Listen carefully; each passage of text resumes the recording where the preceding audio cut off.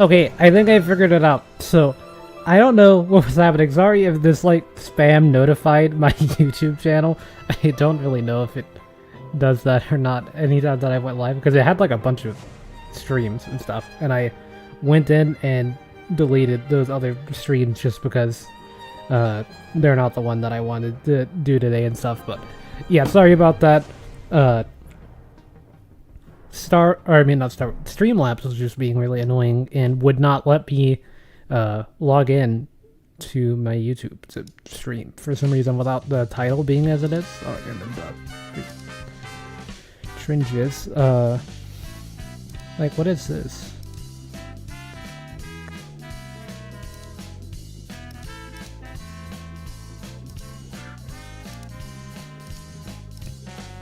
Right, delete that one. See, like, there was a bunch of test stuff. I had, like, an arrow here instead of then to let people know I was doing this, then doing this, but apparently YouTube did not like arrows in the title for whatever reason. I'm not sure. Oh, I have the stream here. We're on, like, super low latency today, by the way, because I managed to fix that, too. That was a thing that I had an issue with in the last stream, so I did manage to fix that, which I think is good. Hopefully it all works. If it doesn't, let me know and stuff. And here's the music, by the way. We're gonna be doing dailies and some of the other gachas I need to do first. So I need to do my Chaos Hero Nightmare dailies. Man, I'm probably gonna have to download the new update in Chaos Hero Nightmare on my PC, aren't I? Yeah. We can do Genshin stuff while that's happening, though.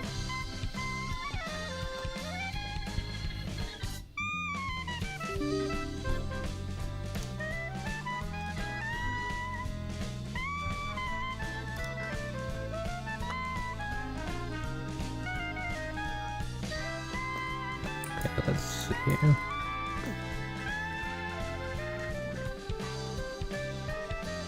Yeah, go ahead and update that.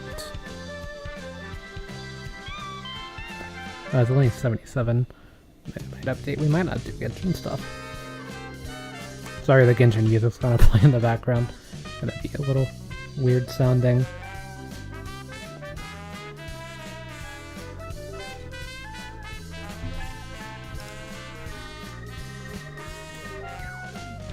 But yeah, I just need to quickly do stuff like Chaos Zero Nightmare. I'm still playing that every day, by the way. I just haven't been able to stream it in a while because I've been so busy with Star Rail stuff and then so busy with other gachas as well. The video for tomorrow is going to be late, too. I know that I uploaded a video today and that was good. Oh, Chaos Hero Nightmare is really loud. Let's see. Yeah, see, I knew this update wasn't very big, but it's still going to download. We can just set out Genshin for now and wait on this to download, because it's not that big. So we'll just focus on this first.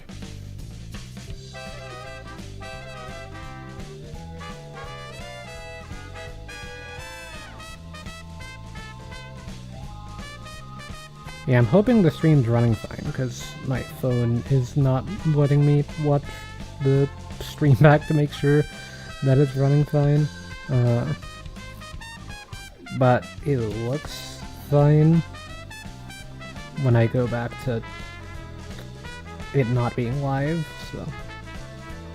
I just have my phone so that I can read chat on it, really. And then potentially see if there's other issues and stuff. But I'm on super low latency today, so...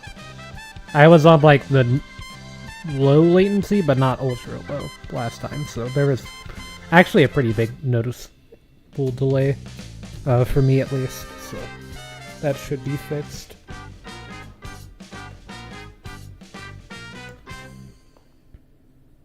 But yeah, Chaos Zero Nightmare's been really fun. There's like a new update and stuff, and I haven't even really been able to try it just because I've been so busy. I'm gonna be playing it this weekend though.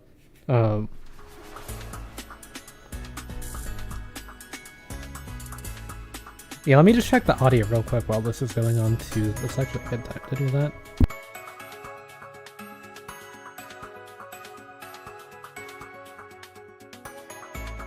Okay, yeah, it's fine. I think. Yeah, Chaos Zero Nightmare. It's a card game. It's kind of like Slay the Spire almost in a way. It's really fun. I've been playing it whenever I can. It's kind of the fourth gacha I'm playing. I kind of stopped playing Nikkei, and then I've pretty much stopped playing Duet Night Abyss at this point, and just focusing on these four.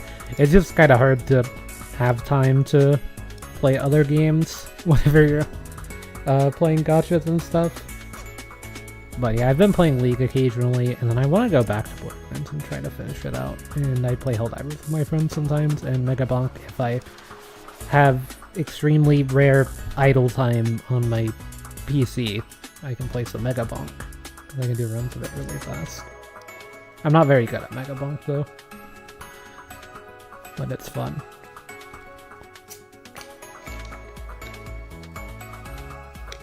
Yeah, this is at 70%. I thought it would be faster. It's only 1.16 gigs, but I'm also streaming at the same time, so I'm sure that's not helping. And then, yeah, it looks like the stream is not losing quality or anything, so I was kind of worried about that while I was downloading, but it's fine.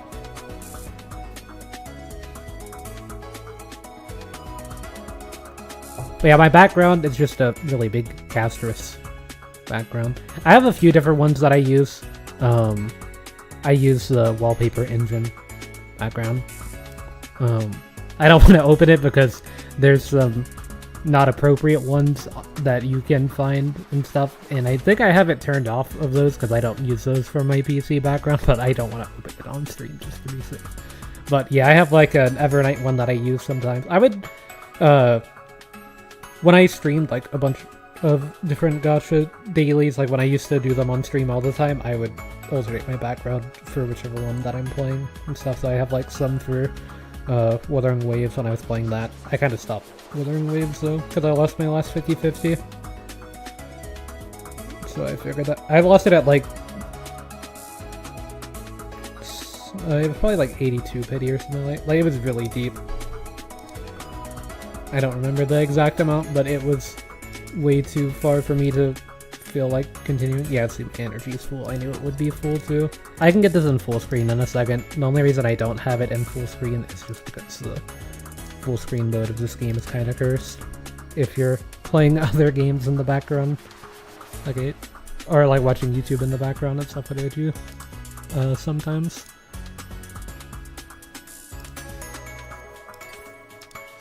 Okay, so go ahead and grab some policies.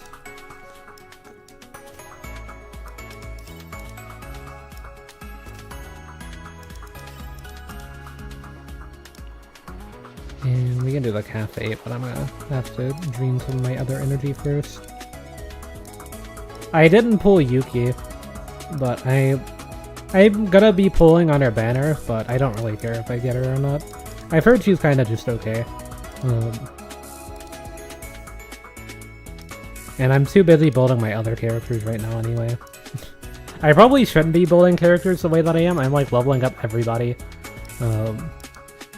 That I like playing to level 50 and stuff. I like playing all these characters pretty much, and also Luke. I just haven't leveled him up because I didn't have his partner until today, Lucas. Like, you play Lucas and Luke together in a lot of teams, I'm pretty sure. So, now that I have that, not actual partner, but one of the better teammates for him. See, there's a lot of stuff to do, but I've just been kind of logging in and doing dailies, so that's all I plan on for today. So we need... That's good, that's good. I'm leveling up everything on Haru. I have my Haru at M3, or E3, I don't know what you call it. I got Renoa recently and her ego. I've got a lot of their egos. I have only got the battle pass. Is the only thing I bought in this game for I mostly got it for fuel too. I didn't even really get it for pools because it doesn't give you that many. But I haven't spent like topped up anything in the game, so I don't even get like the regular supply like I do in Genshin and Star Rail and everything. But yeah, I'm trying to think what I need to do today. I probably want to level up Renoa's stuff. I mean, I do kind of... I have a lot of the coins, but they run out really fast. But I'm also down to just grind this out really quickly so that way I can move on to other stuff. So this is the team that I play Renoa in. Really, it's a Phainon team, but Renoa's also in it.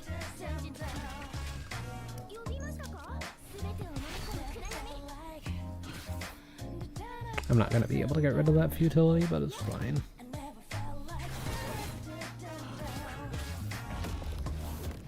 There is autoplay in this game, but the autoplay AI is really bad.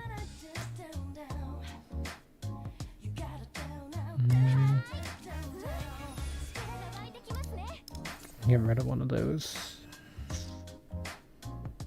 Not exactly what I was intending to do.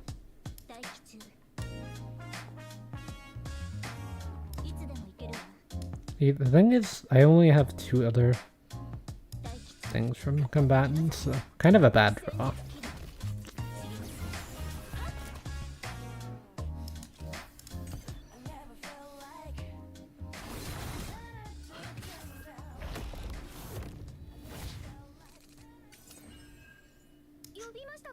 Upgrade our 1-cost cards.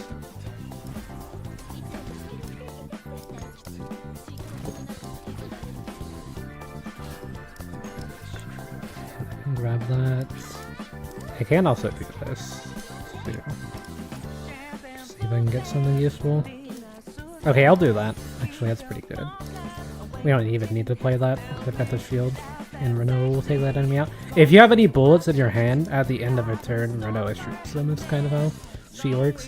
This character, they have really strong attacks, and then you spawn these futilities after you do your attacks, and you can upgrade the futility so that way they're actually useful, but anytime you play them, they get exhausted, which means they don't go back into your draw pile. The bullets do go back into your draw pile though, so you can actually fill up your draw pile pretty quickly if you're not careful. What I can do is I can play this heal, which will spawn a futility. That'll make this free because that decreases with every futility played, and I had already played 5, but it starts at 6. These are like ults. I wanted to save the ults for a really cool setup. So you can get this card, it creates 5 futilities whenever you play it. And then you can use that to get a bunch of bullets in your hand with Renoa. But I'll just do this.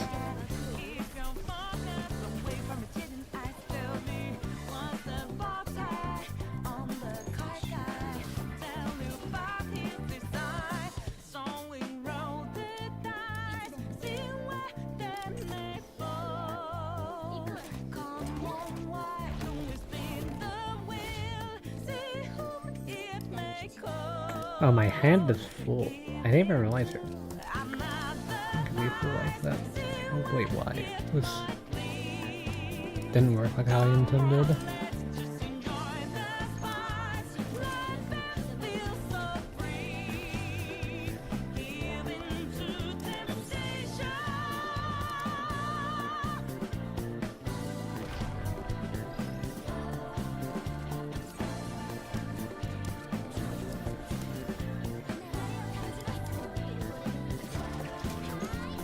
Kind of a bad time to draw. Snack time, but it's...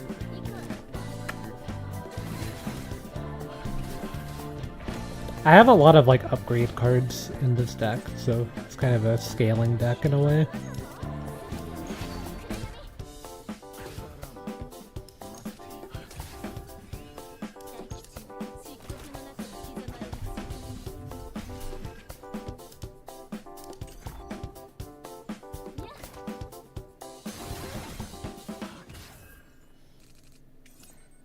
I guess I'll play these because I can.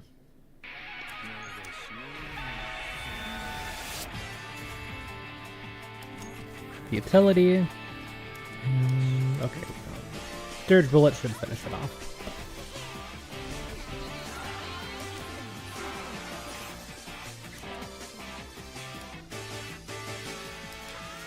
I'm gonna exhaust this, so that will put it in the exhaust pile, and it gives me an extra AP, so that way I can play extra card.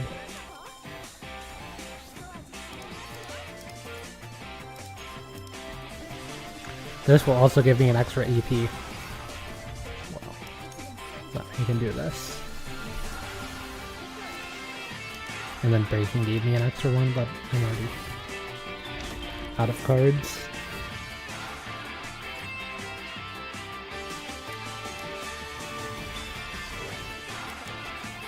This will make a bunch of Dirge bullets.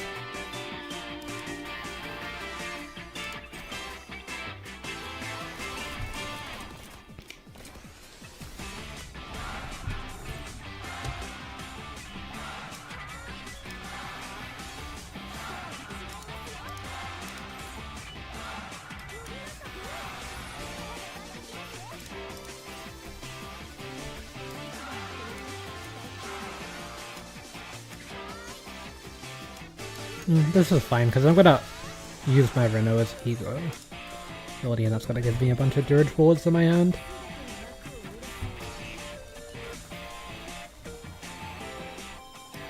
And then plus 100% extra attack damage amount to Dirge bullet for 1 turn. Seems pretty good. Discard all Dirge bullets plus 70% damage for each amount, or damage amount for each. So I have a bunch there.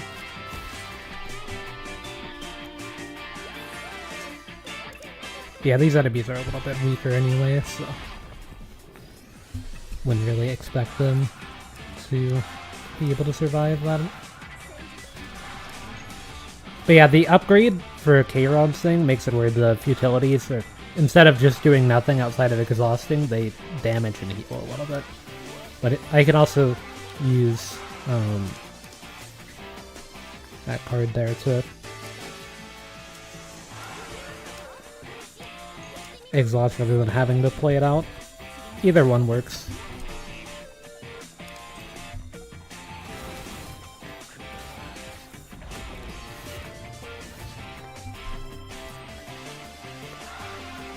Yeah, I keep getting this flower at really weird times. But I'll just do that. I've got these nature gifts in my hand, so I'll just let it play this.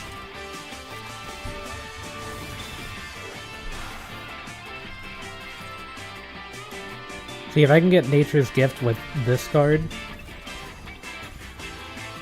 then I can convert all these into bullets instead of utilities.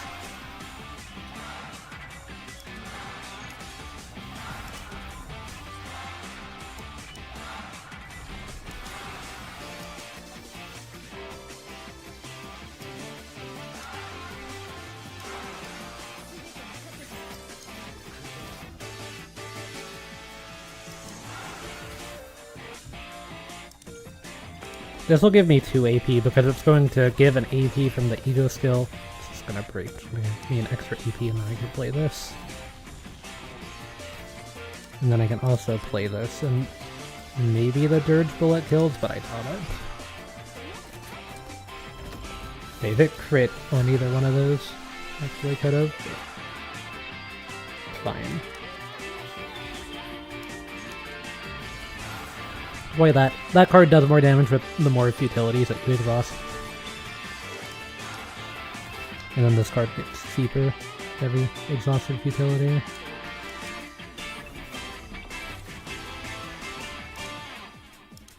I'll play these.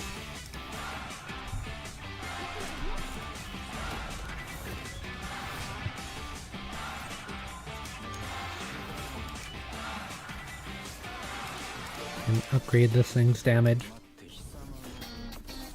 The reason why that card does so much damage, or like has a really high multiplier, is because it normally costs 6 AP to play, but it goes down in cost anytime you exhaust one of the futilities. So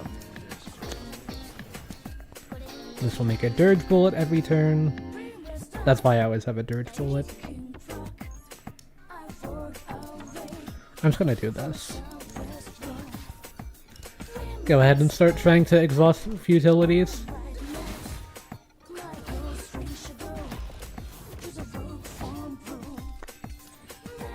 Okay, see, this is the combo I wanted, so...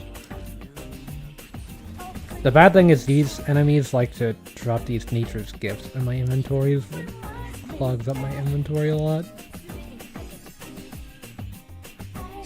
But still, that's not bad.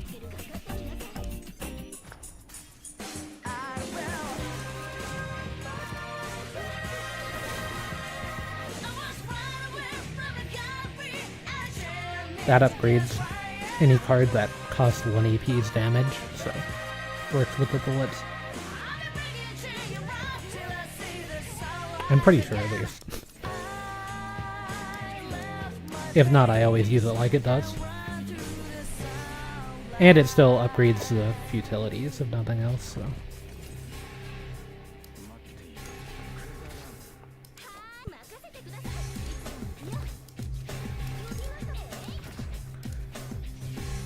Brand of Annihilations can't be played because it kind of got thrown at a weird time. What Kairon's ult does is if I get a bunch of futilities, I will play it then, but I haven't really had a lot show up outside of that one time that I turned them into dirge bullets. So yeah, now the kind of the downside of this build is that you do clog up your inventory with all of the dirge bullets, but just let it play these out.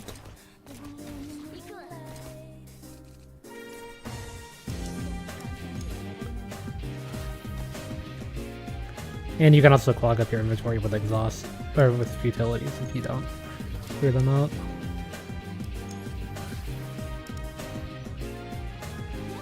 Yeah, I'm trying to draw the specific carrying card.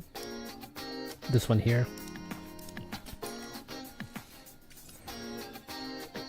I don't have a way of forcing it or anything though. I can just play these out, and then I can play this for free.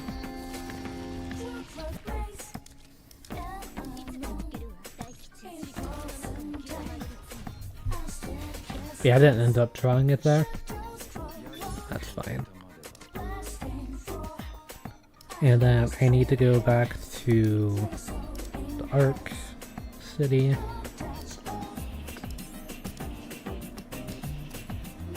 Grab that one. They both had the same amount of days passed, so...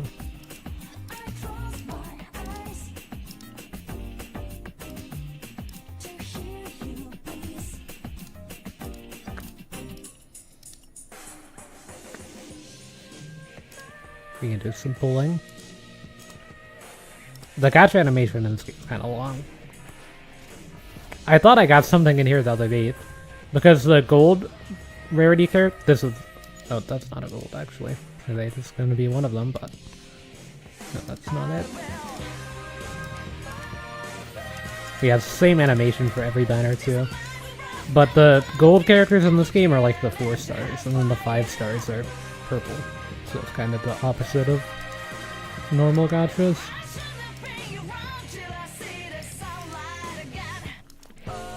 I'm not gonna drain my energy more, I just want to make sure that I grab the coffee. The daily resets in this game are noon my time, unlike the Hoyo games, which reset at 3 AM currently.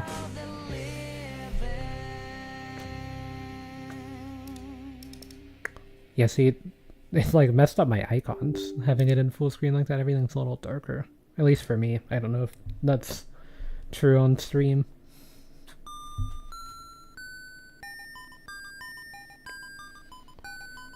Yeah, I need to do Genshin really quickly. I just gotta go drain like a little bit of energy because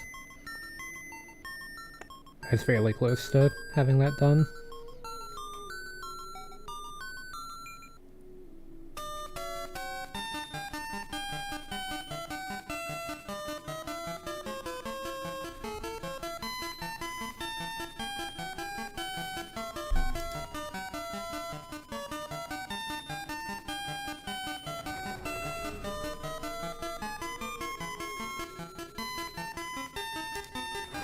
My phone glitched out on the YouTube stream.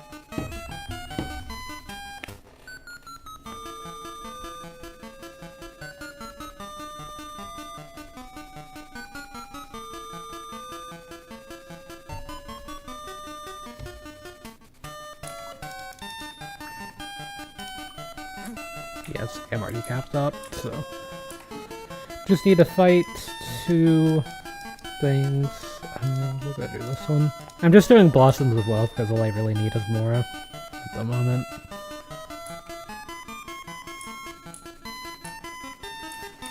And this one spawned in a cliff. This is why you don't do things in Leela.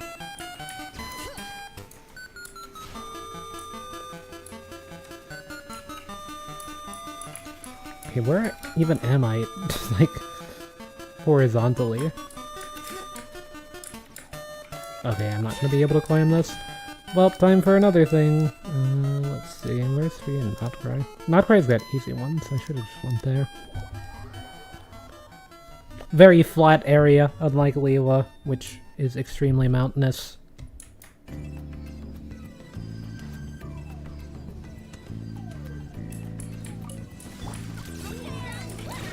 Okay, just ult the Phainon. I just run Phainon in this team in the overworld because I want a healer in the overworld. If I run this team in Abyss, then I will normally run Sucrose instead. I kinda killed them before the Flynn's ult went off, but... And I can also use Phainon to get around a little bit.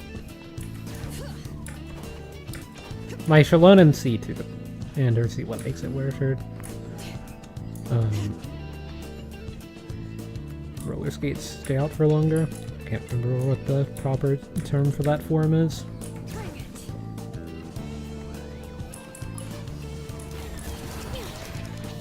Okay, good. This isn't one of the electric ones. I don't know why they made it where the, like, 2 most recent... Or, yeah, 2 most recent characters. DPS characters, I guess. Are both resisted by 2 enemies that spawn naturally as options. Like, sure Nefer would do like 0 damage to this thing, just like... there's one that's an electric one that Flynn's does no damage to.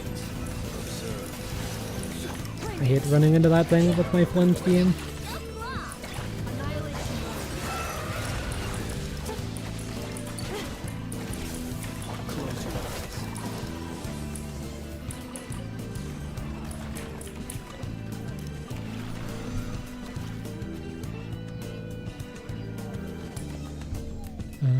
We head back to Leela. I know I was saying it's not a great place to go, and then...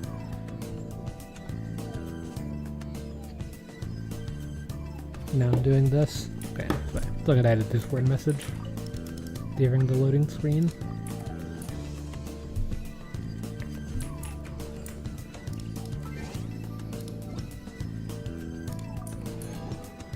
Event survey. Could get some free Mora from that, I guess.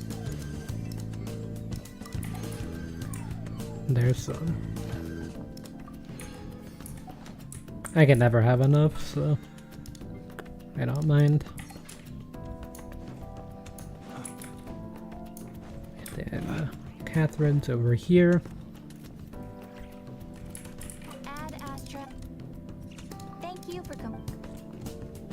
Taking Nikke out of the daily rotation saves like 45 minutes. Nikke dailies are so long.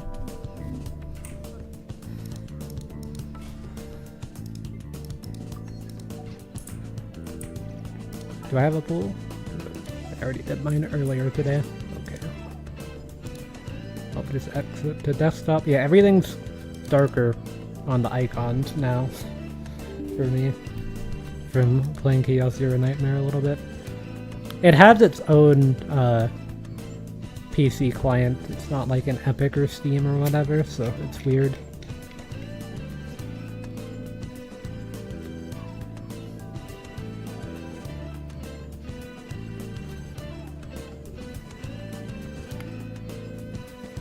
That's part of the reason why I don't like playing it in full screen. because it does stuff like that, but if I'm doing it on stream, I'll put it in full screen. I just have to restart my PC to get the icons to be fixed, I'm pretty sure.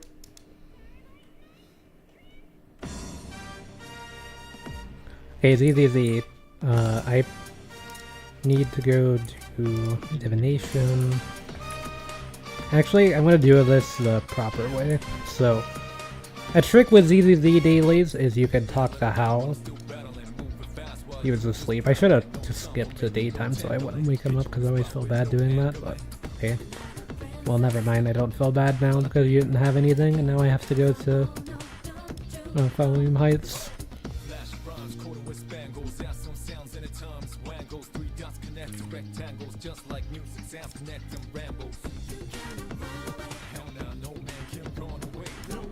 See, that would have been Denny's if I went with Hal.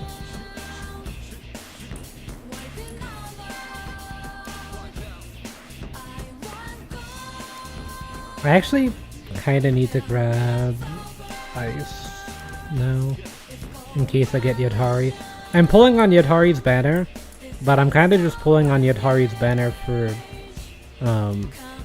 the Vivian outfit more than anything else. So, if we get Yadhari from that, cool. If not, that's also fine. I think Yadhari's really good. It's just, I have Miyabi, so.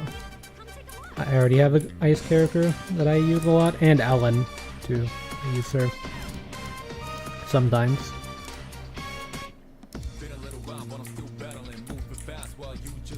Is that enough for anything? Tomorrow. Well, actually, maybe. Or no.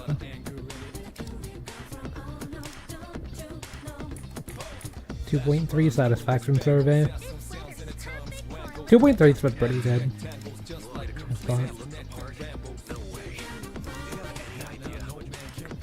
I am leveling up my Monato's stuff so I can try some stuff out with him.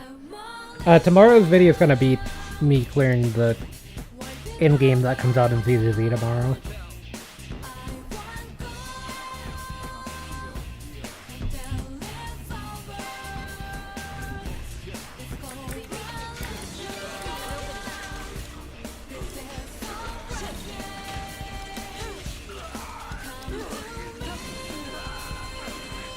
Why did I didn't need to do the fire one, I don't think. Why am I swapping instead of just dodging? Oh, it's because I'm hitting space.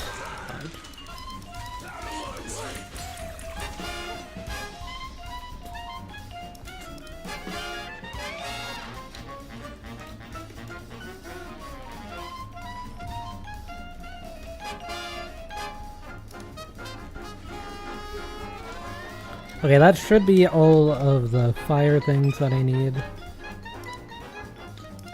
So I'll just do a run of this. I just run this team because it's my fastest one for clearing things, I'm pretty sure now.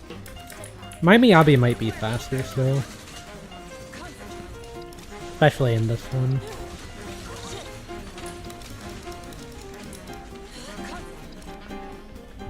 That's not bad though.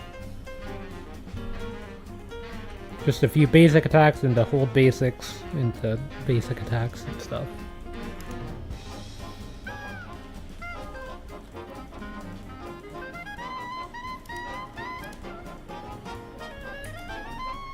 Yeah, my Miyabi fell off in a way, I guess.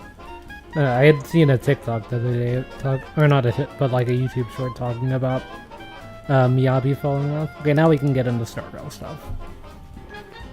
Yeah, just needed to get that stuff done really quickly. And we're doing Star Rail for the rest of the night. There's a new Phainon team that's really fun. But yeah, there was like a thing that was saying Miyabi fell off. My Miyabi fell off in terms of being able to do my dailies faster than my Yeesh one. Which one's better in certain situations.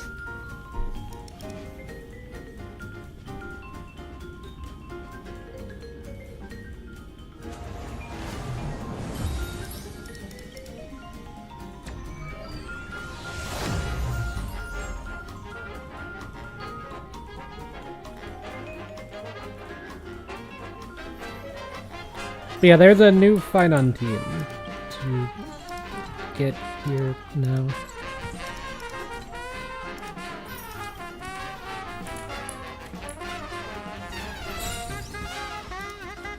I tried it earlier, a little bit in Wealth Creator 20, and I don't think this team works in Wealth Creator 20.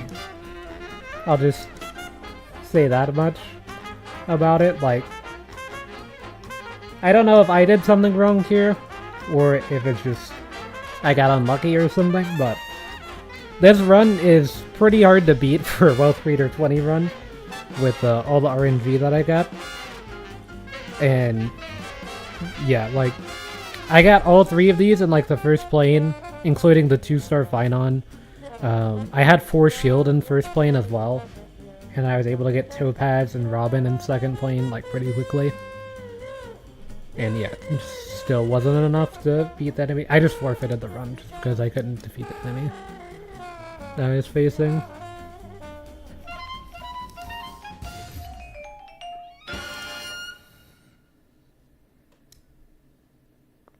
What was I doing? Oh, I had a really good Aglaya run. I forgot about that. Yeah, I had an Aglaya run, and I was fighting, I got 3-star Aglaya, double boots, and this, on like stage 1-6, so I was fully win streaking almost.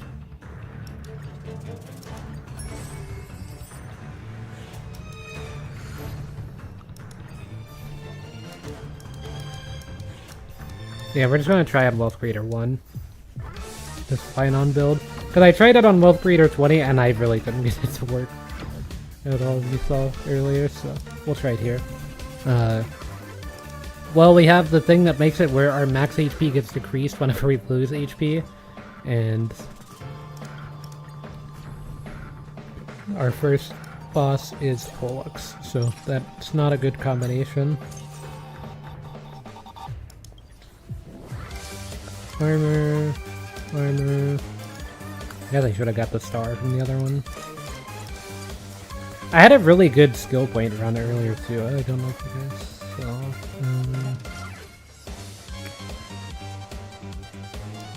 Let's run this.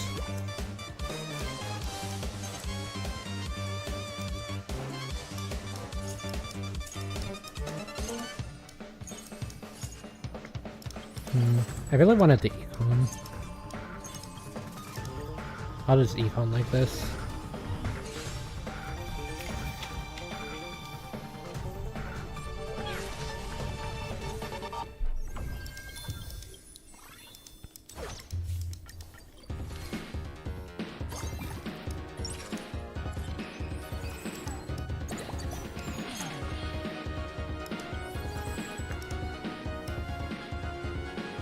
I mean, these are pretty good items, I just kind of need a star.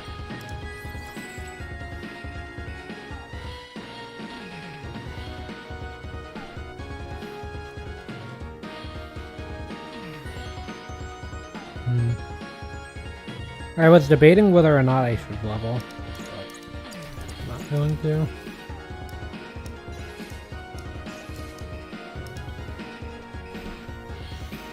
Would have been nice to be able to keep the Asta there.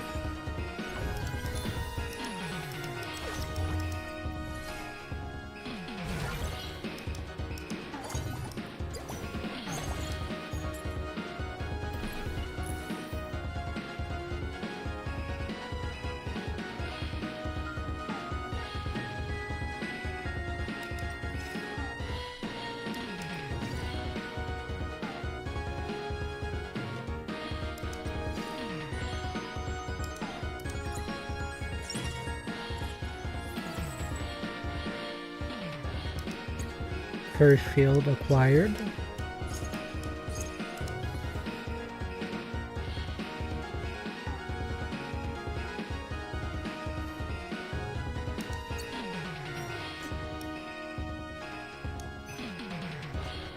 These items are weird.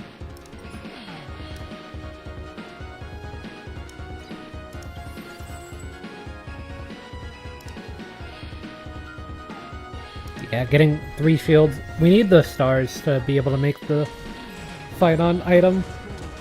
or 3 armor plates.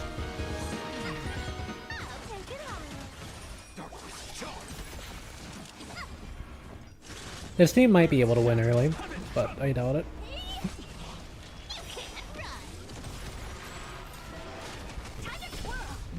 This is Wealth Breeder 1 though, so maybe. The issue in Wealth Breeder 20 for this team is, like, the idea of this team is that you get 3 of these, like, shield items that reflect damage back to the people that attack you.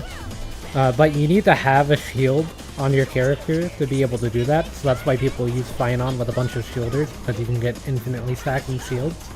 But in Wealth Breeder 20, you can't stack the shields fast enough, or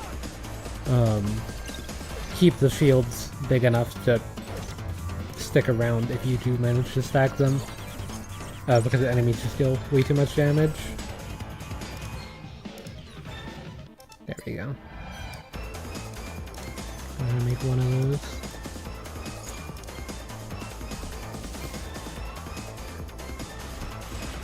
Yeah, it's these items here.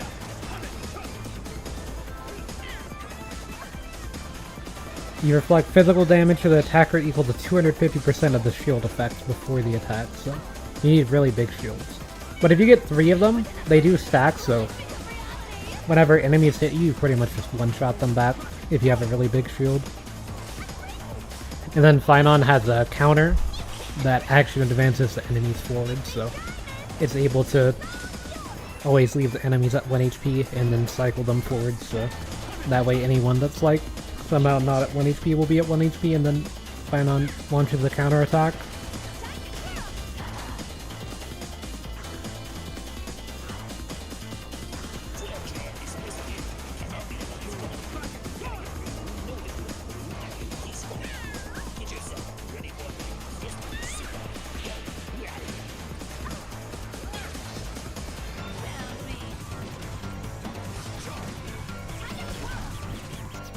I might be able to get off a Cypher right here.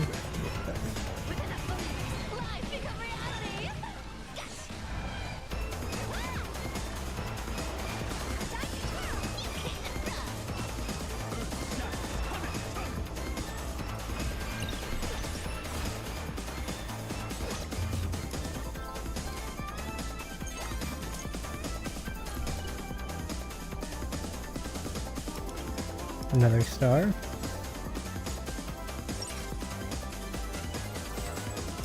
And another shielder.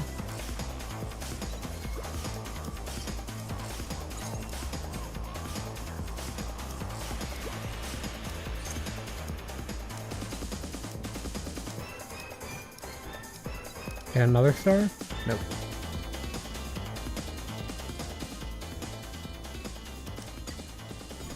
Take a folding knife for now.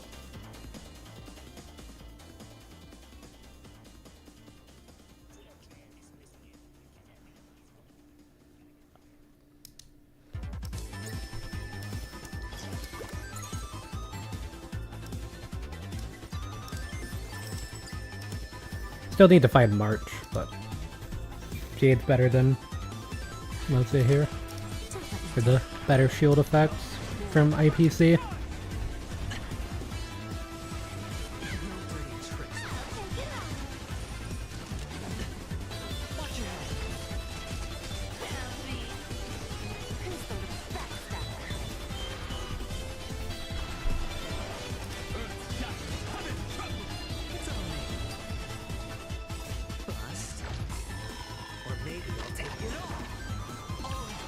But yeah, I kind of thought there might be something with Phainon having a really weird trait combination.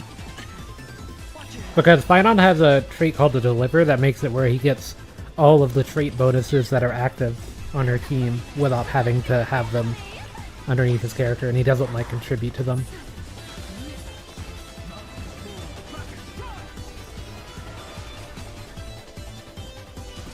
So he's kind of like every trait at once, but doesn't contribute to the traits. I thought there might be something with like Phainon Super Break, but I think this team's probably his best one in this mode.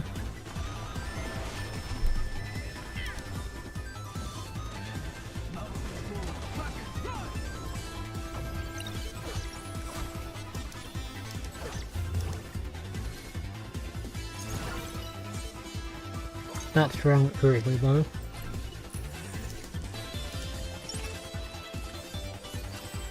Okay, there's Phainon.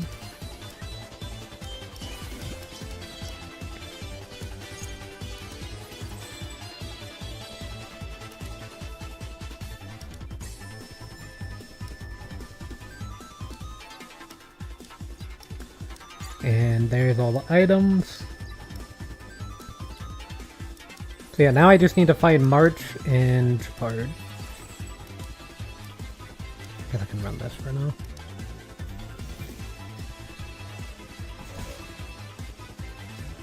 Don't let me down.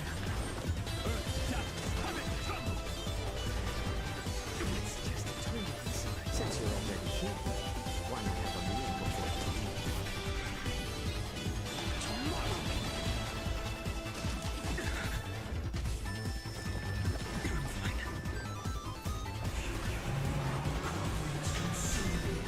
I had a really interesting run with Saritra. I'm trying to remember which character it was I was playing her with. I think it was, oh yeah, it was the Don Hung.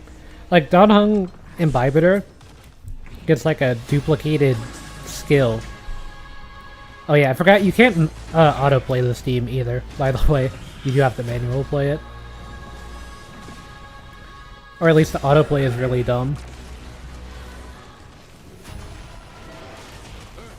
For this team and doesn't realize what you're trying to do. Because the autoplay would use the bounce skill here whenever you need to always be doing the counter. So if this thing hits me, as you can see, it just lost like half of its HP. And I have a really big shield, and this reflects damage based on the amount of shield that I have. And then Phainon action advances all the enemies, so you always get a way of applying that damage to them. As long as they actually choose to attack you.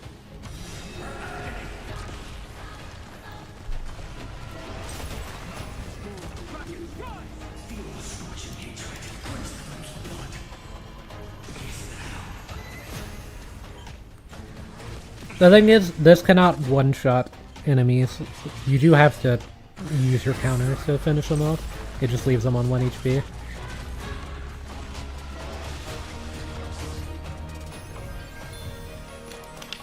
And you also get a lot of lucky hit from these shields.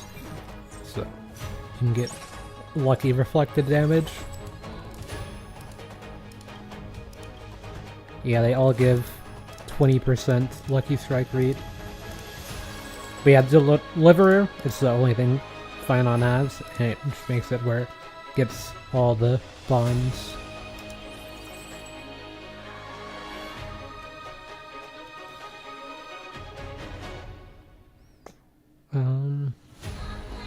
I mean, this Phainon's kinda worth holding, I guess.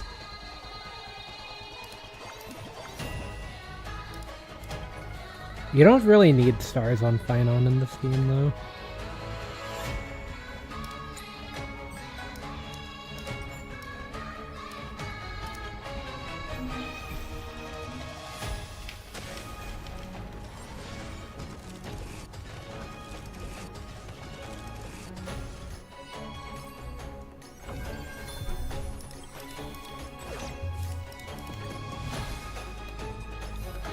But yeah, so this is actually a team that uses regular March, so I do like that. Oh, there's 2-star Phainon for free. Only that would happen in normal Phainon runs.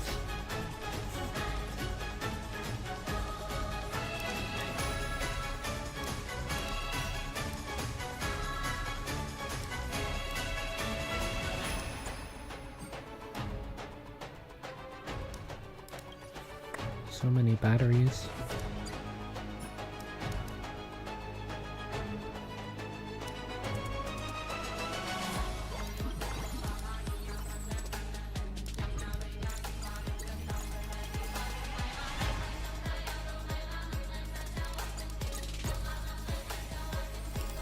Oh, that 2-starter. I didn't need to do that though.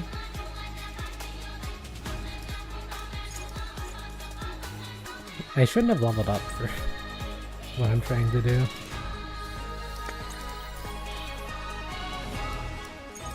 guess I'll take Cerebra.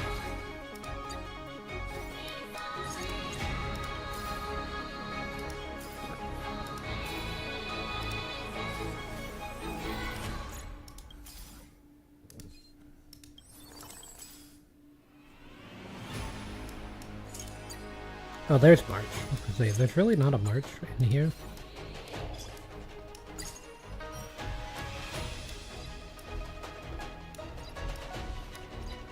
I can just give it to Dano for the dragon.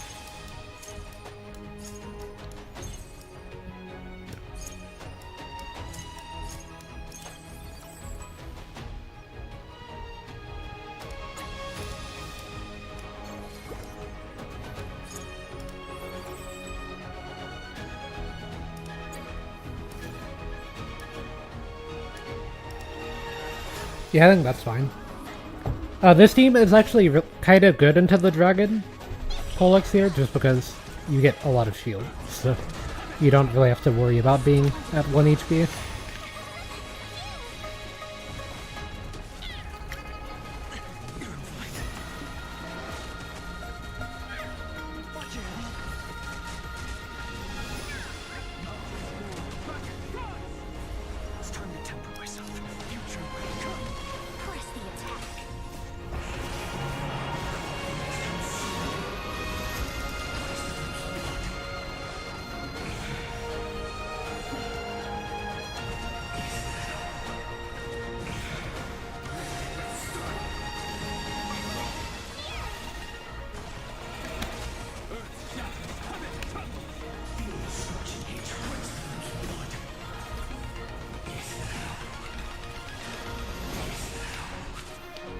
Yeah, Ramith Phainon, or Porcupine Phainon, I guess.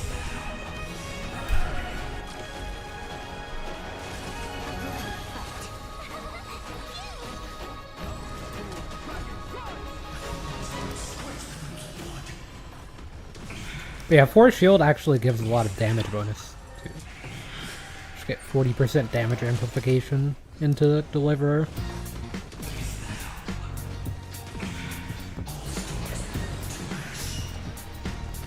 Yeah, this enemy did manage to kill Kozlana, I guess.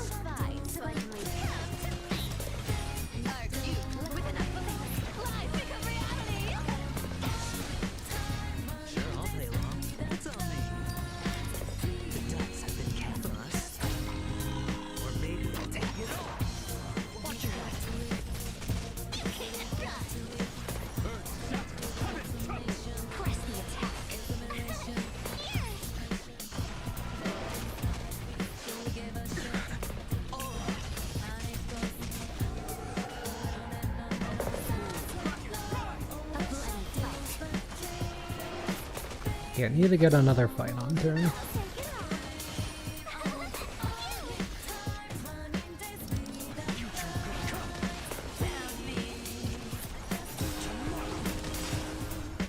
Duplicated from Cerebra. Go ahead and action advance.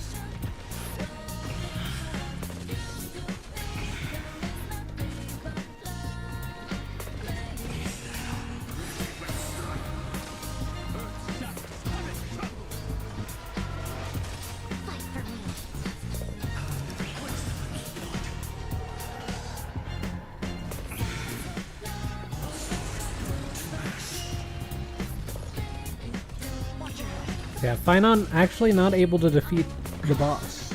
Just playing with this setup.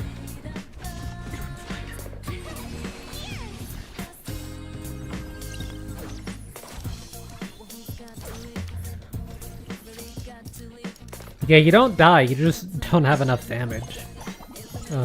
With this build is kind of the issue. Which is interesting. Maybe if you get extra stars in the shield characters. Yeah, my items are really cursed.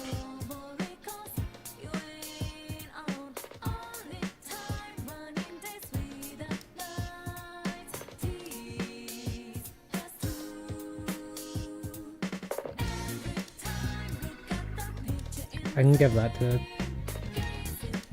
Robin later. And then I want this for Cyrene. I'll just put everything on Ceretra for now.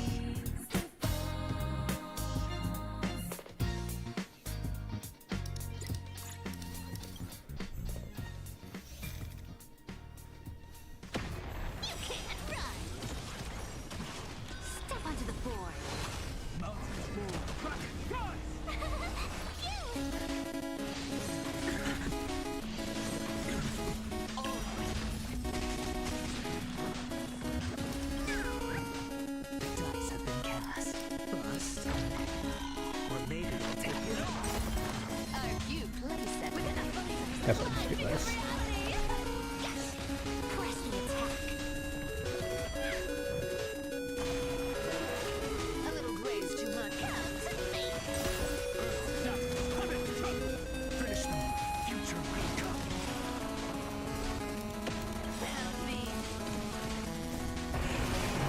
So yeah, 60% plus an additional 24, so really high lucky hit rate.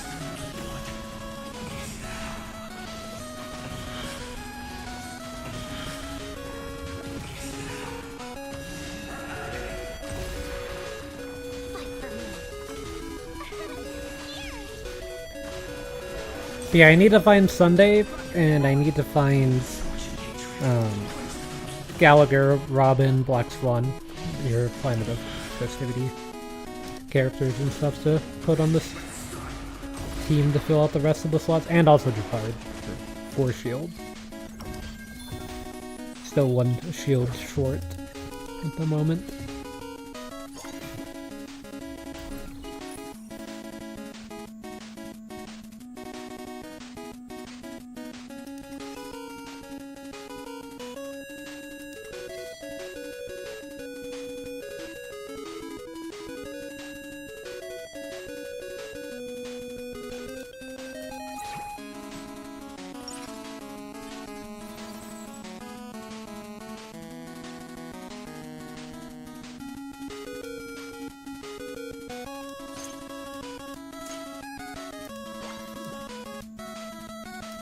I think I'll just leave that alone for now.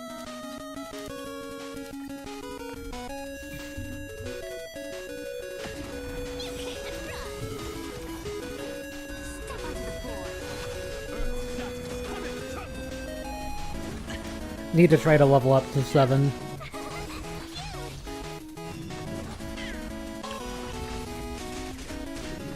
That way we can get in Japard.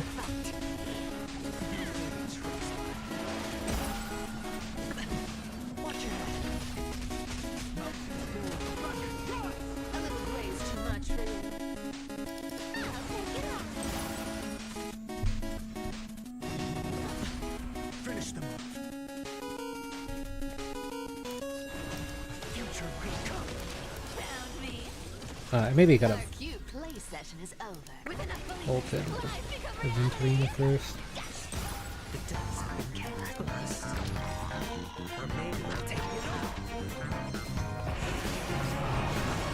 See if I can get a little bit of extra stuff. Go ahead and extra advance everyone, and here's the damage.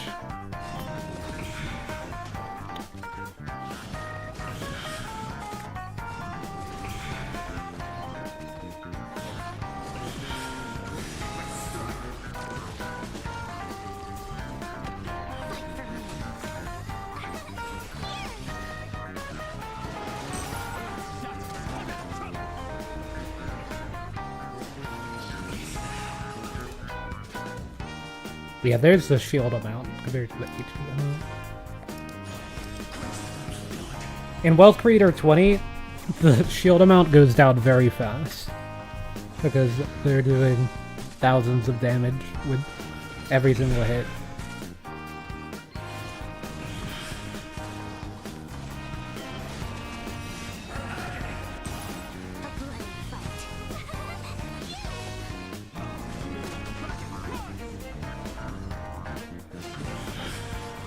Also, the one team that's really annoying for this setup is the one enemy is the Mars truck enemies that have the self-revive.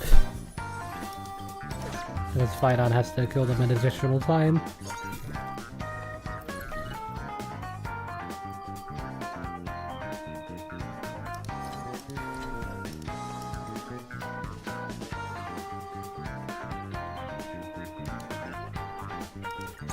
like these ones.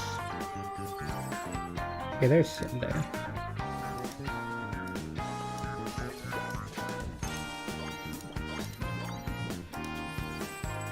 Still do want to try to get March. Probably should do that before I level up. But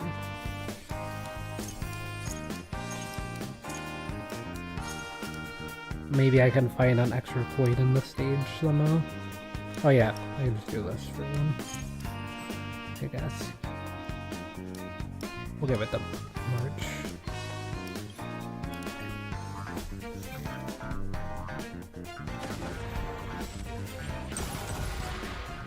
Yeah, you do get the train with this, which also boosts your Phainon damage. Step onto the board.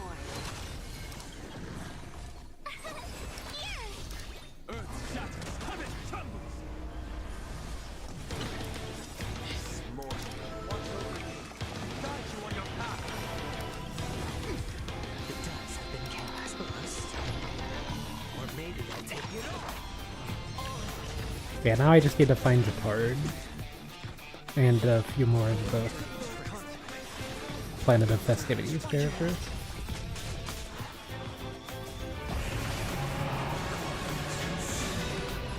So whenever ult starts, 2300 shield.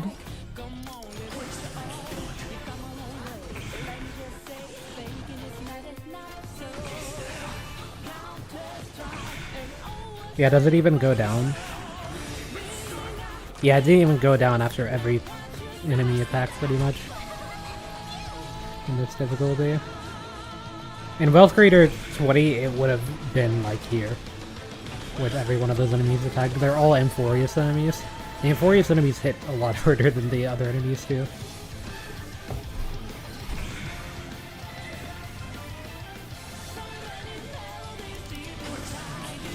But yeah, this is with 3 shield. Like, I was running 4 shield.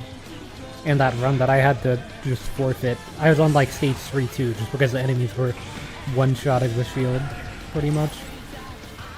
If you don't have a shield at all, then these are useless. You have to have a pretty decent shield value too.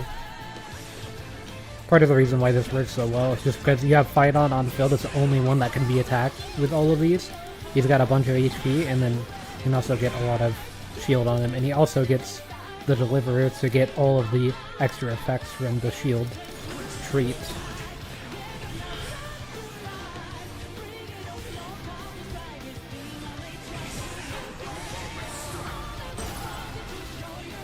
Yeah, this definitely seems like a solid strat to like climb up towards Wealth Creator 20, at least.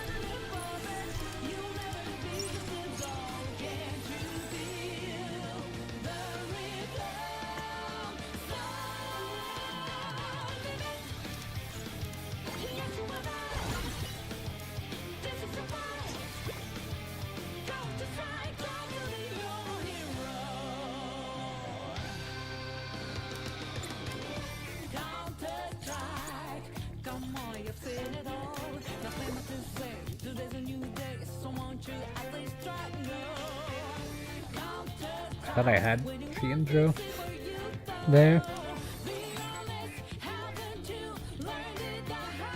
I need a Planet of Festivities, but they're just not showing up.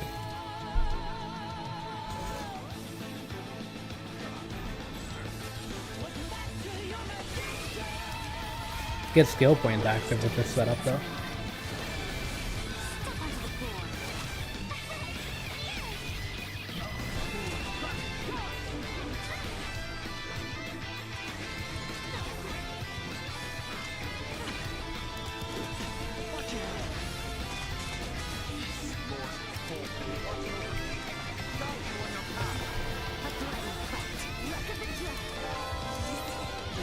I want to try a 3-star Jinx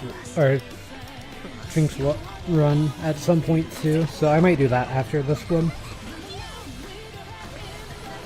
Because the skill point trait is actually kind of interesting. I had a pretty solid Danhong run earlier today.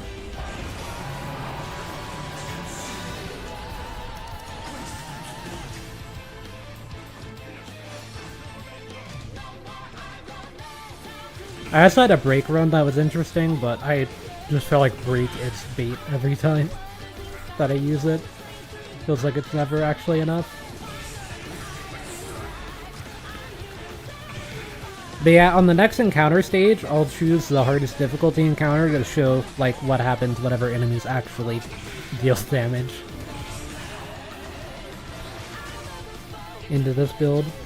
Because if you're just fighting enemies that barely deal any damage, then this build works really well. Like these enemies. It's not reflecting their damage back, it's just reflecting damage back in general, and that damage comes from the amount of shield you have.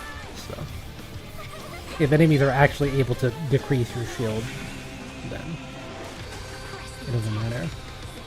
And as far as I'm aware, there's not any items that like boost shielding. There's items that boost healing, but there's not items that boost Shielder's ability to shield or anything, so...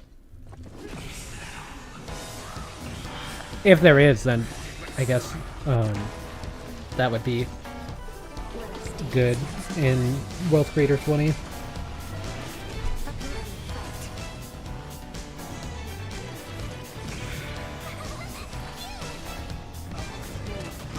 Yeah, I can just make this one who's got 1 HP anyway.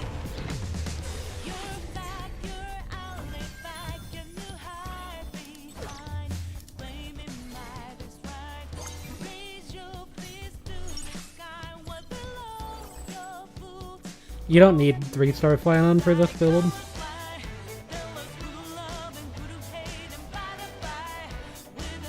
I mean, if you're in Wealth Creator 20 and you want to go for it, you can, but I just don't think it's worth.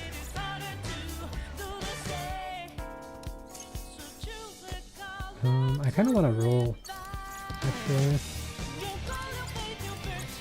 See if I can't find your card.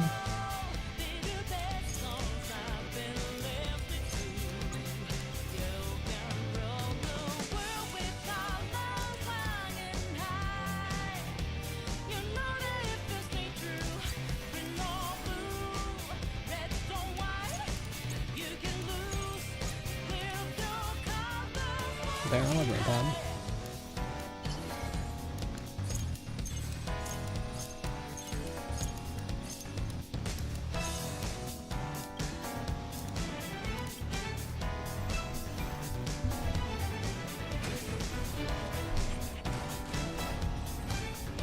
I was 2 gold short.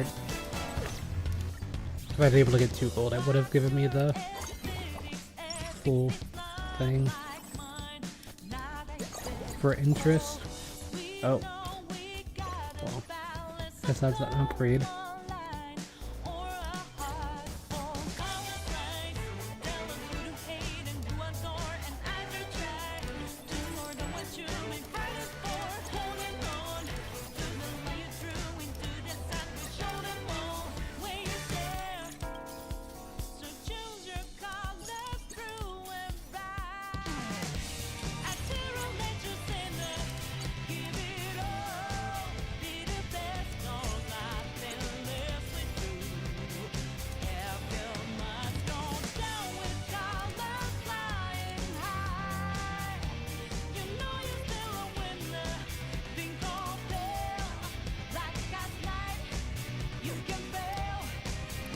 Yeah, we just won't go for Phainon 3.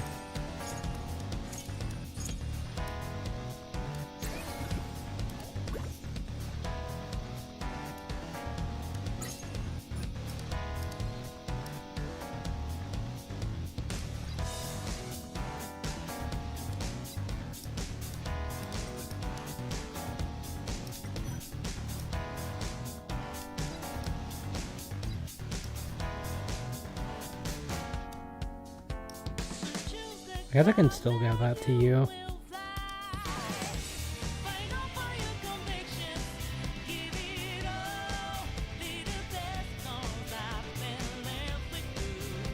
Part of me does want to hold on to that Black Swan, but I'm not going to worry about it.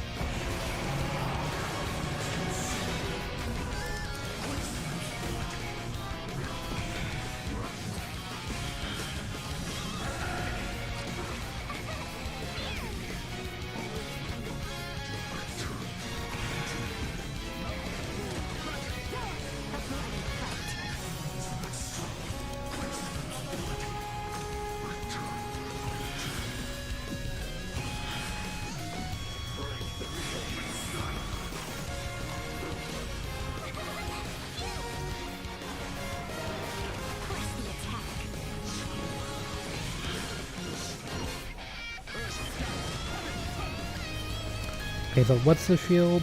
33,600 shield.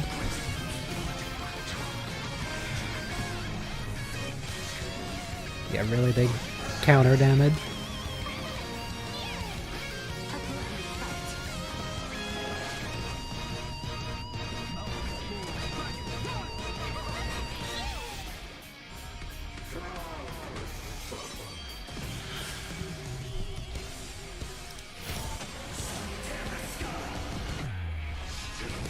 Pretty much 1 HP, so you can finish it off with a basic attack.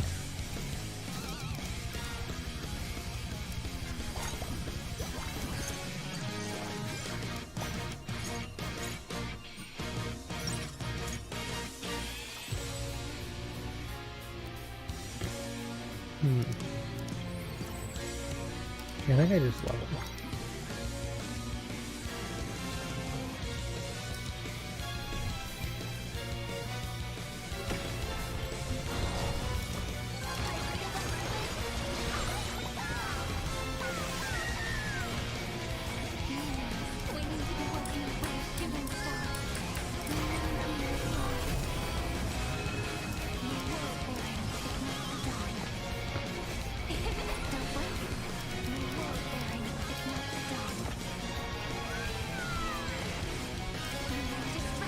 I wonder if adding Japard's shield gives the most part into Aventurine.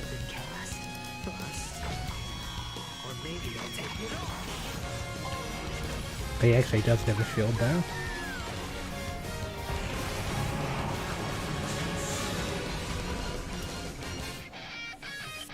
$33,873.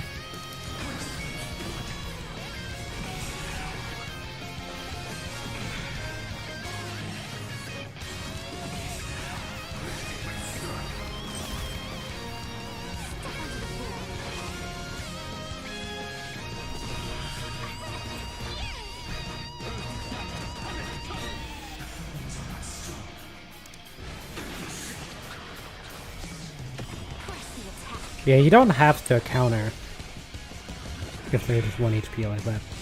The main reason that you're countering is for the action advance of the enemy, so that way they hit you, because that's all that you really have to do, cause that to happen.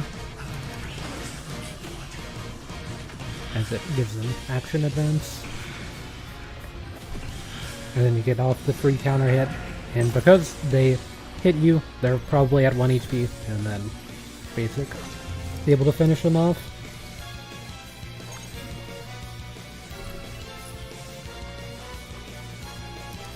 Massive random reward.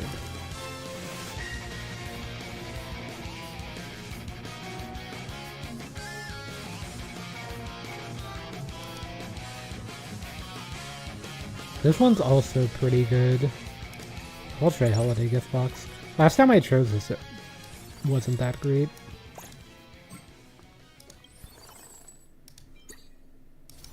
Yeah, I'd kind of rather just have the money from the HP loss, but I guess this works.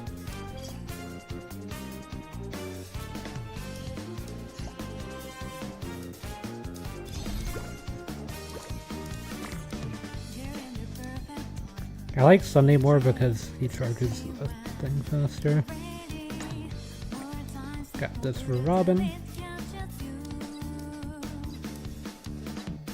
Yeah, I do have a lot of these, so got a lot of... What these do is they give on-field, off-field strength to everybody, so...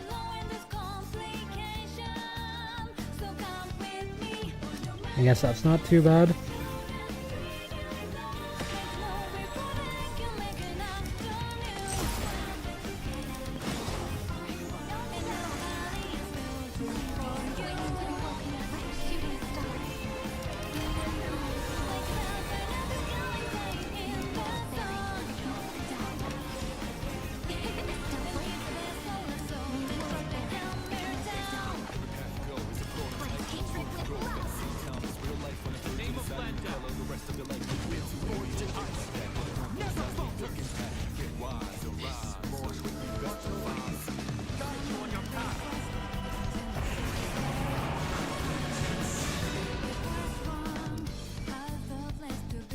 Okay, yeah, the shield is a little less.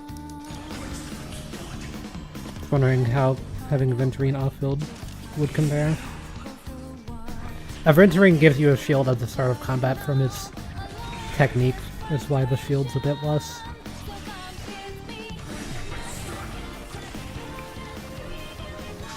Doesn't give that to you if he's off-field.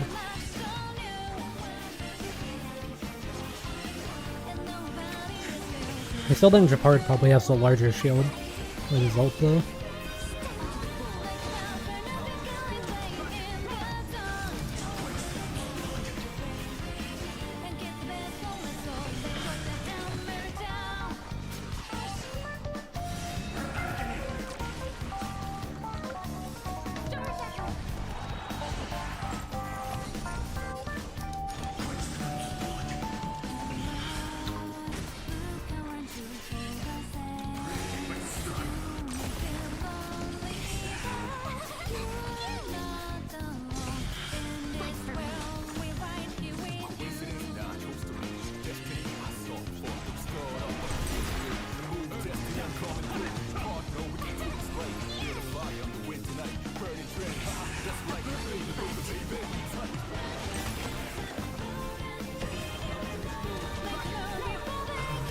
Yeah, what's the shield?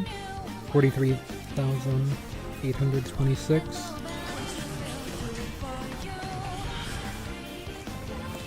They have third plane enhancement too. It's one of my modifiers, so that could be why they're... Oh, and also lead by example is not great. Yeah, that makes sense. I mean, it kind of doesn't matter though, because they're doing so much damage anyway.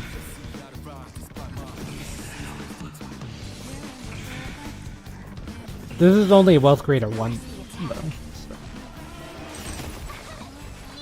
At Wealth Creator 20, the shield wouldn't be able to survive. That's the main difference.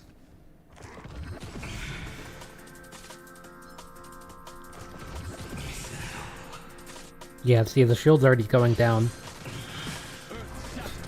There it goes. It was 43,000 shield, by the way. So now the reflect damage is pretty much 0.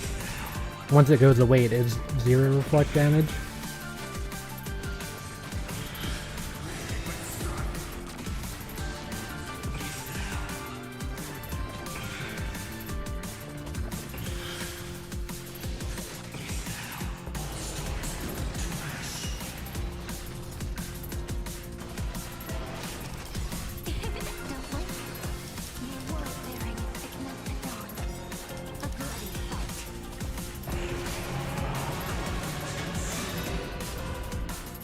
Maybe this is enough to save everything. Clutch Cyrene ult. Oh, and Ceredra double meteor.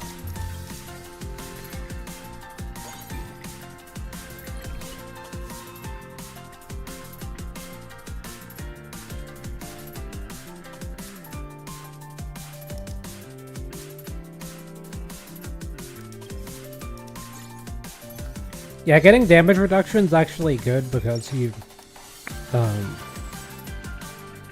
take a Cyrene. You still want your shield to be up. Also, there's not a way for me to fit Trippy in here. They're just gonna get replaced by Flex 1.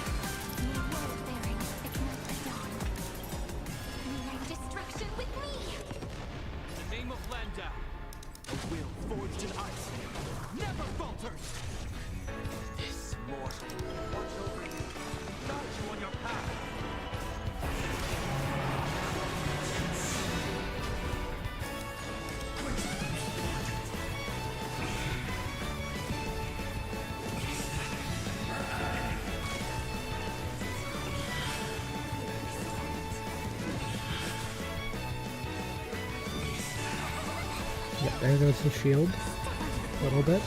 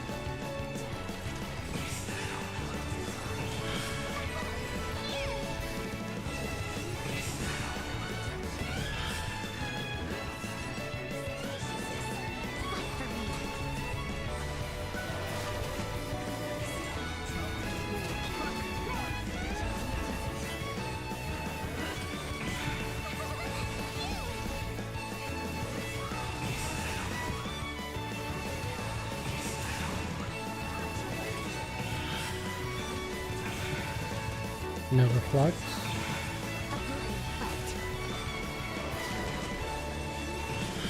Still not Phainon's turn.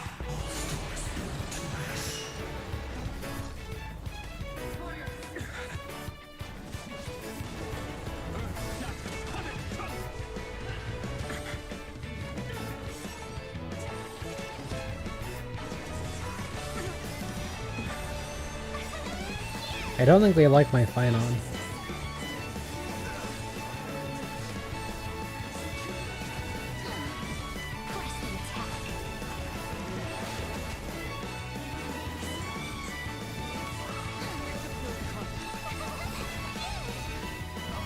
How much action advance did these things get, by the way?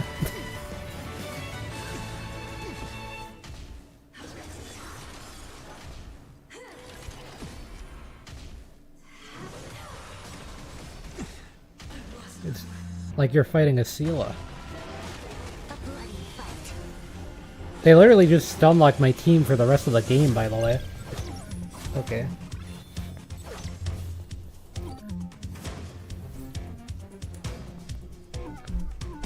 Waited though.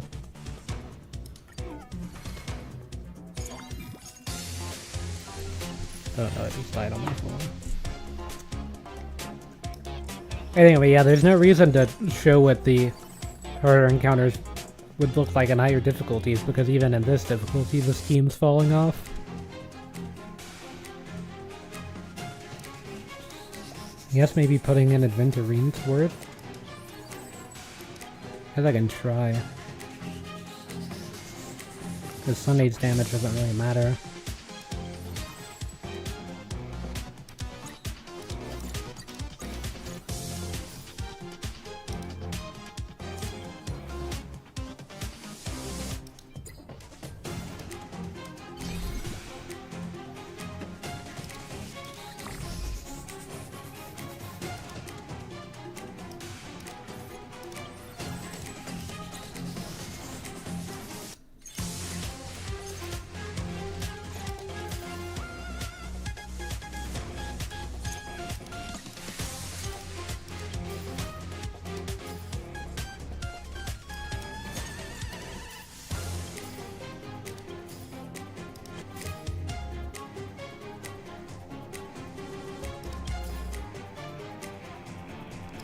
Like this is the one time you don't want remembrance NC.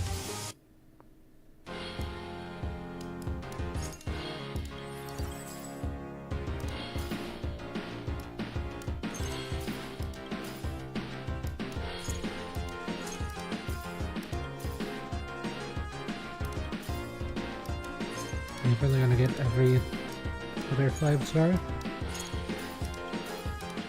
Or 5 costs. Pretty sure we did, actually.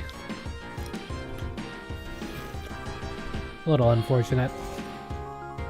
This run should still be able to make it to the final boss, and it has enough HP to where if I lose this round, then I still have the ability to lose to the final boss and win.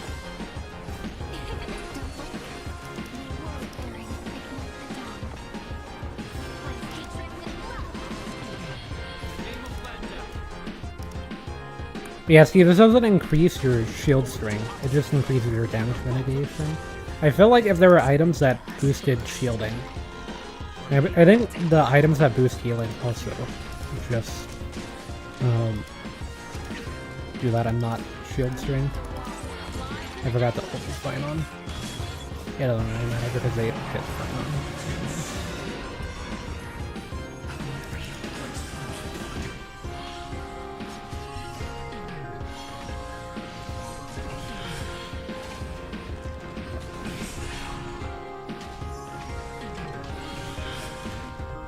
Yeah, Phainon's able to copy all the traits except for the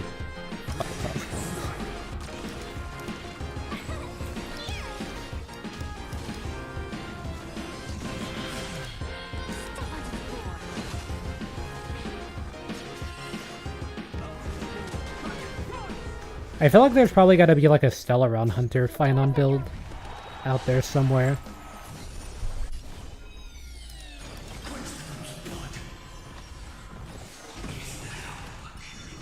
You see how much reflect damage that did into this thing though?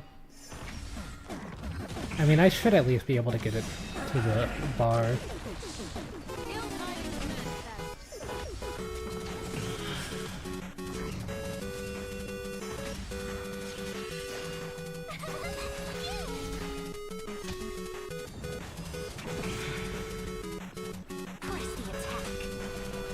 Okay, well there went the entire shield.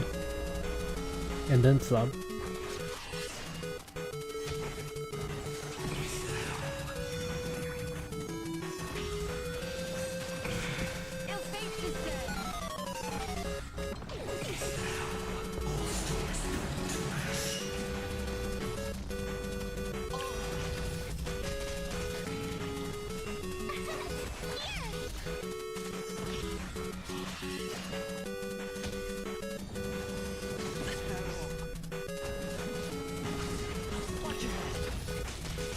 Not bad for hard damage. For just one counter.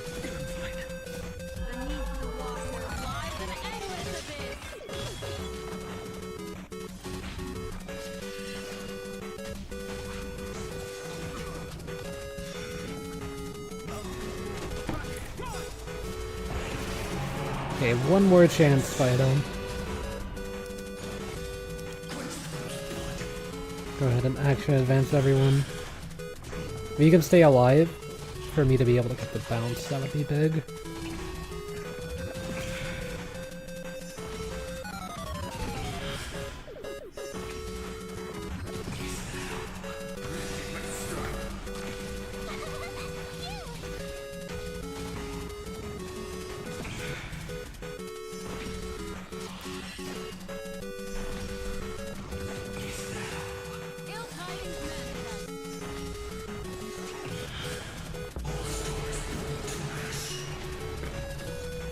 Yeah, the max HP thing also not helping too much.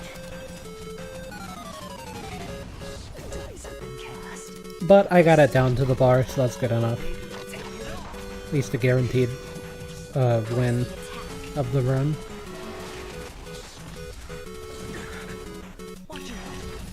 Yeah, most of my runs earlier today too that I tried this in Wealth Creator 20, I was only able to get like 1 or 2 of these. And you do need all 3 for this to really work in the harder difficulties, so that's why I don't really think this build's like that good. It is an option, but Aglaia is just way easier to set up, way more consistent, less RNG reliant, and everything to this one as well. And it was way simpler for me to be able to like figure it out stuff in this game, because I mean, I feel like this game's just not able to really do stuff above this Wealth Creator difficulty. I'm trying it in 20. Like in 20, this shield was going down in the second plane, whereas that didn't even happen here, but it is starting to go down now.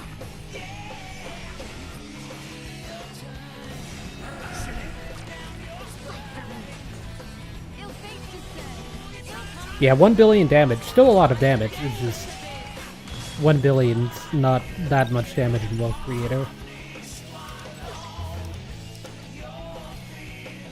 For an in-game build.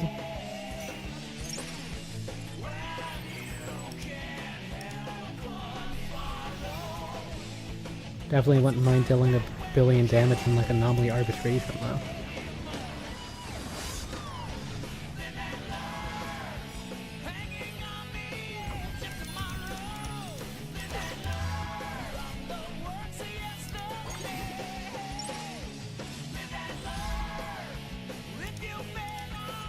And try to increase everyone's speed to see if that does anything. I don't think so.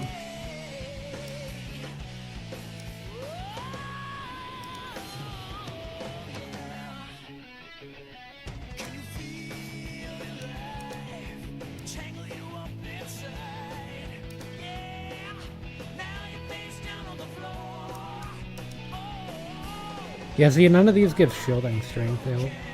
Oh wait, this one gives shield strength, actually. Okay, maybe there is an option for that. Glad that I checked, at least, before saying that. So, these give shield strength, so... maybe you need to get these chips to make it work in the harder difficulties, but... I wasn't even able to get a single one. Like, I don't have... or I have 2 extra cloth here. I guess I maybe could have gotten one? Yeah, I would have gotten one at the very end. Still, these are pretty good, though. So.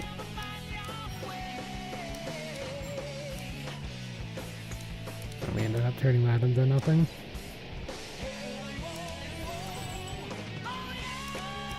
Yes, I will take 4 experience. Thank you, Phainon.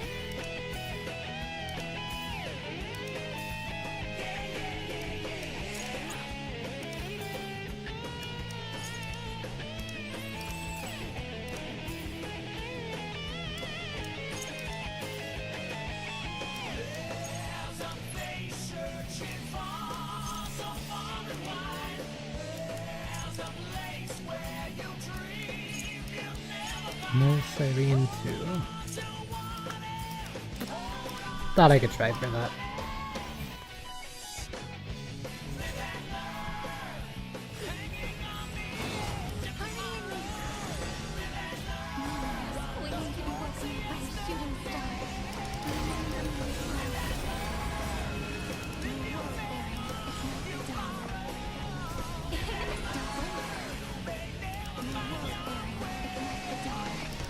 So I guess you want to stack the chips, but you also need enough shields to be able to do this, so you need 3 shields, 3 stars, then shield plus HP thing, and you probably need like 3 of those for the shields to actually matter. Oh, I forgot to ult with the card. I mean, it doesn't matter, this should stack up pretty well. It's actually pretty effective into bosses. Specifically.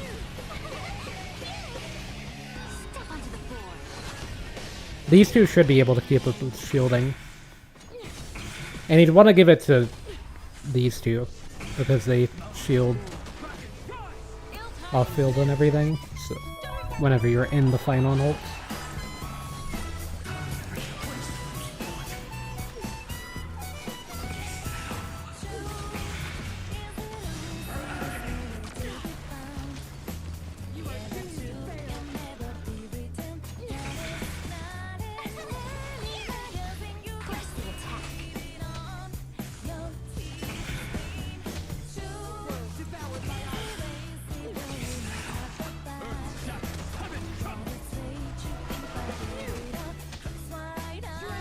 Yeah, already 830 million. Before the damage boost as well. With boss fights, you have way more time, is the other thing. But you're also gonna lose Slaughter at some point. And I do have the item that makes it where enemies take more damage for this setup too.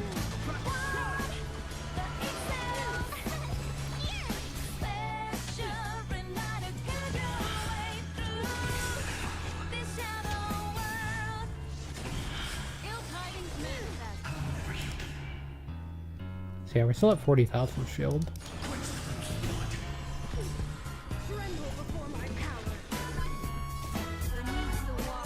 Yeah, Kakolia doesn't have a damage boost in this stage for the fight extending, so you're able to stack up your shield for now. And physical weakness helps, I'm sure.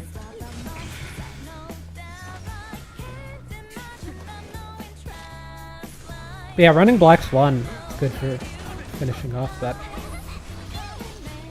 as well.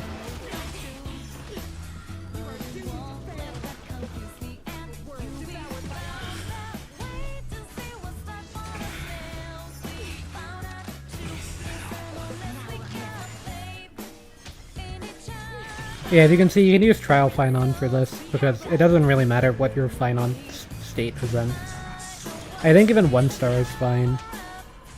I just happen to get the 2 star pretty quickly.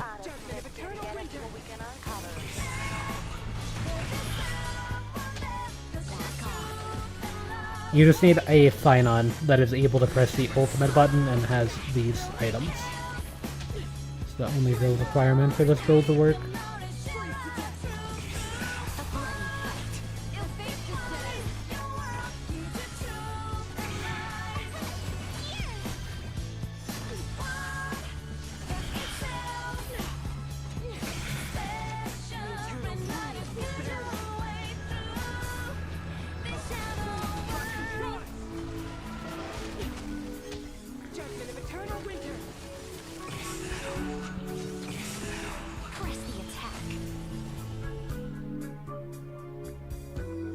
I mean, I can double Meteor, but I feel like it's gonna deal no damage.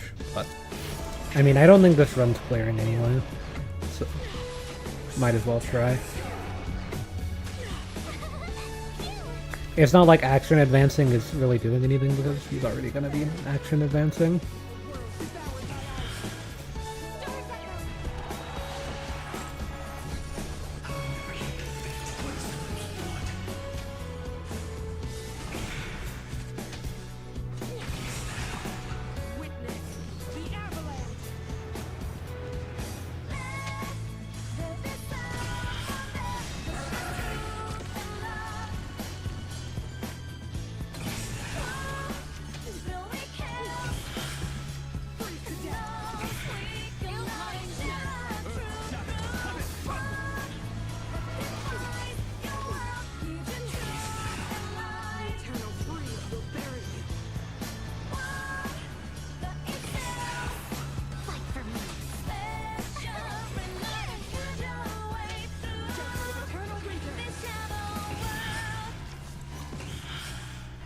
Still pretty good damage.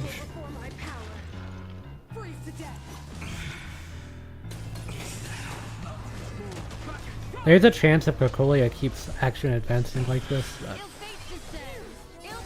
could defeat herself, pretty much. And then Black Swan will probably get the final hit.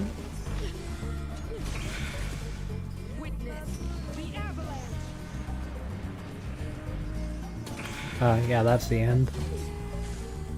No more action advance or anything. And that's with Black Swan getting the speed boost as well. But, yeah, because I hadn't used the revive, are able to get the clear with it, so.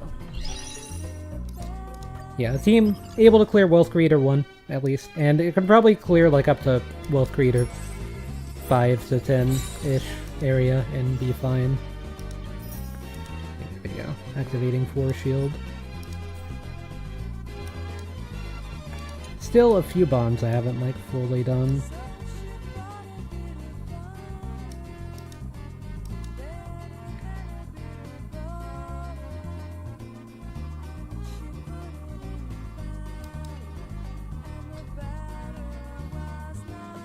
But yeah, I did some runs earlier today just trying it out on Wealth Creator 20. That was from last night, and then, yeah, this morning. This is my first run. I was only able to get one thing, then I was able to get two. Made it to 2-1 again. No Phainon on 1-7. I think I just forfeited that one, and then this one I made it all the way to 3-2 and died. And then I just tried some other teams. See, this was the skill point team I was talking about. I feel like could be something maybe, but I don't know. This is a pretty good version of the team. I had the thing that makes it where you get like a free archer eventually. This, but I never got the archer.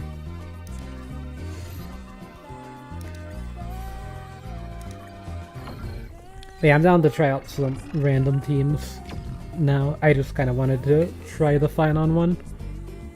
Third plane enhancement, innovation. Actually pretty passive stuff for the affixes this time. That equipment's not great for that setup. Okay, they really want me to play Express Cohort, but I think I'll go Blue Ocean. Ooh, a Night Demigod.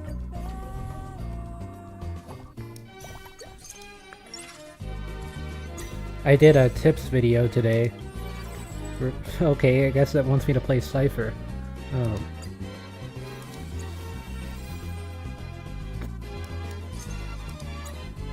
I am down.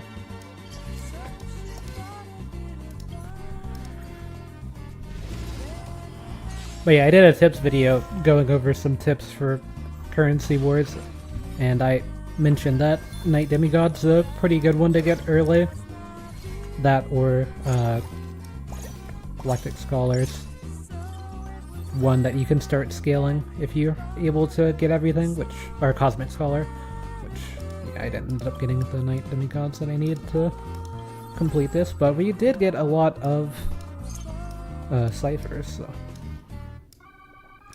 could try to grab a Cypher 3.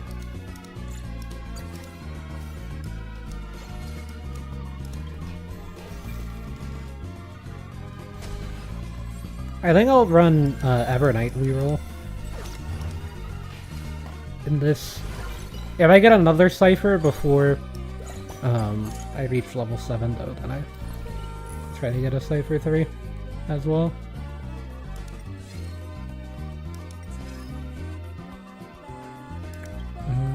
Blue gem.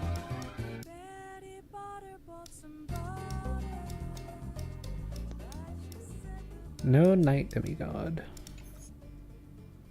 I think I'll just take Role Model.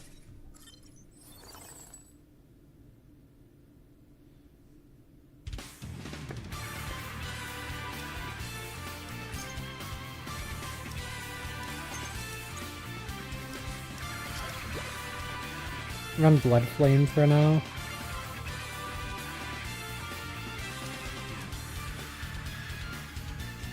I feel like the armor is the weakest thing here.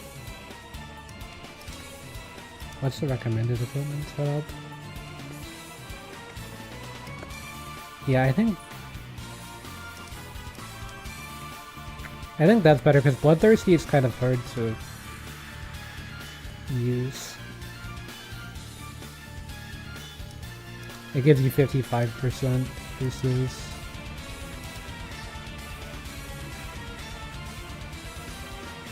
yeah, I think that's just better. Hold on to.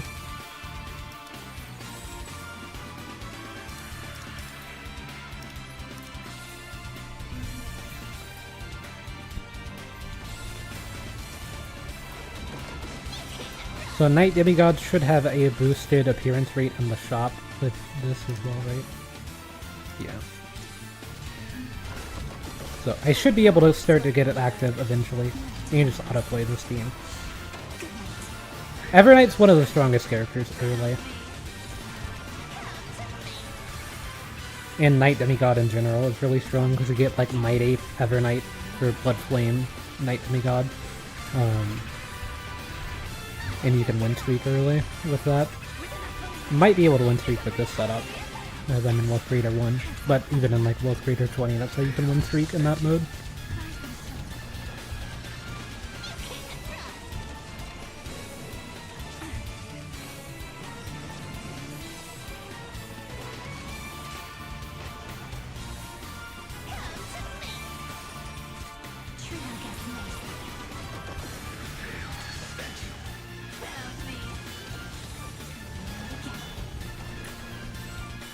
Not enough energy. Like a little bit. If I would have put down an item, maybe could have cleared that. Also still one character short.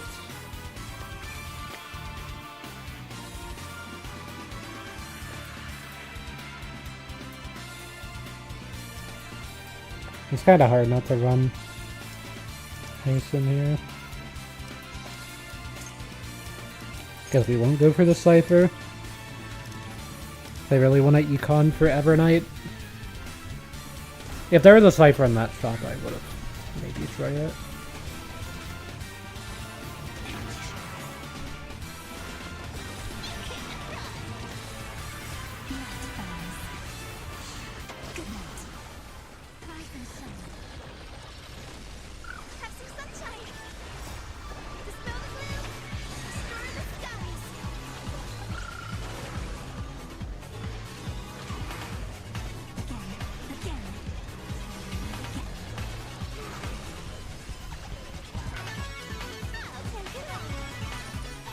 Yeah, either S1 Hyson, really good at building up Evernight stacks for this team.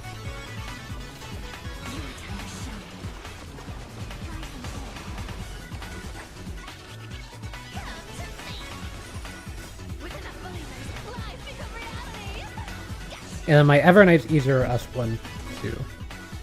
So, just like with the Hyson.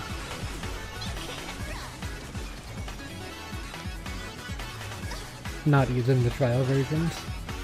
I wish that they, like, I feel like they could do something like make it where you at least get E0 S1 trial characters for wealth creator difficulty. I feel like that would help a lot with having more viable build options in the higher difficulties of wealth creator.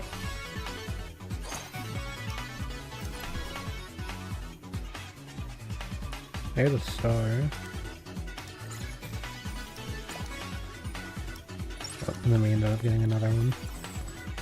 A little unlucky. Yeah, I know it's gonna give me another Cypher, because I got rid of the previous one.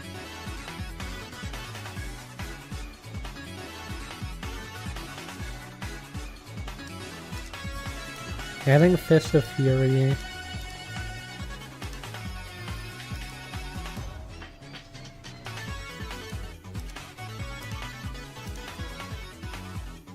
I think that, and then either Star Cleaver or Decapitation.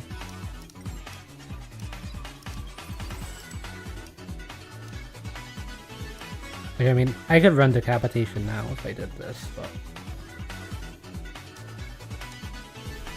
I don't think it's worth with Evernight. I think just boosting the damage would be better. And my Evernight's also on ice damage, and Payload's really good in this team for the slots. For Evernight reroll. Shred's ice resist and defense in general, so.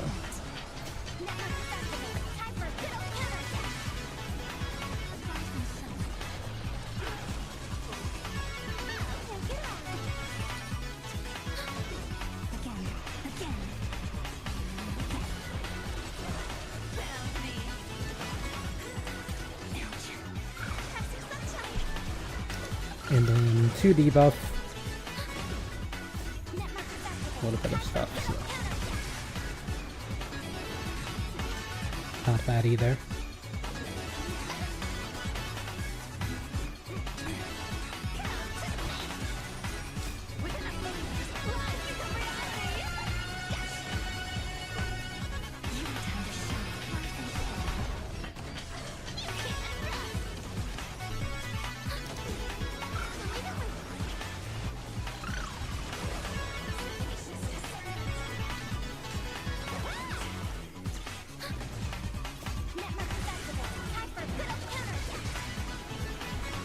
Yeah, currently already dealing this much damage with no Trippy, no Phainon, 1-star Evernight. Pretty good.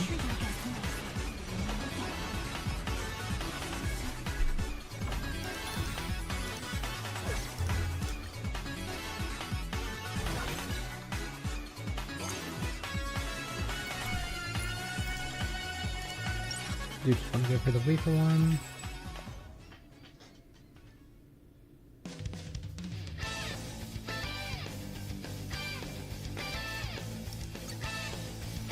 I think I will grab this Sunday, but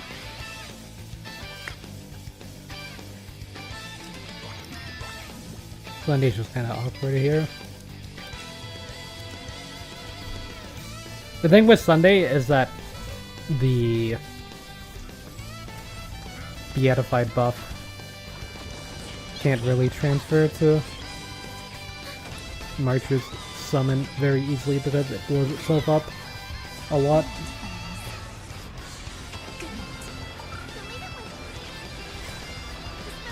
But free energy is good, and then action is also good. And it's not like March uses that many skill points, so.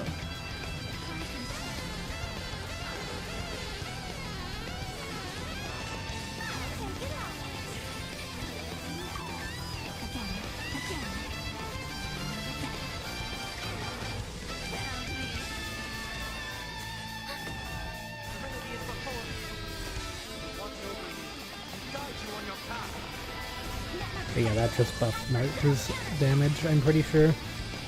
I mean, maybe it's different in Currency Wars as well, though.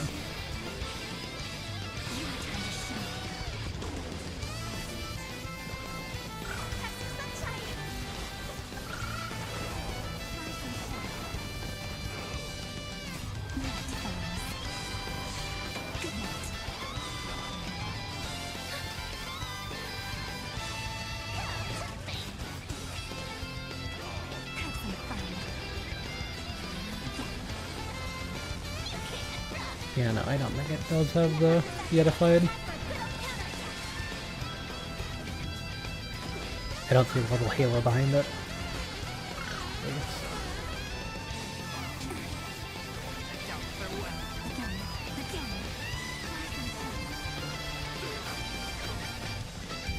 Still 20 million damage, not bad. Wind streaking going into Svarog.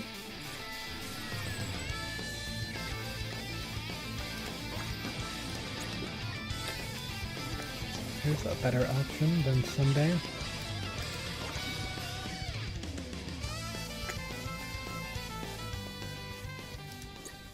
Kind of feel like sitting on this because I'm gonna level up in between rounds.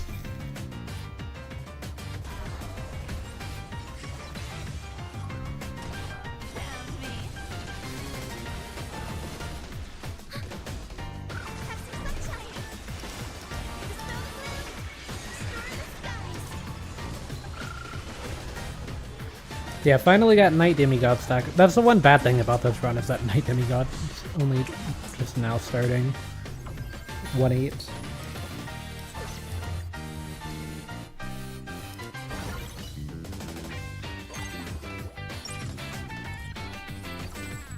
Oh, well, I guess that helps things a little bit.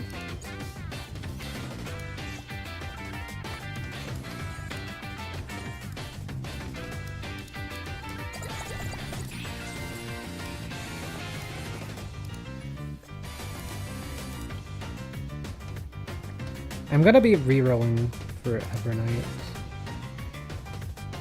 We still don't have the items that I want.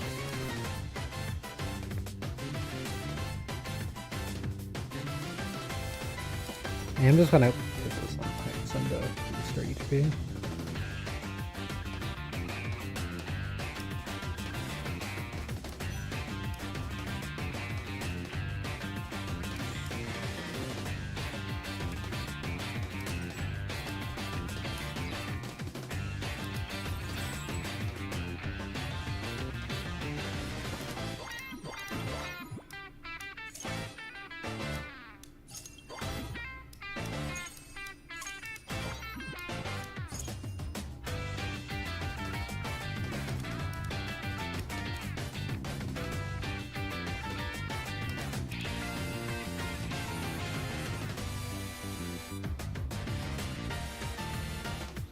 Of this either.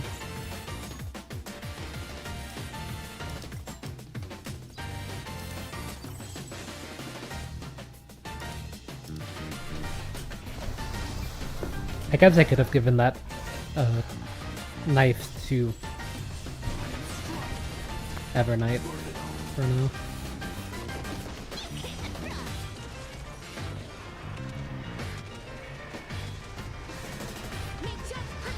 Yeah, Caster restrains everyone's HP. Does pretty solid damage as well, so I can run here with Evernight.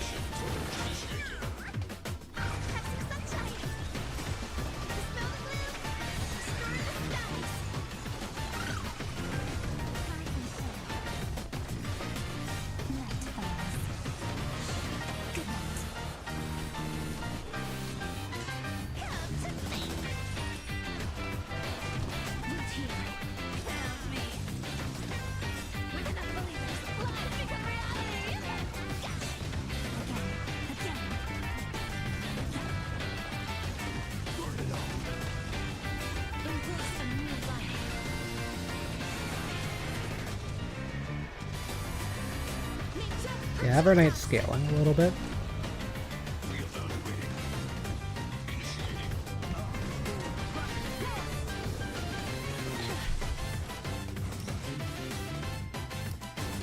I don't know what that crit damage boost is from. Is that Evernight? In this mode? There's still no Tribby either. I'm realizing now. So need Tribby and then try to get Impala. Jing Liu is also really good with Evernight. For the HP drain.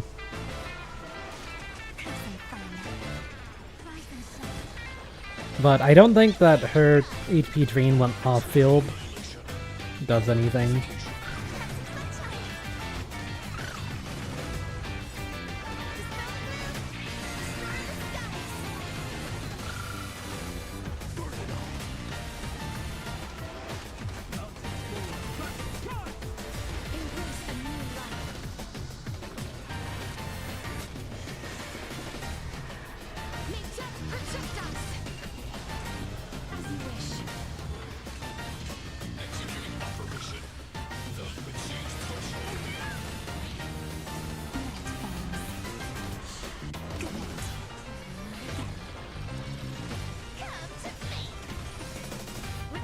And yeah, this should be meaty enough. Yeah. Really big Cypher damage with all this coin stacked.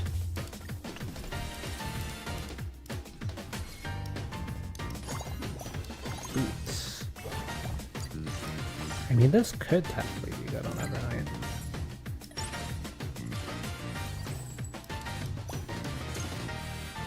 I'm gonna reroll it. Not that.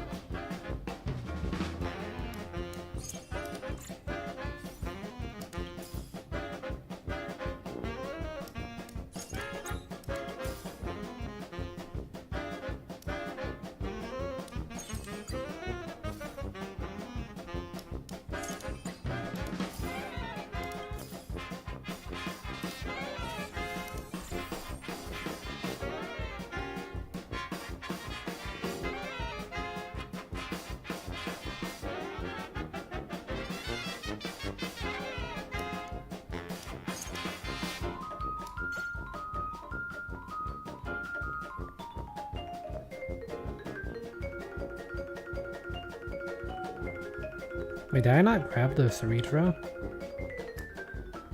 I swear I did.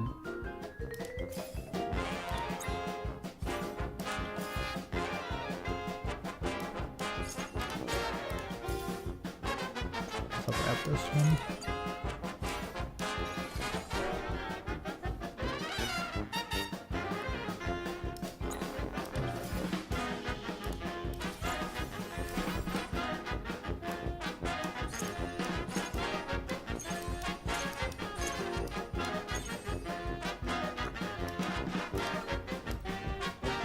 It's kind of hard to fit these two in the build.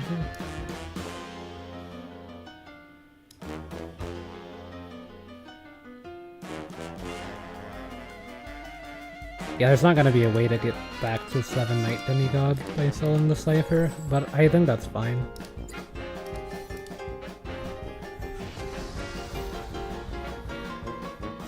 I was trying to see if I could find Remembrance MC to replace Castorus off the field. Or Jing Liu off the field as well.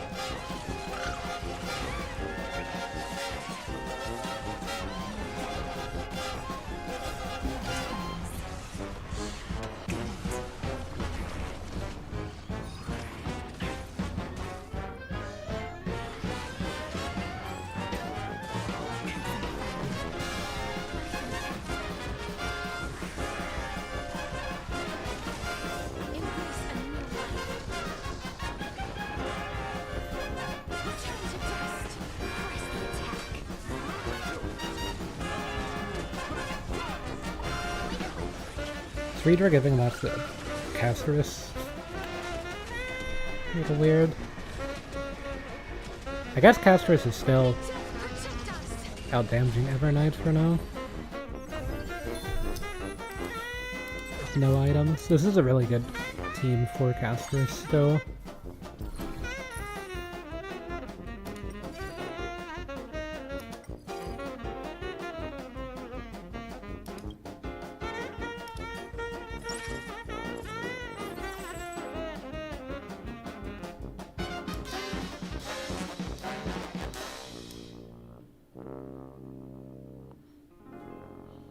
I wonder if I gave this to Evernight, that would change the Ceredro's priorities.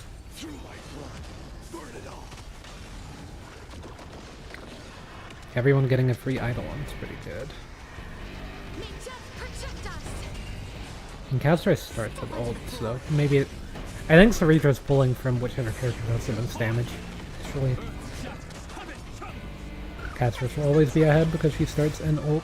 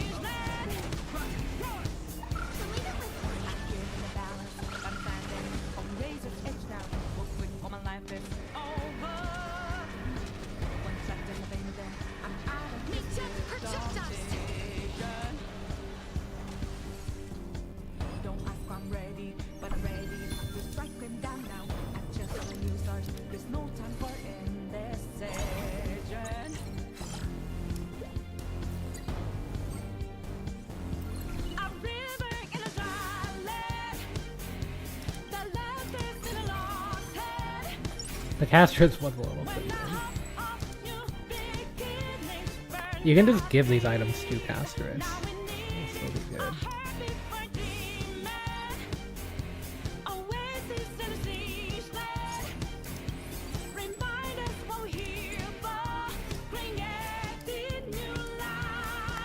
But still, once I get 3-star Evernight, that'll change things. Honestly, I'm probably just gonna do this, that way I can start rolling for 3-star Evernight again, slow rolling a little bit.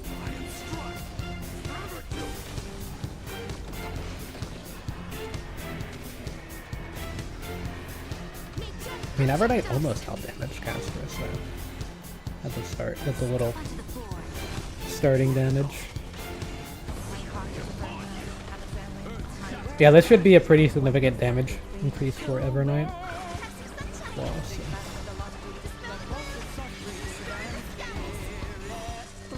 And a little bit of extra lucky hit chance will help.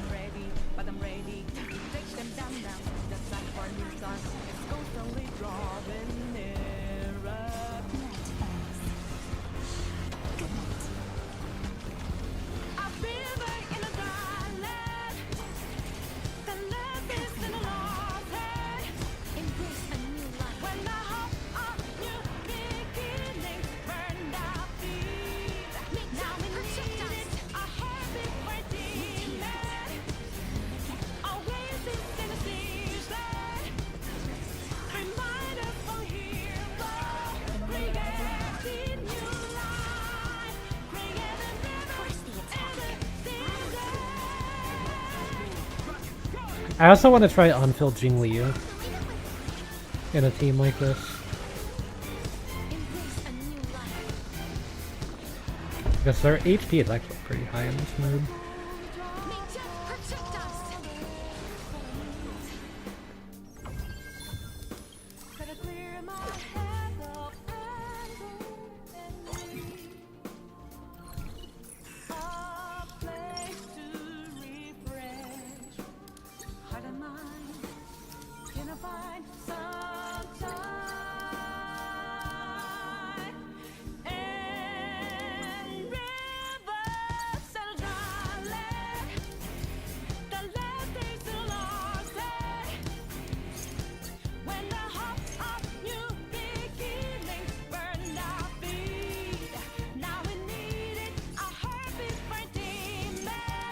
Gonna try to see if I can get on a wave here. So.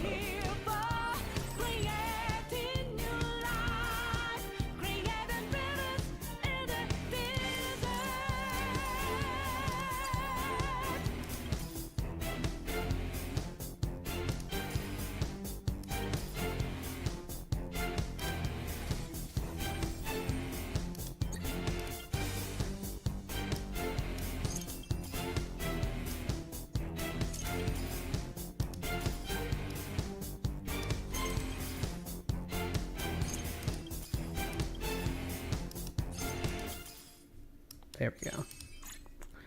Figured I could 2-star those other ones as well on the way.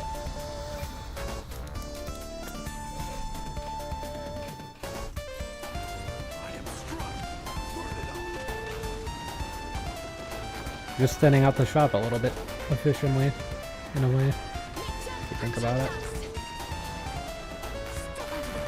I mean, how are you giving it to the 1-star caster?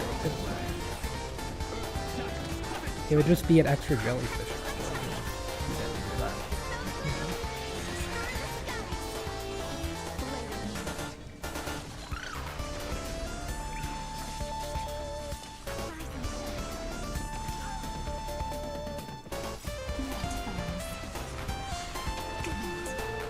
Yeah, the Evernight damage is really big now. I mean, maybe Saridrin's just thinking ahead of the HP drain of Castris whenever she double skills to be able to charge up the Evernight stacks faster, rather than, you know, just detonate the jellyfish twice.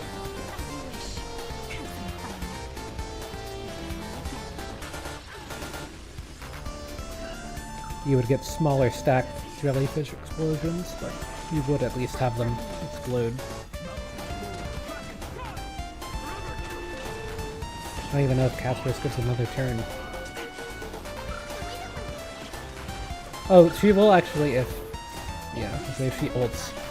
Because I have S1 Castris, then she would get an extra turn.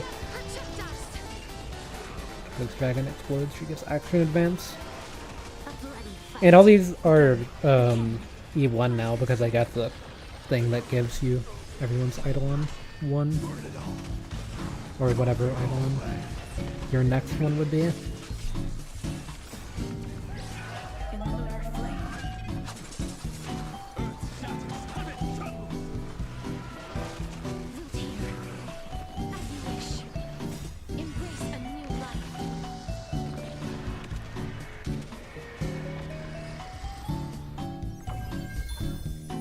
I'm surprised Castris' damage is still this high.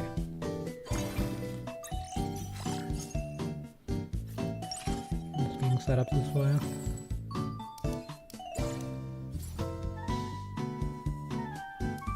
Okay. Probably could have waited. We're rolling down.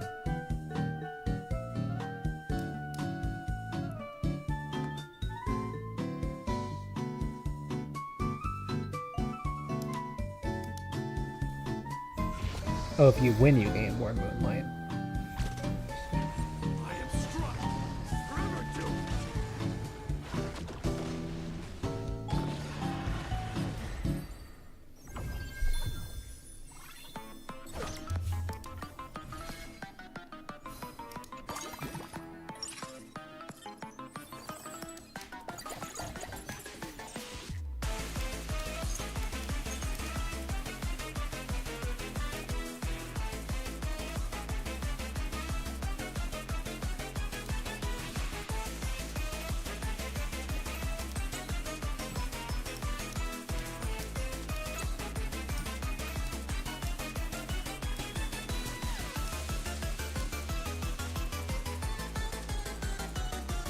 I think giving everyone more HP is not bad.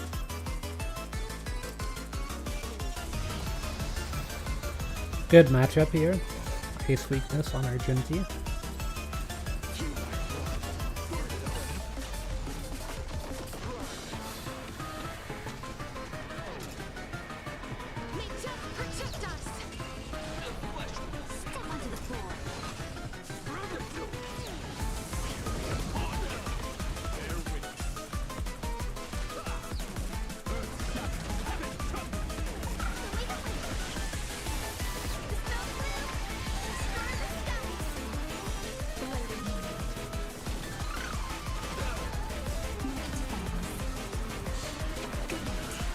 Okay, 26 million start.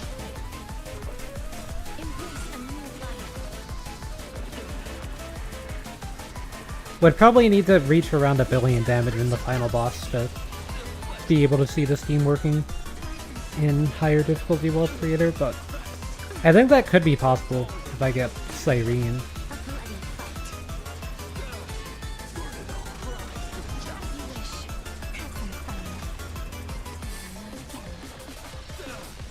Once I get Cyrene, I can replace Don Hung as well, I guess. And Trevi would probably be the best replacement, or Mitsunsui actually.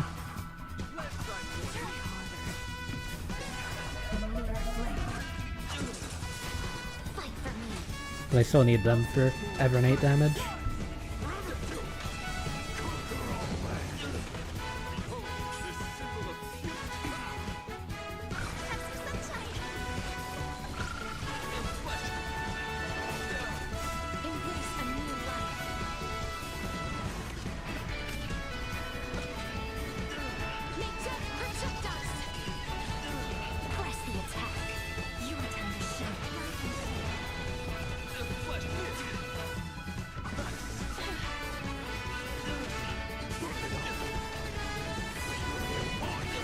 $102 million.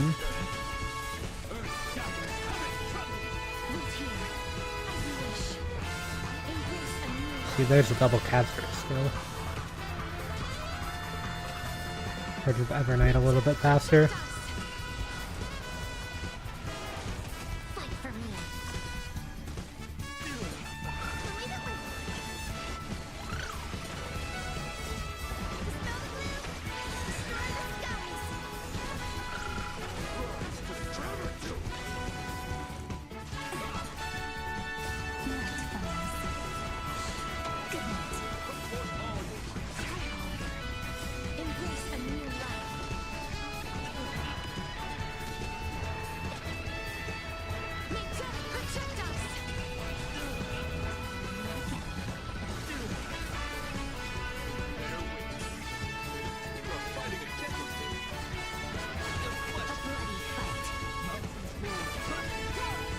Yeah, I think a situation like this, Evernate's about to go a lot of damage. 5 targets. Yeah. And I mean, Casterus would also... I'm trying to see where Evernight is better than Casterus, because I feel like even 2-star Casterus with the same items would probably be out-damaging Evernight here. But Castris is E1, and Evernight E1, because everyone's E1 from the Eidolon Ascension, so I guess that's kind of playing a role.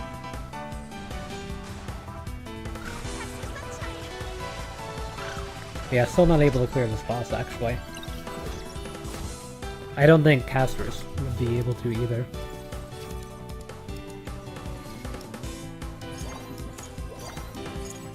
I'm not entirely sure on that. There's not a reason to 2-star Castris here. Because I'm just going to be moving her off-field eventually.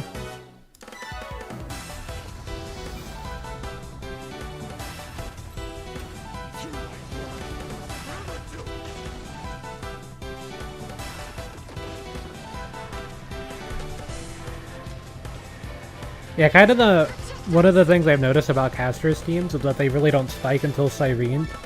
Because, like, Aglaia teams have Aglaia dealing all of your damage, whereas Castris teams, or, like, Evernight teams in this case, you have a lot of off-field damage. Like, Mighty's damage is kind of something. Jingliu's damage off-field would be something as well, as Renker off-field. Tribi, off-field damage and stuff, so... yeah, I'll add some stuff. And then if you're running Evernight off-field... I do think in general Evernight off-field is better. I just wanted to try 3-star Evernight in this run.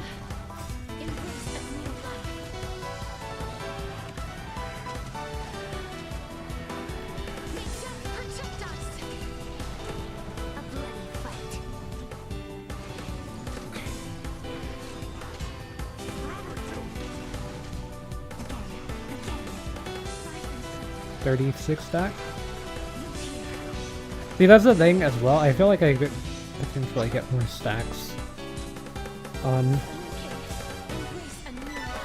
Evernight, but I think Cyrene will fix some of the damage issues.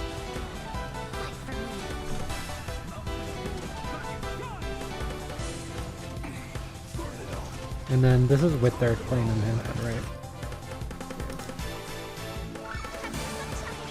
Oh, I'm just now even realizing, like, Castris is also just not dealing as much damage as she could be. She doesn't even have items, and has that debuff going.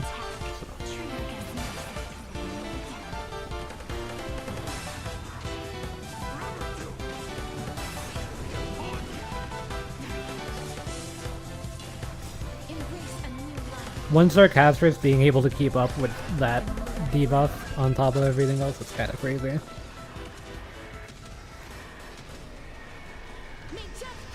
I feel like that has to be E1. I'm actually pulling for E1 right now, so kind of makes me want to try to get it more. I'm just pulling with the pools that I have, so I'm kind of really building pity for future characters. I don't really have any in mind in the next few patches, but I might try for Phainon as well.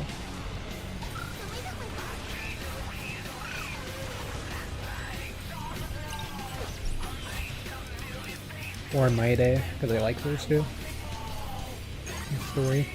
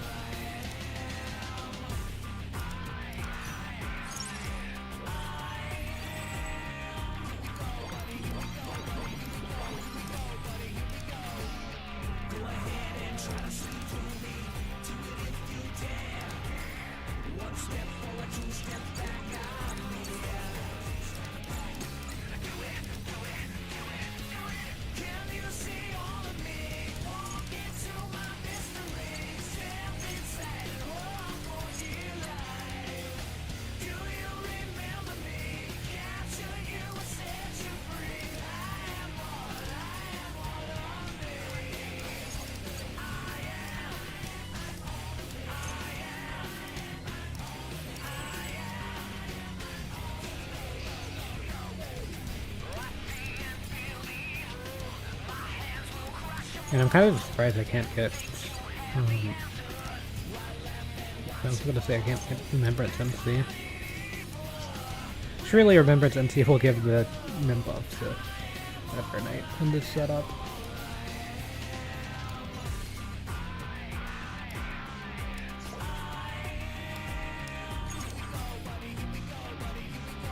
Okay, I need to find Tribby.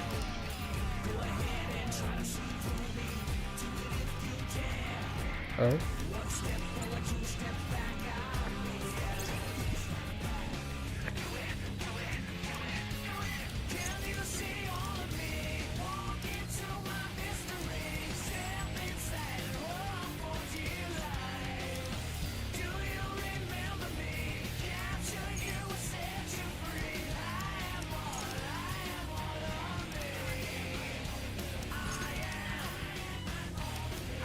Okay, me finding 2-star Siren before a Tribby is kind of interesting. Okay, and there's a Tribby. I guess I'll just watch the story for now.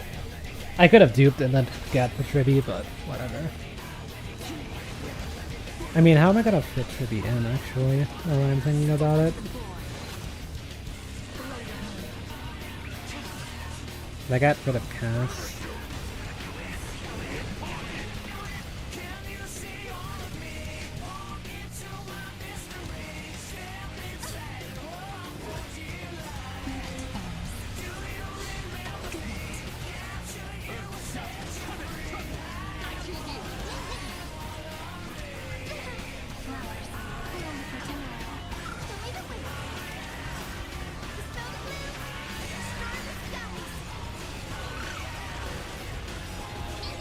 Yeah, this team's actually not bad at stacking the Siren ult. I still need to get my Siren to 200 speed. I'm at 185. I've got a bunch of fuel. I kind of want to do a stream where I spend all the fuel to potentially get better Siren stuff.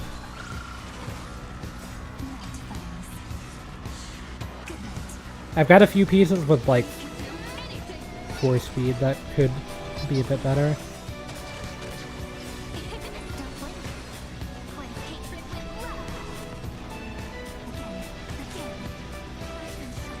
A D7 stack. See, the damage is not bad now. How are you giving...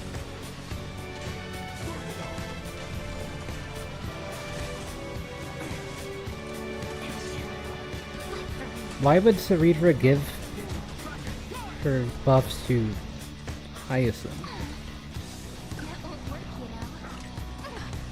I mean, Hyacinth can skill for the HP drain, I guess. Oh, it looks like Evernight is actually getting HP drain from Jingliu. Cutting towards his stacks.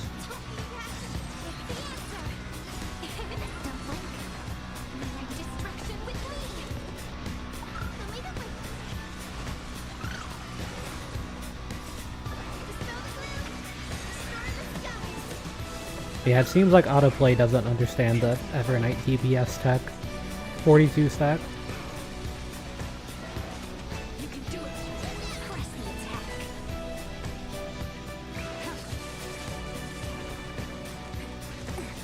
League of Legends mention? Press the attack. What I think of like every time Cerebra says that.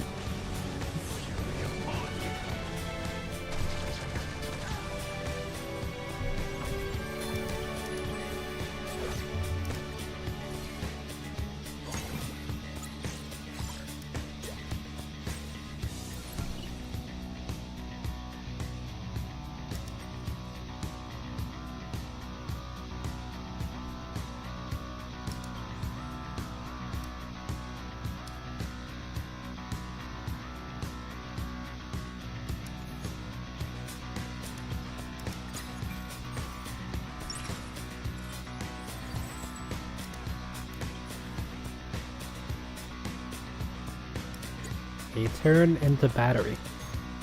Yeah, that's not battery.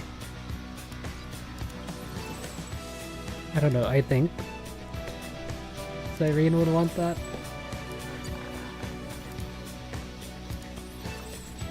Yeah, I don't really know how I'm gonna fit Tribby in here.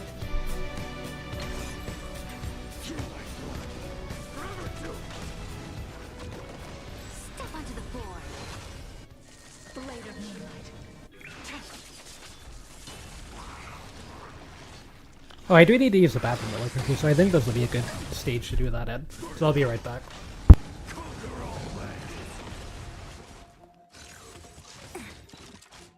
Night falls. Good night. Rise and shine. Kinda hurts. Flowers bloom for tomorrow.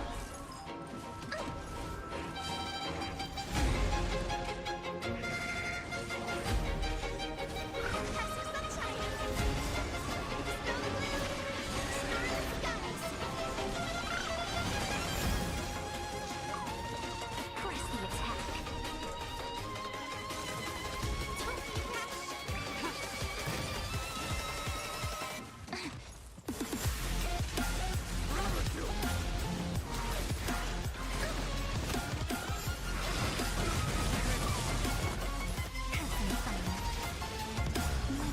Waiting to be woken up by a shooting star.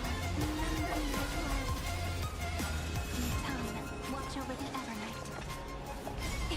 Don't blink. May you fulfill love's promise with me. Cleanse Okay, I'm back. Or at least I think I unmuted. Yeah, okay. We're good.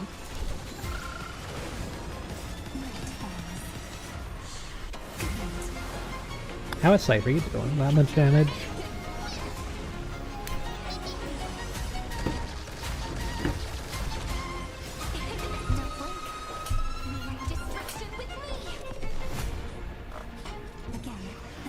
Is it these boots?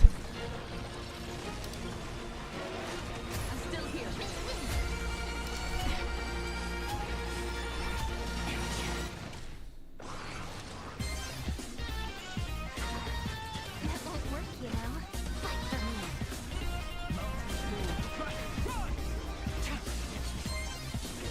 I'm not really sure how the boots work because of how they're worded. The wearer's on field and their current HP is above 70% of their max HP. Damage increases by 30%. Like, how would your current HP be 70% above your max? I guess it means in combat versus out of combat. So, like, if they're out of combat, HP was like 10,000, and then their in combat HP was like 12,000, or whatever you would need to fulfill the condition. It'd be like 17,000. I can't math. That's probably not right. Why I just use a calculator for everything?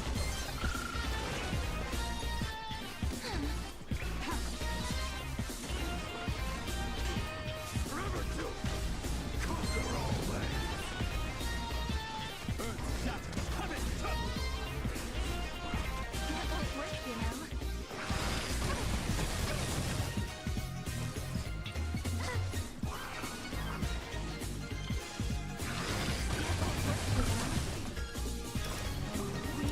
I was gonna say zero active treat.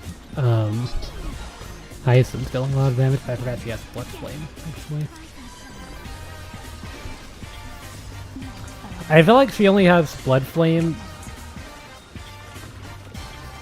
Well, I guess there's two reasons. It's for synergy with Casterus, and then also just so she gets the shield thing.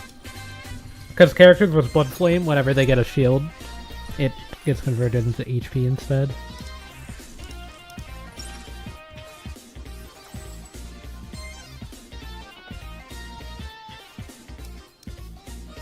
Yeah, I don't think there's anything this could be that would be useful. Fortunately, Cyrene.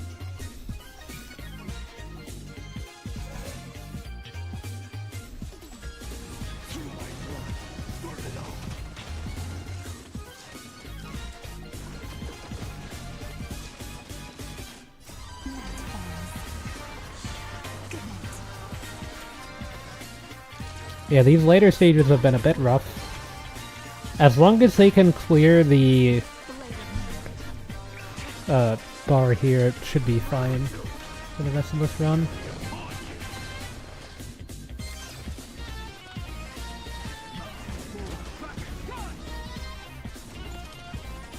Flowers bloom for tomorrow. I choose you.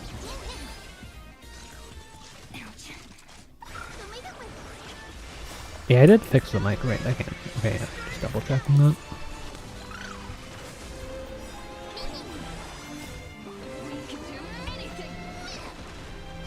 Sometimes I accidentally bump into my mic and it mutes. Because I have like a little mic stand. I have a mic that used to light up, but the light stopped working inside of it and I don't know why, and I haven't been able to fix it.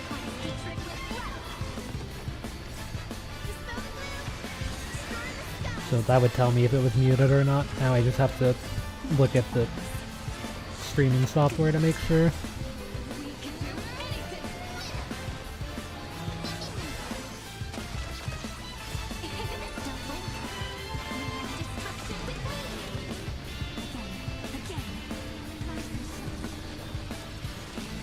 Turner 32. Already.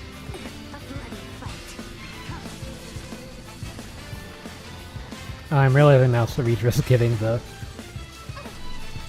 buff to Phainon. I mean, imagine if Evernight ever got these buffs, yeah. Consider that, Ceredra.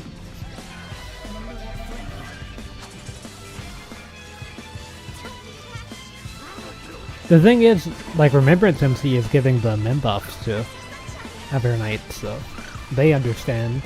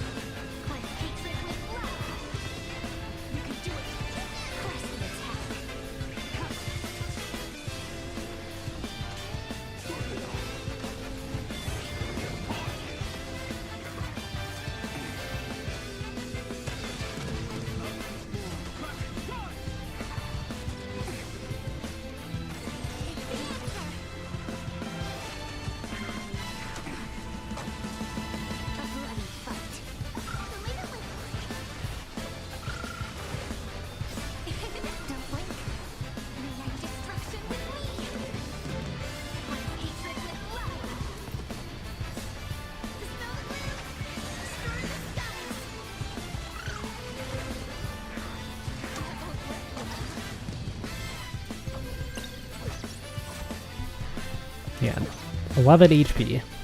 Or it'll be 13 going into the fight. Yeah, it's not gonna be enough to get the next thing there. Did Blue Gem even do anything? AoE Emblem or Energy? Nope.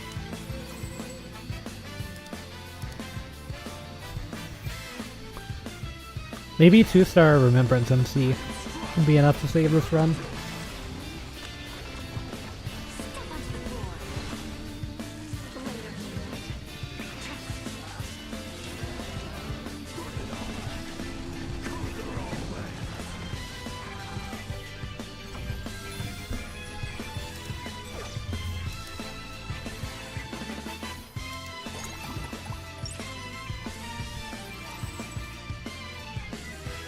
Well, that's useful. Irene.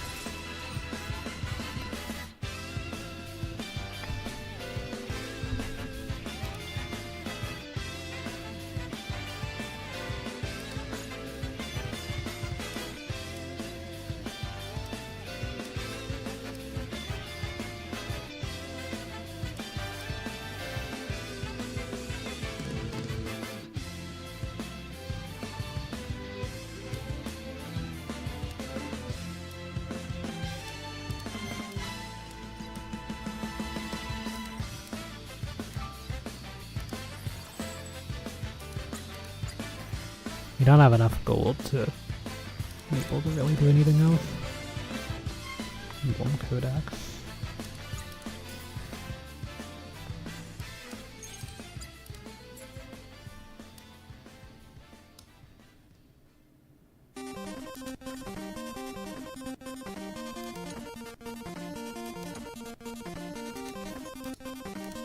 Like it's gotta be that.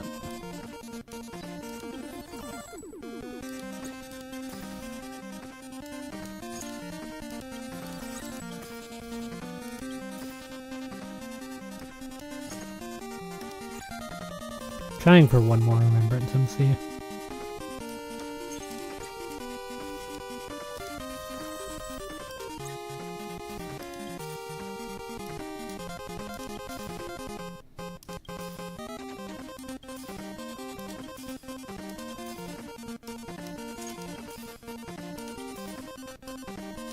Yeah, not bad. Oh, I didn't even realize I had that fugue. I was re-rolling as well.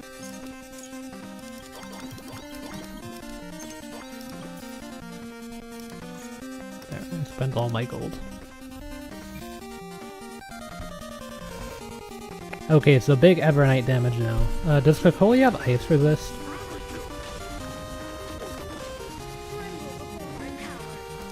It's gonna be a while before I'm able to track.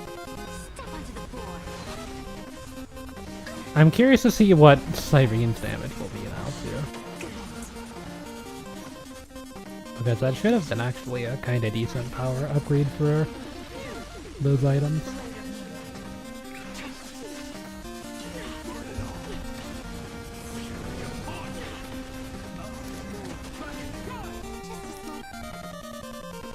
Yes, she does have ice resist. She has wind resist too. And physical for the little dragon. Oh no.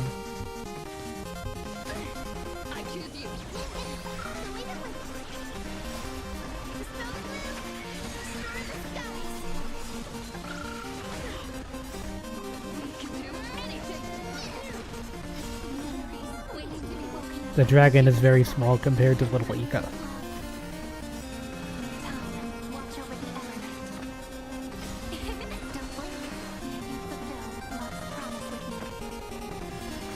Cyrene damage. Okay. That's not bad actually.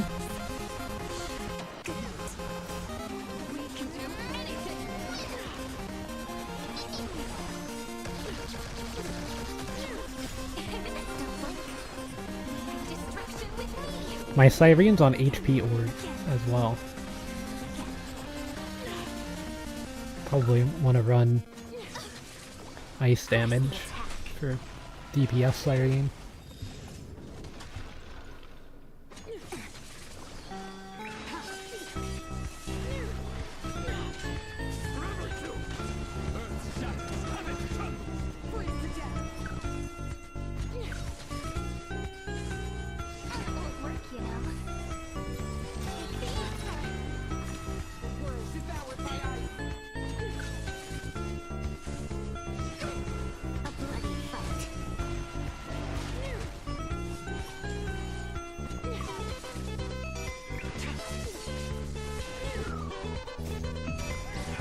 Rip little Ika.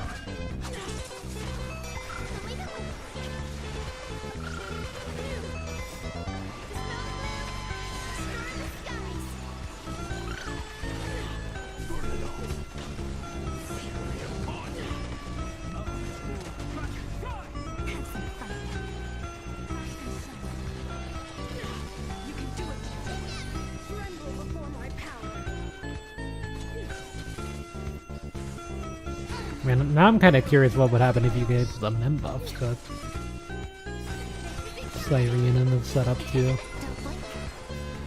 But this is all with just Cyrene's damage.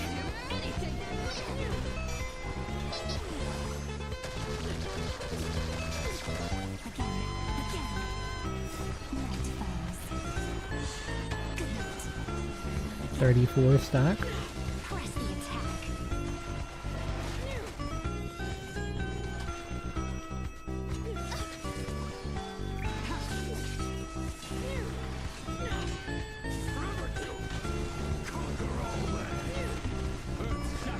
Yeah, maybe these Blossoms of the Strides are the way. For like Blood Flame characters and stuff.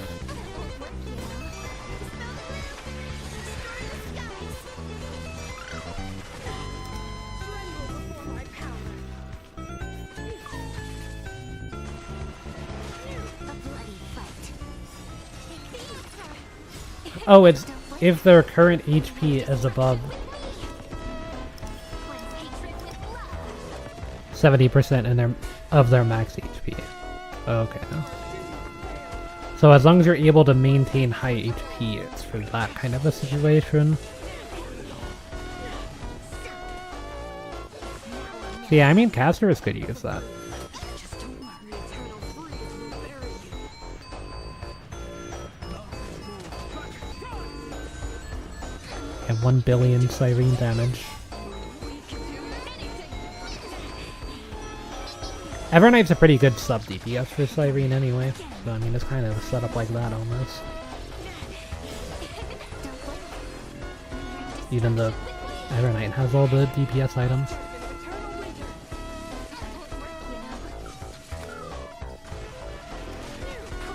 I want to try something before this ends, though.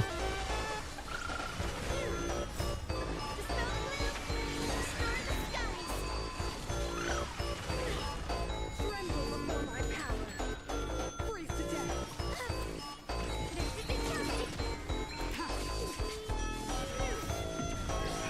In lunar flame. Yeah, I want to see, like, once I get to the end of this run, I want to see if I itemized Cyrene for her to actually be the DPS of this team, like how that would go. So yeah, what you can do is you can leave for now. So yeah, this run still would be a win in any case, because I haven't used the revive. But I want to see... Oh, you can't adjust the items? Whatever. It's fine. I'll just take the loss there. I don't care about a win streak in Wealth Creator 1. This is only Wealth Creator 1, to be fair. But yeah, I tested the Phainon build before that one and stuff in Wealth Creator 1. It was barely able to win Wealth Creator 1. I tried it in Wealth Creator 20 earlier today, and I wasn't able to really get it off the ground. And then, like, the one time I did, it still wasn't enough. The enemies in Wealth Creator just, like, destroy your shields, and that team needs you to have shields, because the whole idea is that you run 4 shield for infinitely stacking shields, and then you have Phainon be your only on-field character. And all of these items deal a lot of damage depending on how much shield you have whenever you're hit. So if the enemies are actually breaking your shield, then they deal no damage, and then your Phainon would also deal no damage with that setup because you don't have any actual damage items.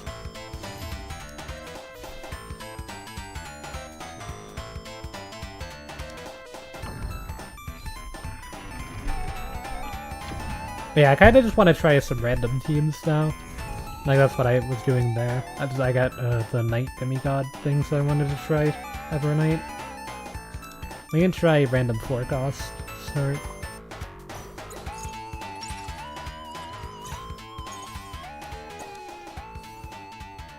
The Herda. That is one of the better ones.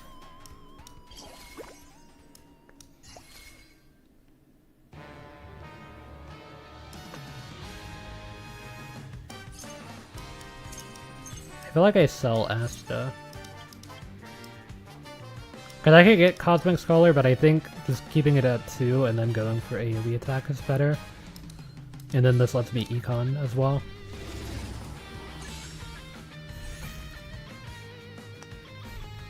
Open sesame. Yeah, you could do that, and then I also learned that I thought that there wasn't any items that actually boosted the shield strength of things, but if you get the shield, like this armor thing, and it's this item here actually boosts shield strength, so you can maybe do that as well. But it's really hard to get shields on Phainon there, because you have to give it to either March 7th or Dan Heng, because they're the only ones that give shield when off-field. And they're not really that strong on either of them. Let's leave that alone.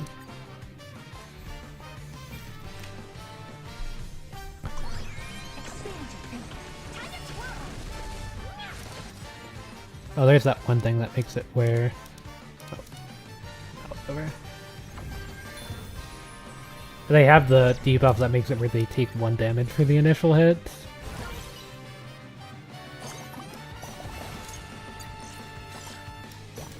Level 2, Kate Cat. There's a lot of shields.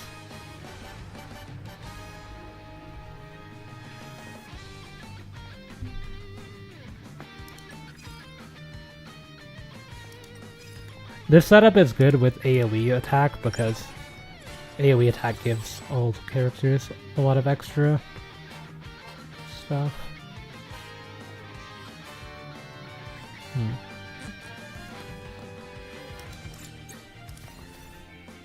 Not the best shop. I'm just gonna keep not on off-field because I don't want him to use all the skill points. I mean, at that point you can just run Pela, actually. Because Pela at least gives useful abilities.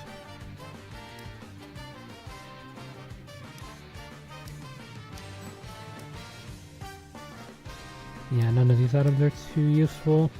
I guess I can give her a folding knife.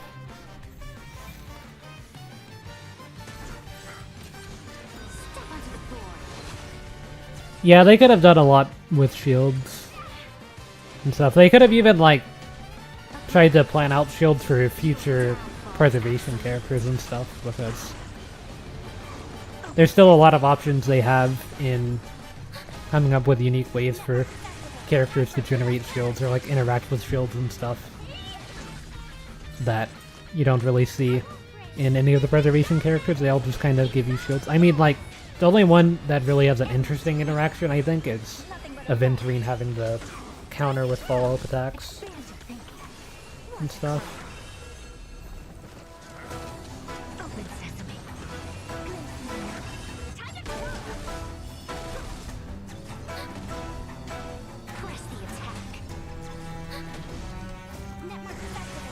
Yeah, part of the reason that works is just because Phainon has the Deliver trait, which lets him get any bond from any type just by existing, unless it's from another 5-star character.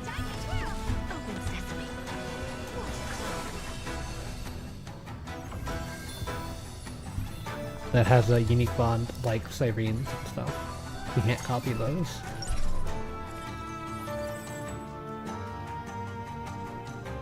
There's AoE attack. Yeah, I think it's just so Ceredra.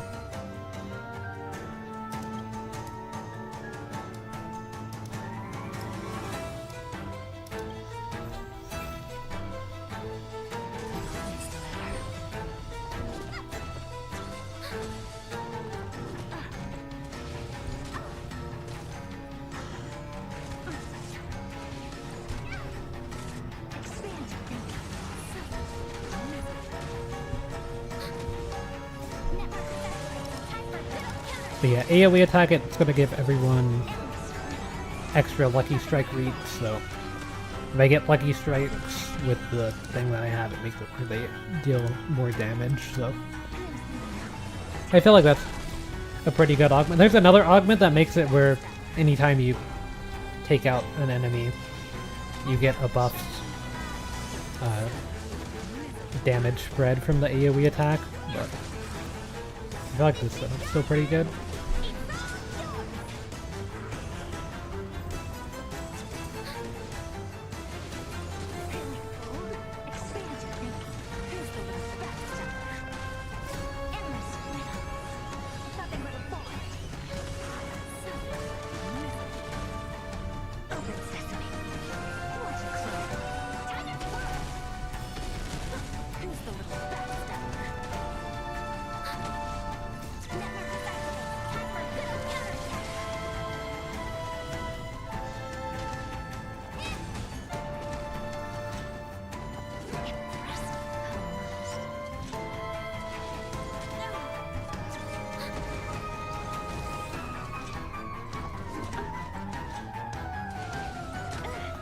Okay, that was lucky. A little bit.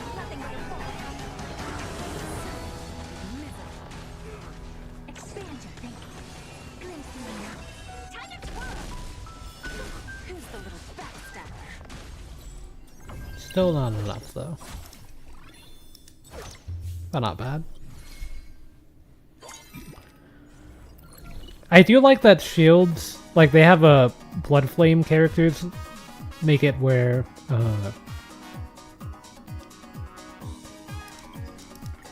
whenever they get a shield, it just gets converted into healing for them. I think that was the interesting idea they did with it.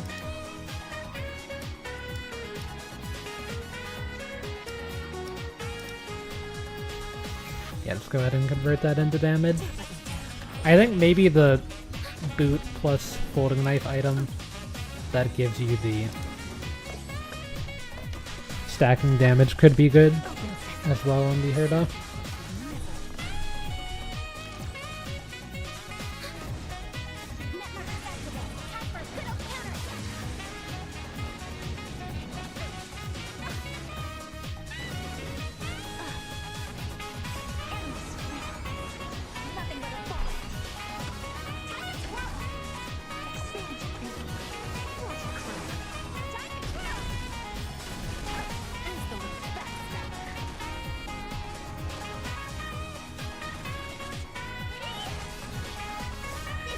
Yeah, already a lot more damage.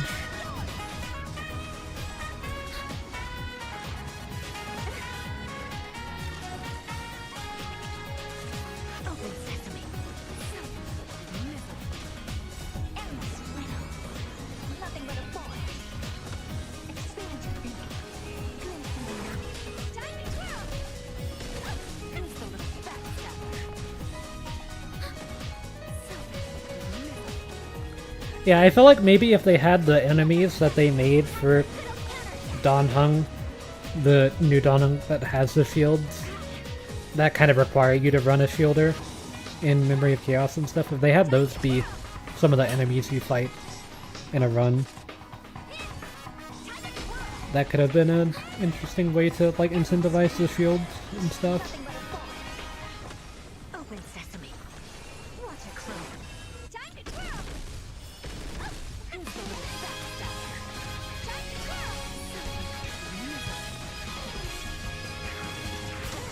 Yeah, still not enough to clear this for now. AoE attack. Probably need AoE attack 5 to start clearing stuff.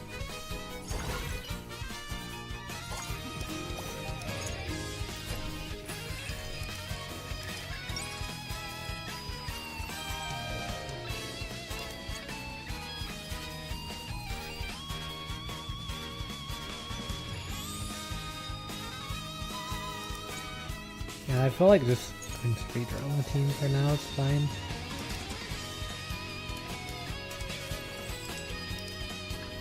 Speedrun can give an extra skill to the Herda.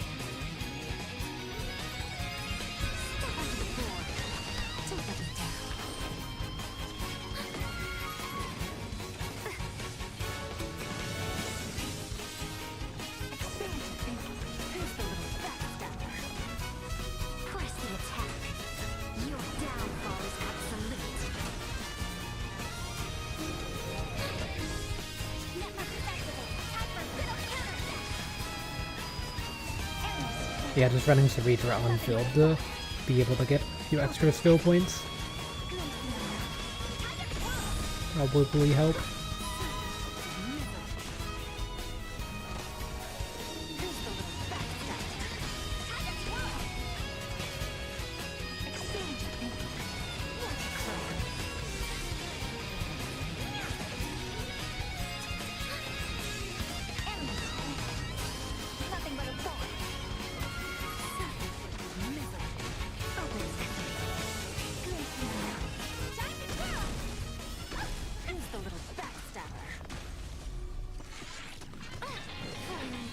I feel like a lot of the strength of AoE attack also comes from Tribi just existing and being really strong as well, so still need Tribi for the power spike in this team.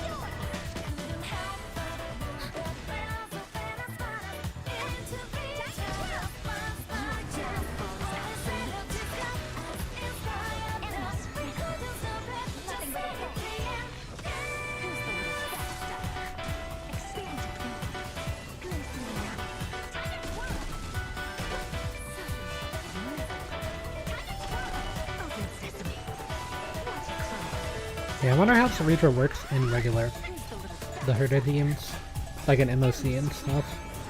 Nothing but a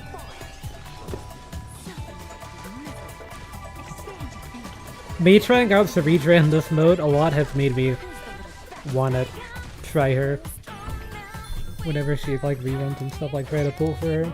Even though I don't have like any characters she works with though.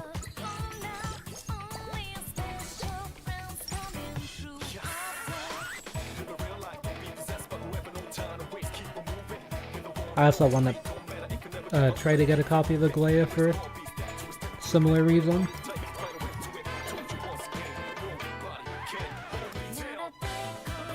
I think I will sell that.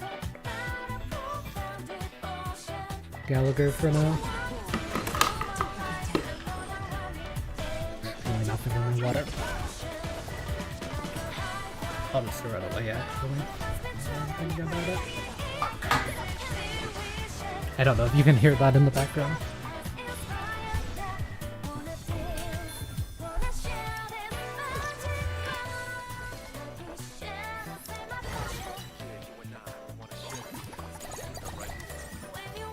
Oh, there's Tribby.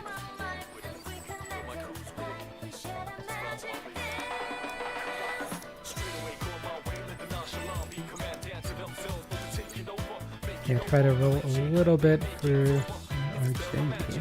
That didn't take long.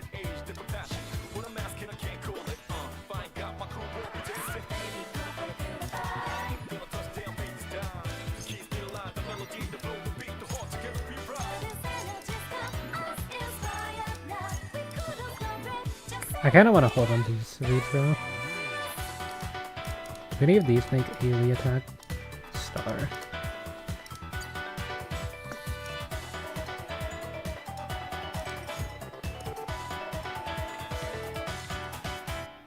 Give that to you for now.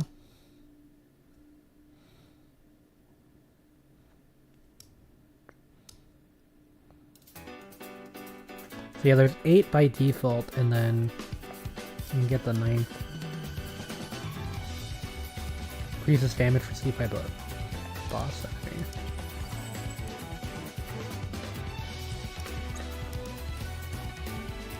Anything else I can make here? Not really. Items are a bit rough. This one. Not even really a good support item.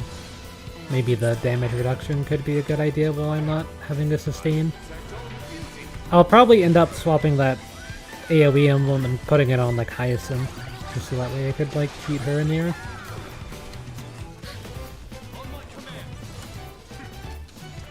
It would probably be better to have her than Palo. If you can fit Hyacinth into like anything, it's a lot better to have her than not, I feel like.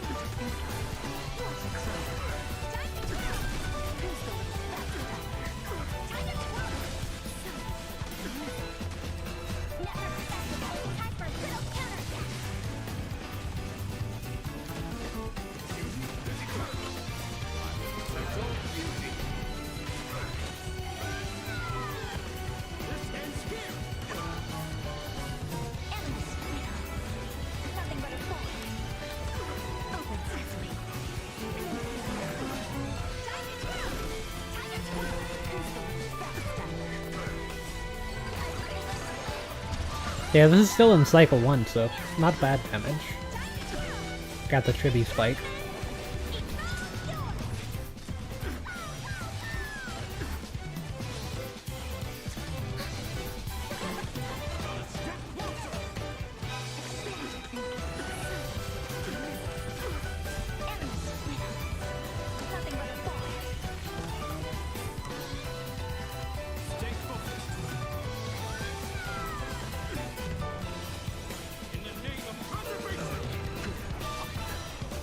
Okay, they're all aiming at Argenti, so that's not good.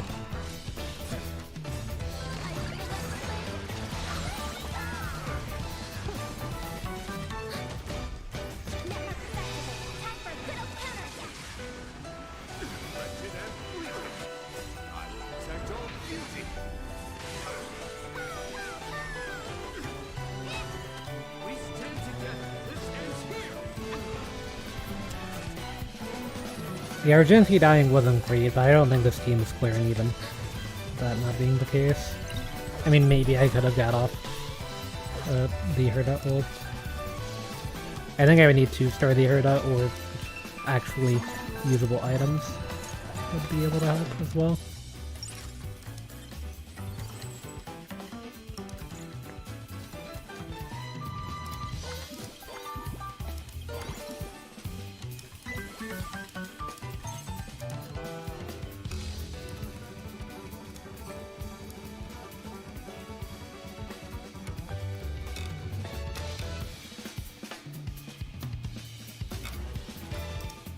Yeah, I mean, still can't really use these yet.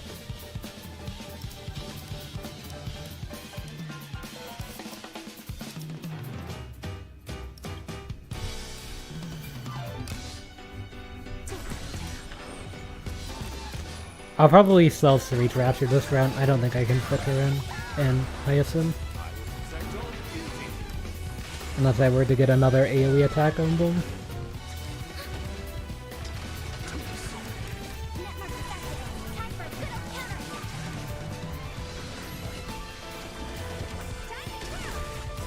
I've never had this much AoE attack.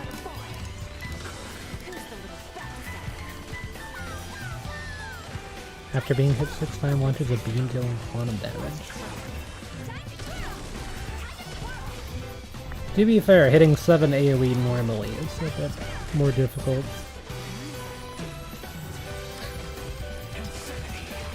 Oh, to hit 9 I would need another emblem. I didn't realize I had Payload in it.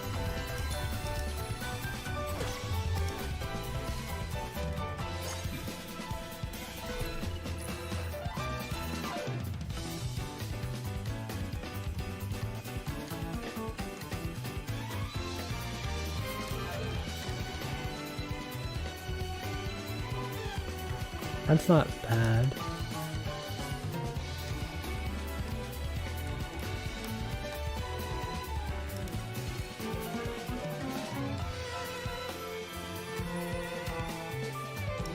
I feel like it has to be this, even though that could have maybe fixed my items, but...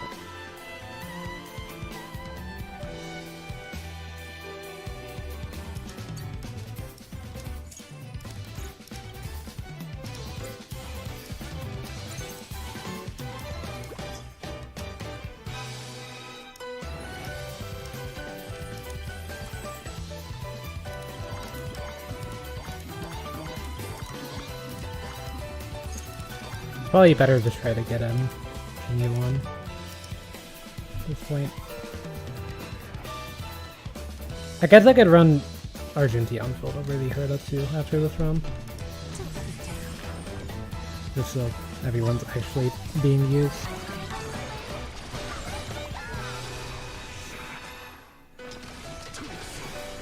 It shouldn't really matter at this point though.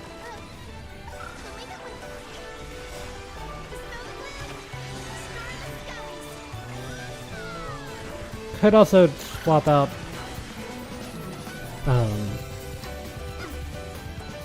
Hyacinth for Aventurine for the IPC buff.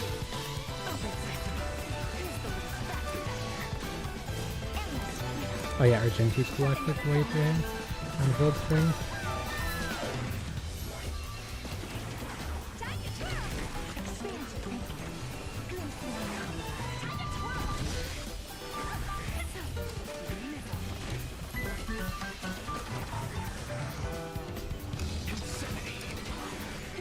Yeah, the AoE attack damage is already a lot.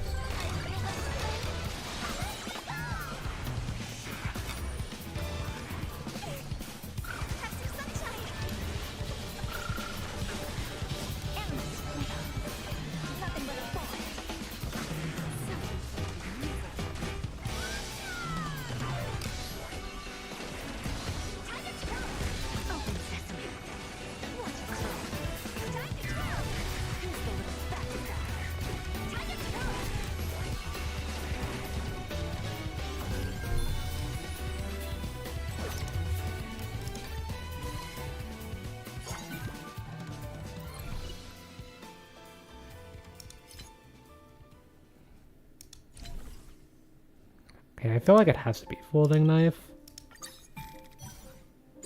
I can't really afford to like try to gamble for a better folding knife holder either, but yeah, I'll at least unfilled. RGMT.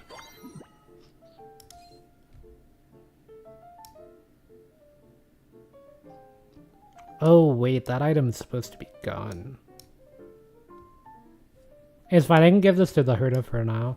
I can turn it into this. Actually, I will turn it into this. Because that should still be really good. With my current setup. Always deliver. I will protect all beauty. I need a battery to get rid of one of those drills for sure. And then I can do star plus drill for a little bit extra lucky strike chance.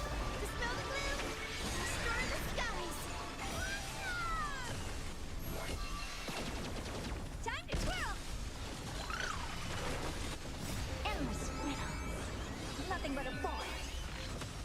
Self-inflicted misery. Expand your thinking. Glimpse the unknown. Time to twirl!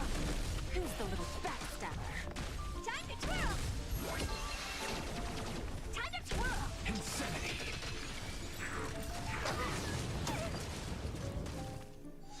Wretched and fleeting. I will protect all beauty. To the soul. Have some sunshine!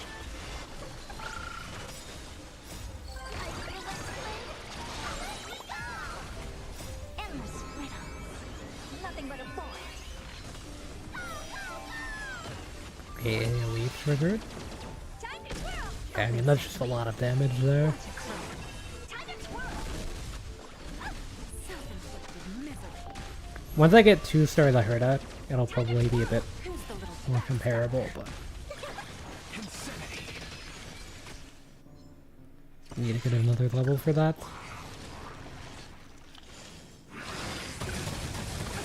These enemies have a lot of ice resist, so I'm not surprised this team's kind of struggling a little bit into it. endless riddle? Nothing but a void. Time to twirl! Time to twirl! Expand your thinking. Glimpse the unknown. Time to twirl! Time to twirl! Who's the little backstabber? Time to twirl! To the soul. Insanity. Endless riddle. Nothing but a void.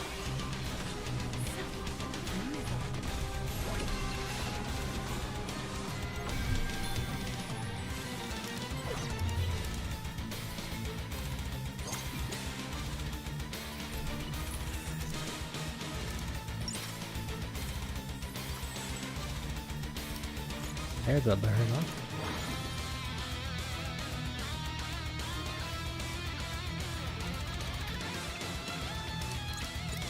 Do have 3 refreshes, so...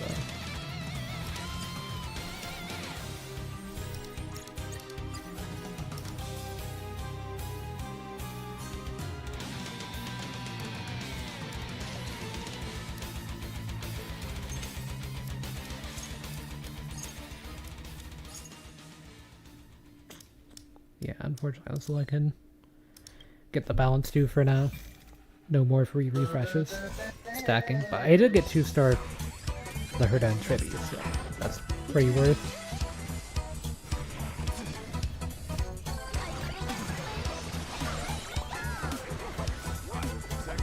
Also, I don't know why I put that item on Trivi. I should have put it on Ice for sure.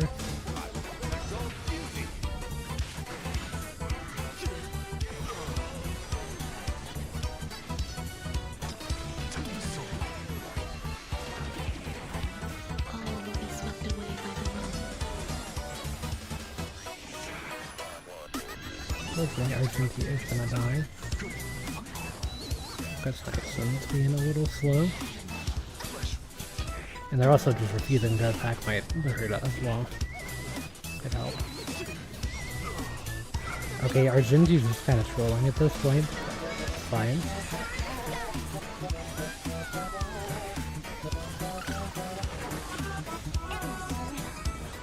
Nothing but a wall. Time to twirl.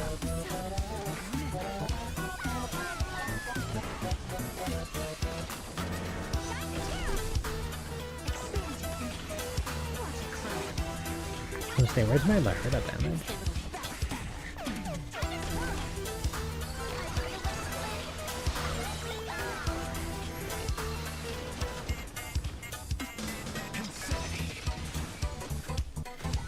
Yeah, enemies with ice weakness here.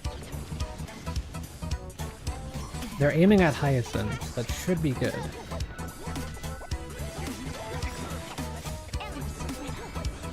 Nothing but a wall. Time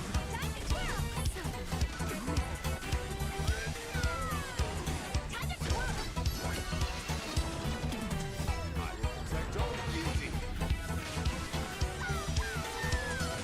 Time to twirl.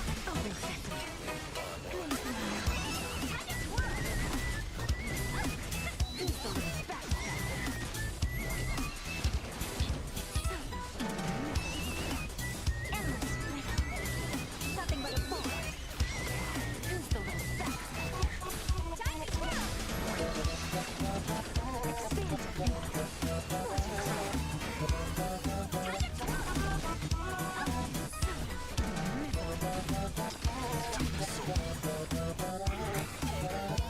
Seem pretty close to clearing. I'm kinda just surprised that they're this close. I figured with Argenti dying twice,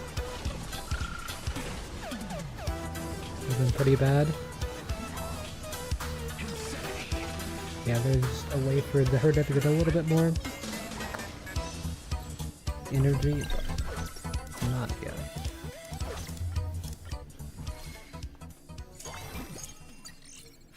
Okay, cat leveled up though.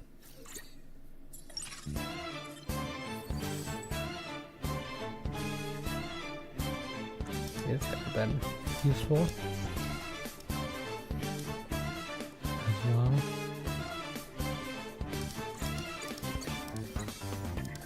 Run me through, hold 'em, think again.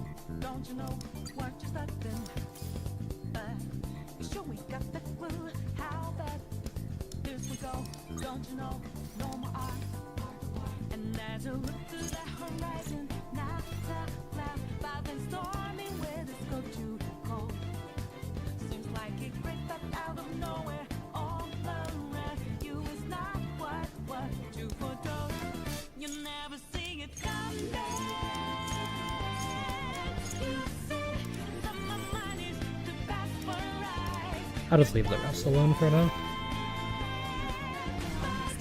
Need to try to get 3 item Herda here.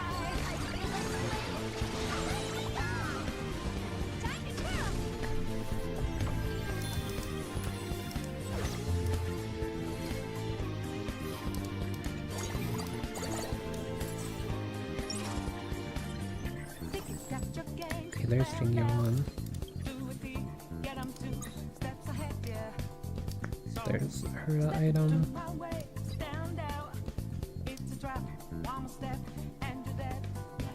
Why just a beat the second I go with blue skies, but now life needs that careless result.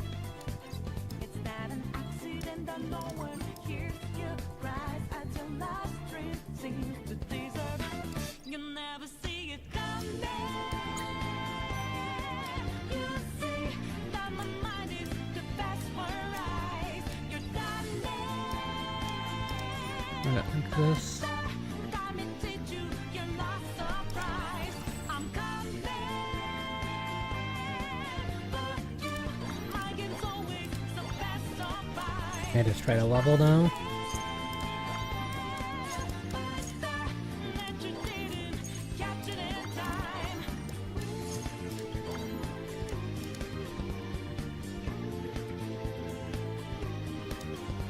Leave that Argenti and then try to see if I can get a 9 AoE. I I think Robin's probably better than running 8 AoE.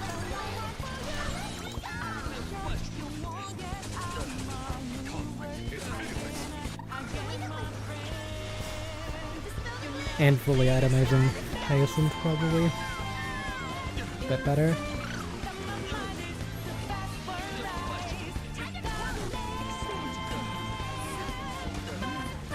Big the Herda damage here.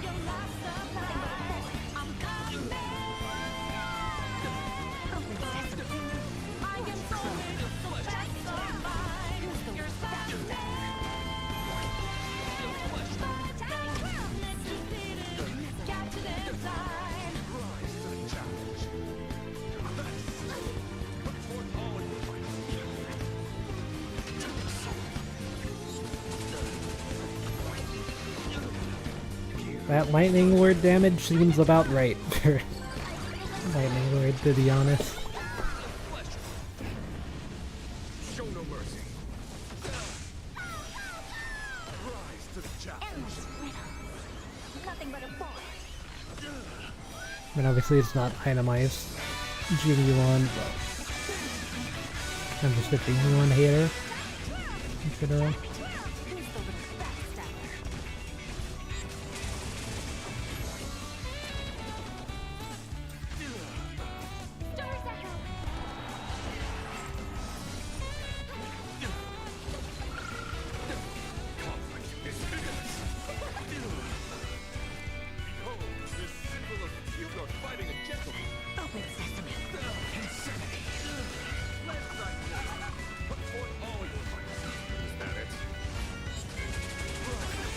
I do kind of want to try him in a Shinja team, but I can never get that team to work.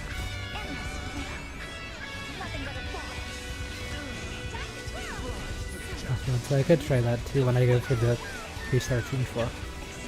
But I think she would be better in skill point teams.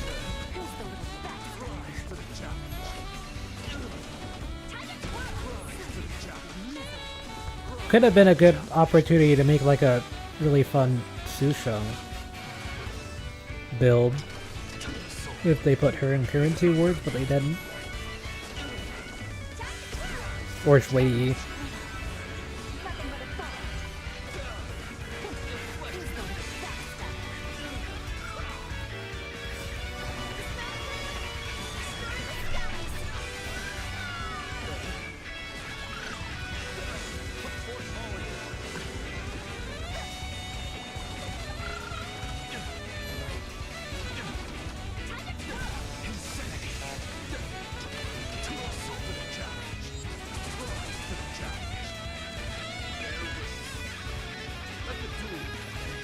I need to put Mario Kart World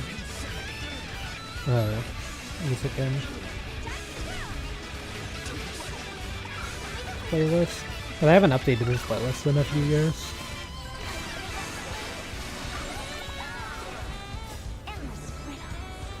Nothing but a boy. Time to twirl.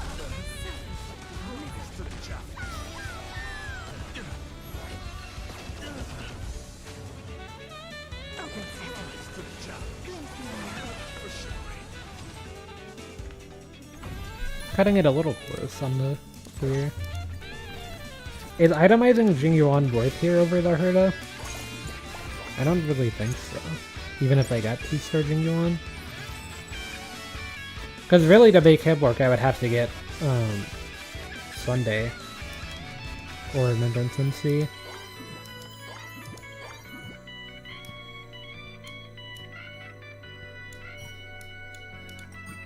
That's the item that I actually wanted.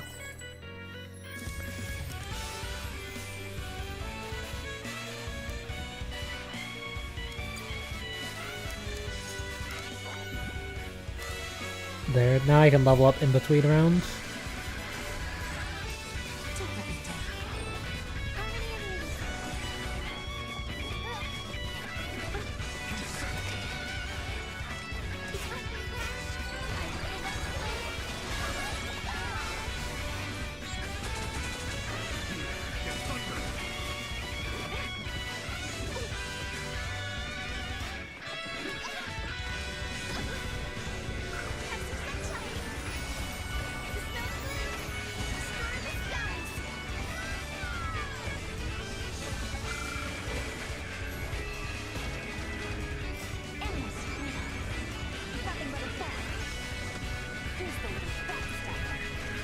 Their ult did like 0 damage because they have the debuff that makes it where they have to attack first to start actually dealing damage.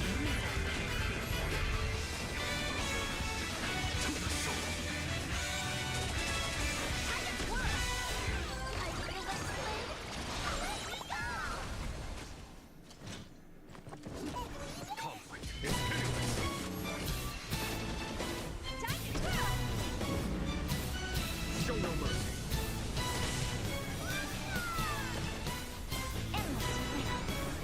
Nothing but a ball. Who's the little backstabber?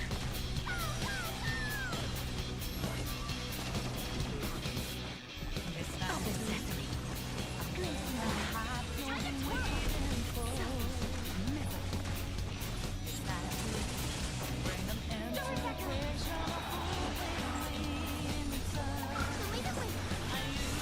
Silent Dragon.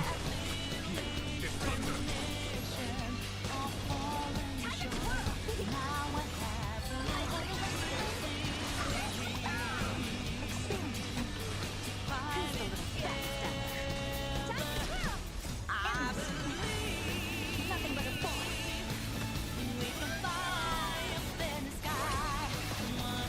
Of accessory. Watch it close.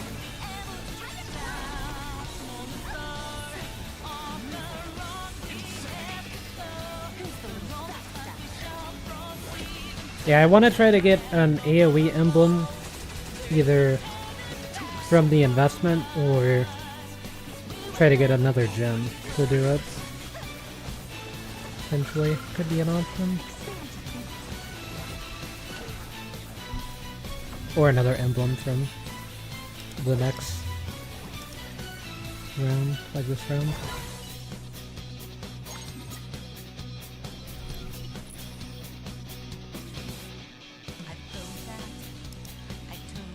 This doesn't make AoE, right? Yeah.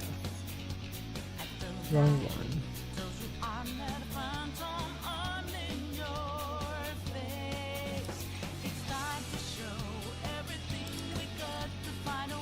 That could have been kind of funny. Oh, that works actually.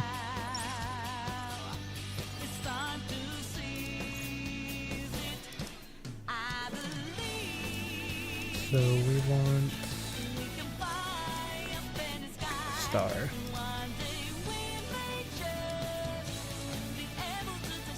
After 3 nodes. Okay.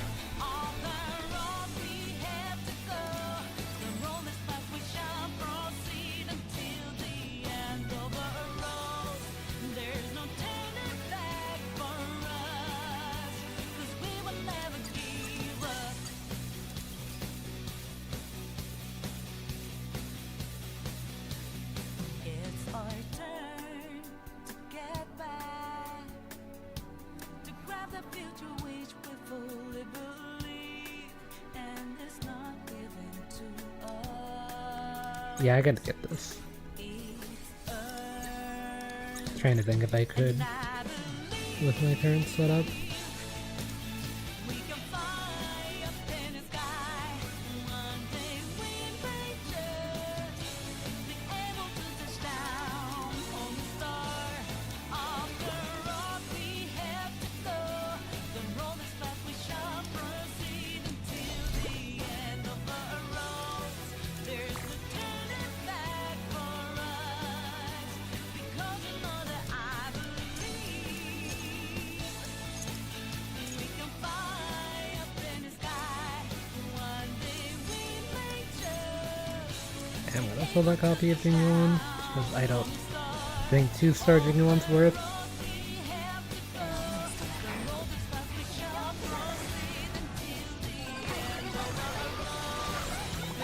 Yeah, I'll need to try some stuff with him. He's the 5-star character I've used the least, just because I don't really like Genuine in general as a character. He is the first limited 5-star character I got in any gacha ever, because this was the first gacha I've ever played back in its initial banner. I lost my 50-50 on Seal as I didn't even know how that even worked. I just was glad that I got a character off of the banner at the time, which ended up being Grania, who carried me through most of the game, but... yeah, I tried to make Jiggyuan work all the time. I didn't pull Sunday for him specifically, but I did pull Sunday with him in mind and stuff, and I have most of his premium supports, if not all of them, and yeah, I still can't really get him to do anything anymore in endgame stuff at E0 S0. I don't think getting his light cone's worth for me either. I think there's probably a better option by now. I think most people use him as the herd of sub DPS, if anything. If you have like every character. And want to use him for that, but you can just use the Naxa instead.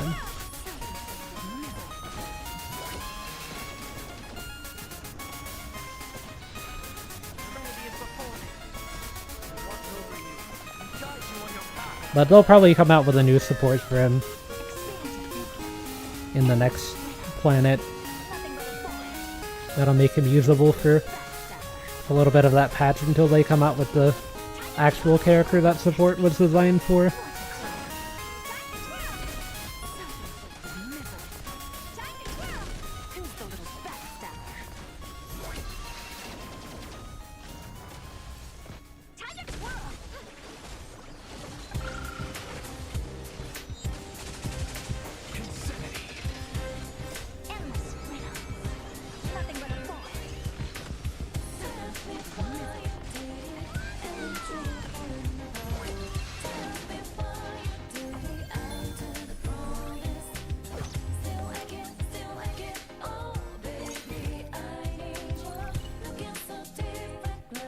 Yeah, the thing is none of these can be the star, but and get a wealth gem. Works for me. Here you got an actual character to buff with as well. Yeah, I can get rid of you. Stick you in for now.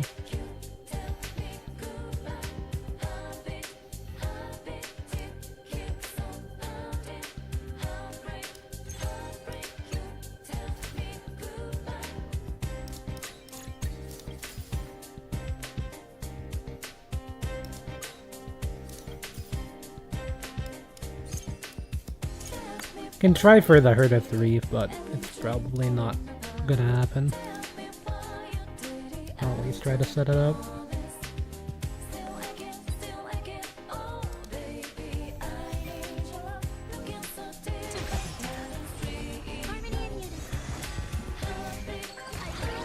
Yeah, I just need to get 1 star from the reward thing, and then I can get 9 AoE attack.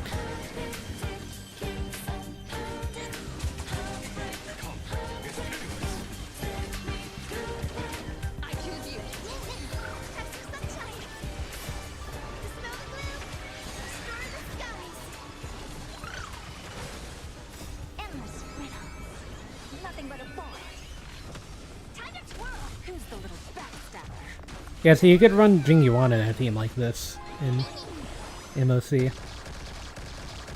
Or probably Pure Effects. You probably couldn't run this in MOC unless it was a really good matchup for the Herda.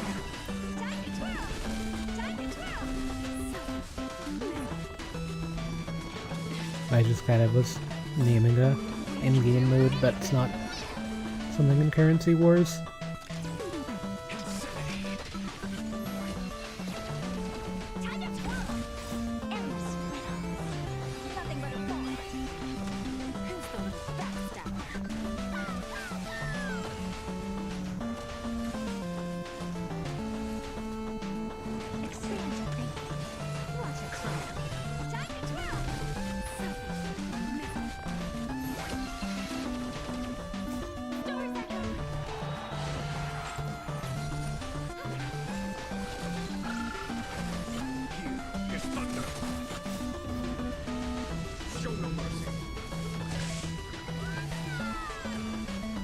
19 stack Lightning Lord.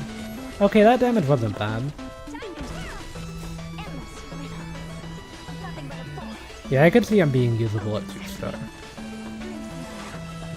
You just need some way of action advancing so that way you can build up Lightning Lord stacks. Because whenever I was doing like 9 stacks on repeat earlier, it felt like the damage was kind of underwhelming, even though it was like no items, so it's kind of hard to tell. But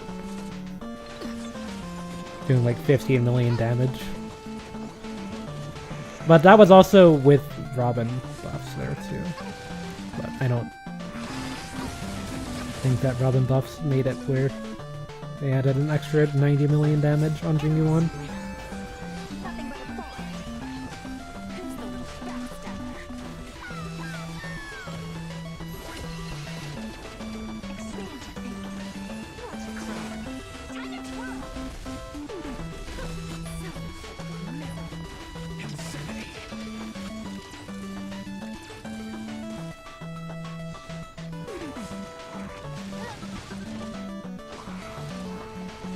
Yeah, the skill points in this team are definitely kind of rough.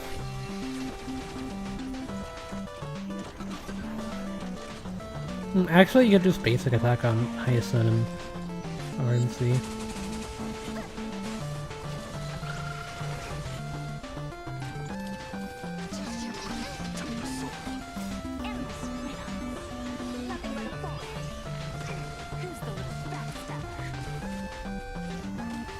Yeah, probably. If you're running Tribi off-field, there's no reason not to run Tribi on DDD, for sure.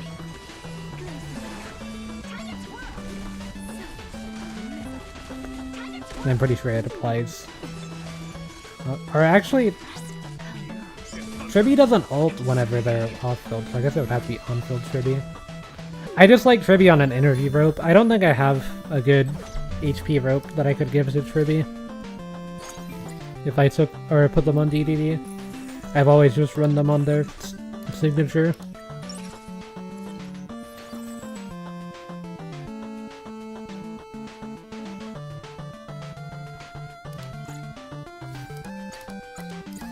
Yeah, buy out this shop and then reroll.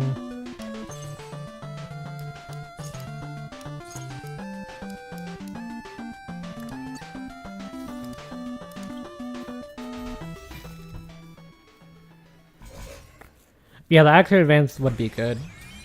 I also have Remembrance MC for Action Advance. And Robin.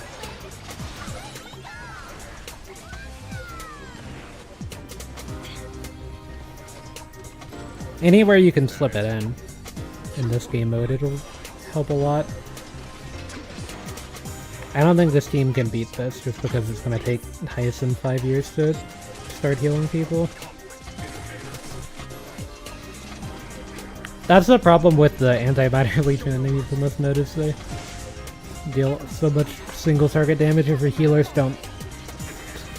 Or if you don't have the item that's one of these on a battery, then your healers kind of have to ult to be able to sustain your team.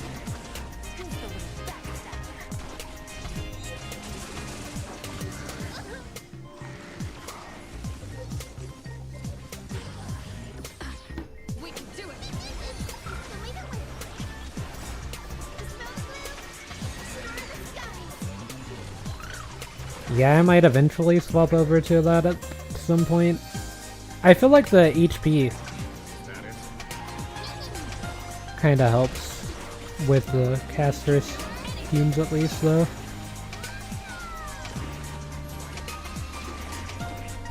I do run my Evernight on Ice Sword, even though I mostly run Evernight with Casterus, though.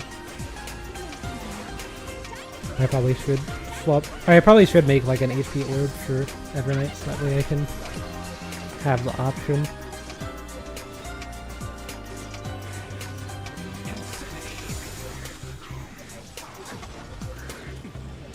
I don't know why Star Rail did this, but they like didn't add loadouts. They added that thing now. Whenever you go look at your relics, you can see like the recommended like relic set for the character that you're hovering over in the menu. I don't know why they didn't add like a way to set up loadouts, but they added that. People have wanted loadouts for all the Hoyoverse games forever, and they just never seem to want to add it. Or at least the ability to have, like, player-made custom ones, not just recommended ones.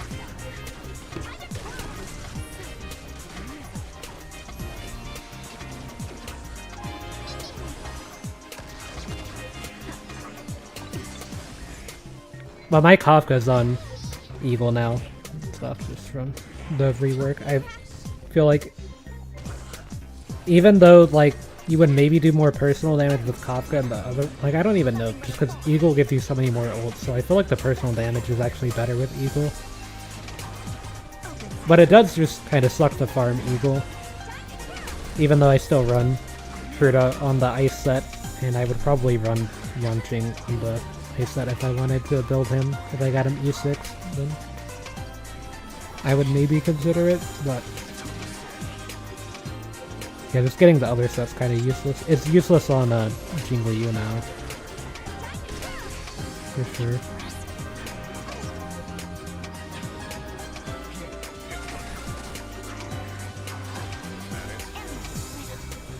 Nothing but a ball.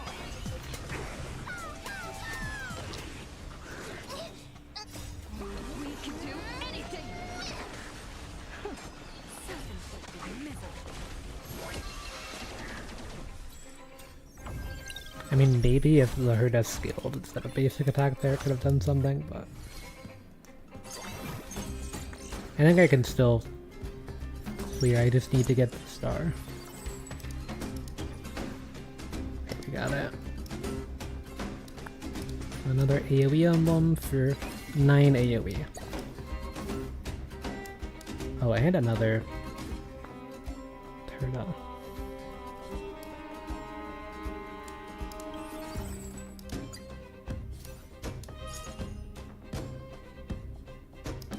Don't grab the heist lens.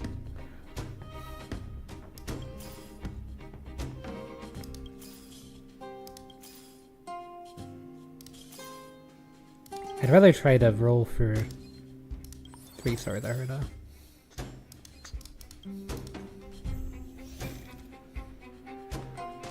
Probably can't get it without a dupe, but maybe. This run's already kind of high roll, just from 9 AoE attack. But I can go further.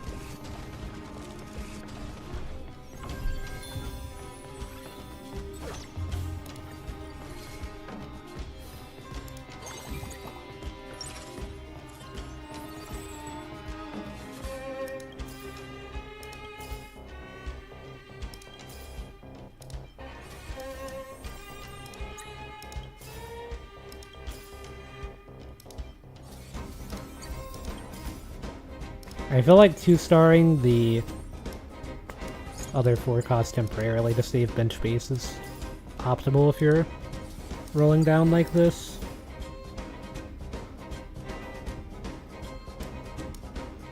Just let me move the 2 stars to the side.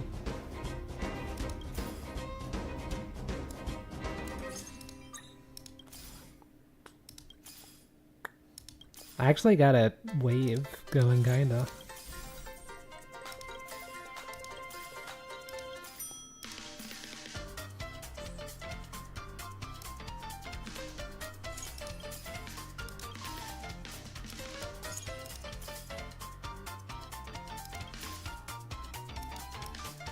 Gotta grab these first.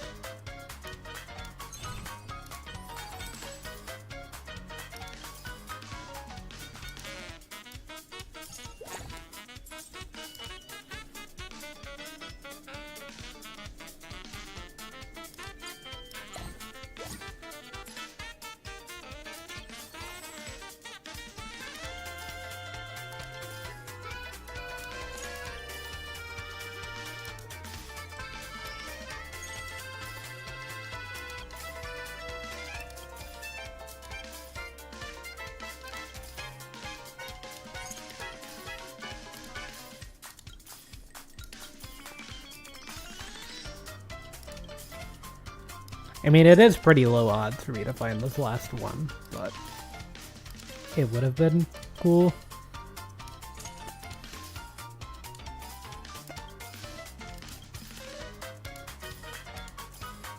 Yeah. Oh well. It was close. One off.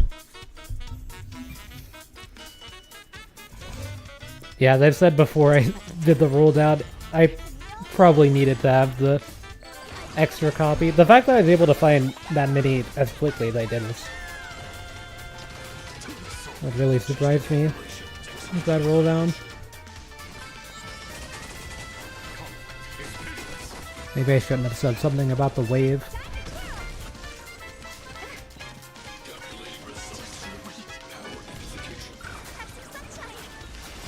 Yeah, it's still 9 AoE, so it should surely be enough to defeat Svarog. Luckily we got Belobog enemy rather than M4's enemy at the end, so a lot easier of a run to finish.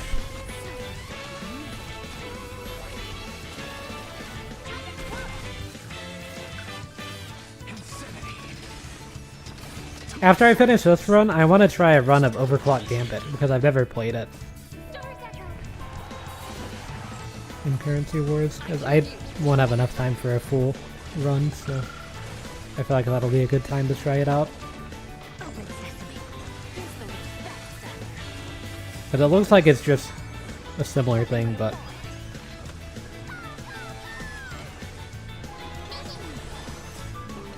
a bit faster.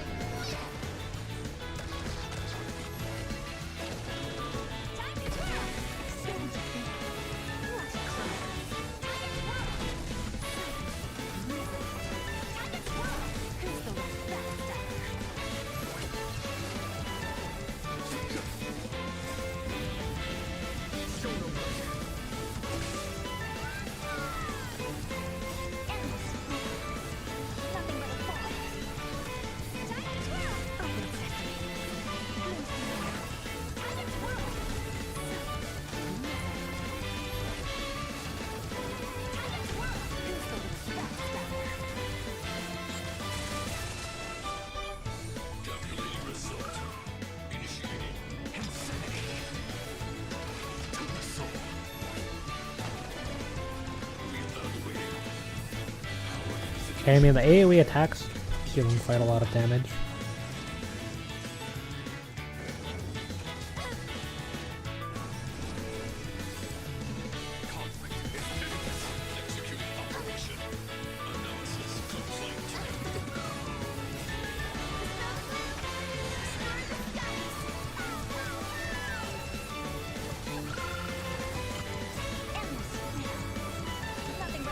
And yeah, all of this without Cyrene.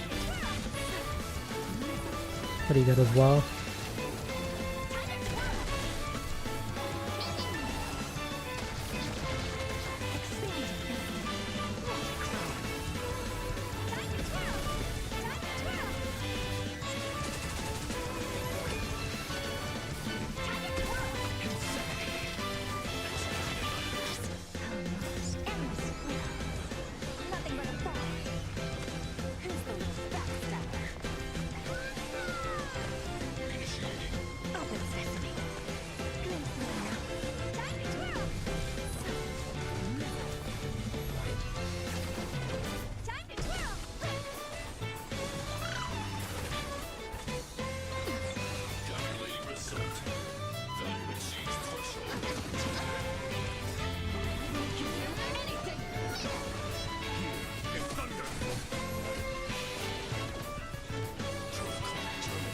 Yeah, 2 billion AoE.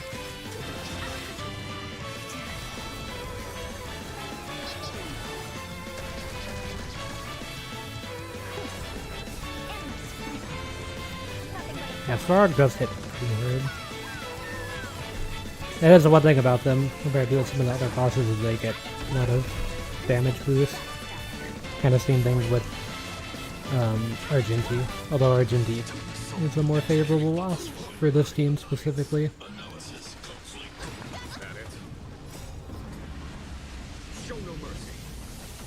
With them being AoE.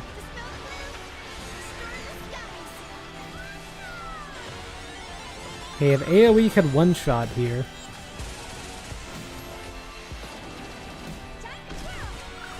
And there's a chance. Yeah. Still able to win the run, though. But, yeah, 9 AoE not being able to defeat Svarog is actually kind of crazy.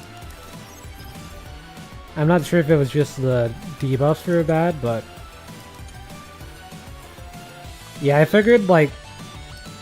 if you were to get, like... something like that in TFT, it's pretty much just like an instant win game. I figured the same thing would be true, even in... like, this is only in Wealth Creator 1, as well.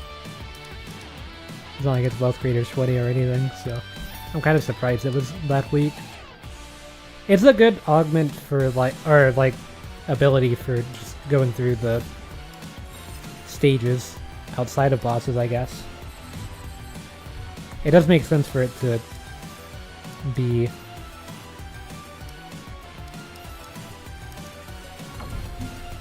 like weaker into bosses and stuff with it being AoE, though. Yeah, we'll try Overclock Gambit 20. Yeah, it's like a faster mode.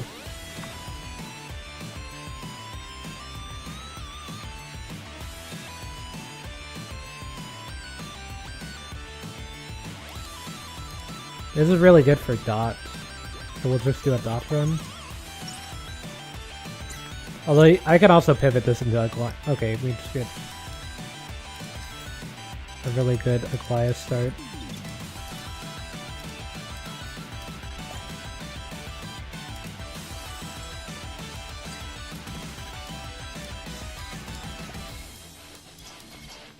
I was gonna say I can still pivot this into Aglaia, and then I just like hold on to Kafka.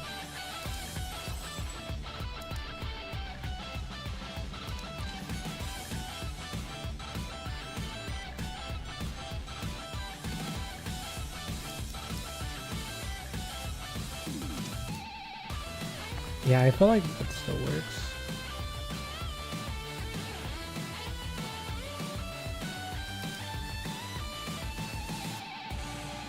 Experience gained from each node is increased. Okay, so I'm just not gonna worry about anything else then.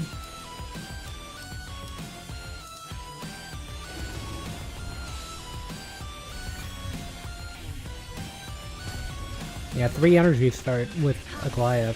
2 Aglaias already.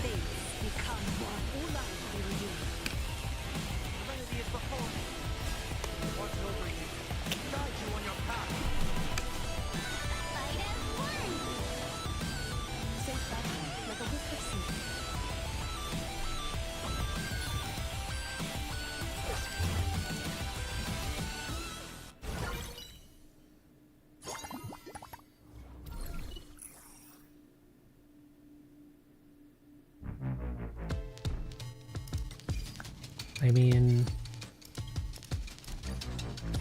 gotta be pretty good. Even though it's Overclock Gambit, so it's not gonna have a lot of time to scale, but...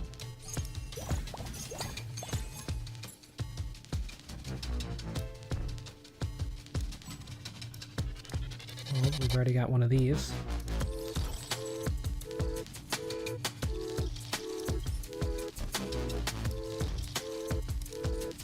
Technically, this wouldn't be a bad time to roll for a climb, but...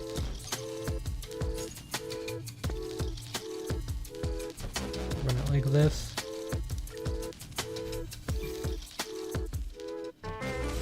Oh wait, this is a combat stage?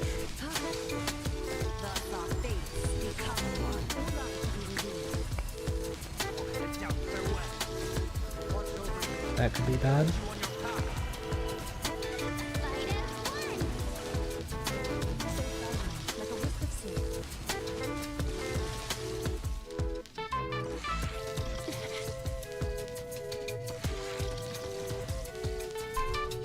Wait, this is with heavy football, isn't it?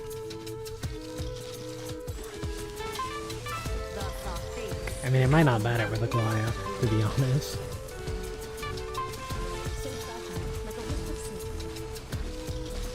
I mean, surely an overclock Gambit, the enemies have less HP than normal and everything. Because it's designed to be faster.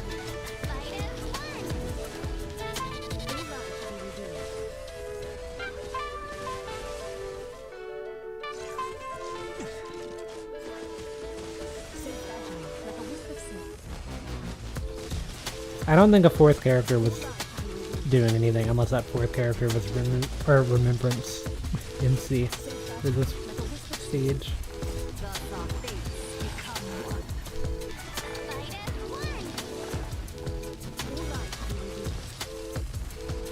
Or maybe Robin.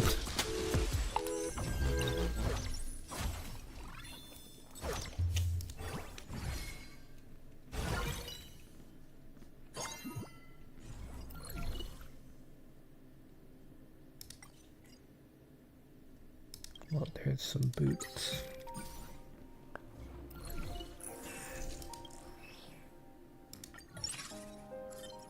Encounter already. Thing is, I'm level 5, but I don't have really a good way of doing anything with this. I think I've got an idea. You can run Jade, because Jade gives your character unfilled speed with this, by the way.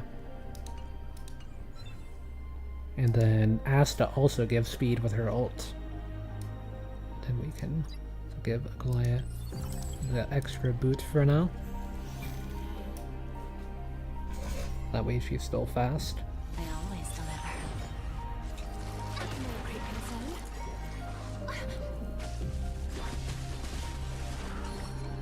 No great concern. Adorned in splendor, thus our fates become one. So fragile, like a wisp of silk. Which the TV's rough. No energy allowed.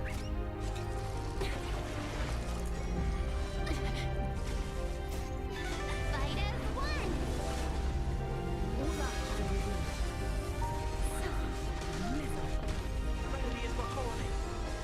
So fragile, like a wisp of silk.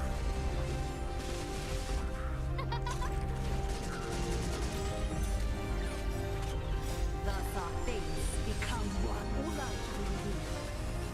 Who's the little backstabber?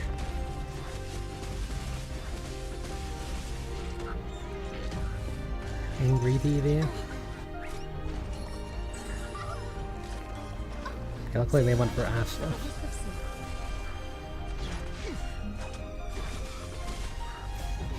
Fight as one. All lives will be revealed.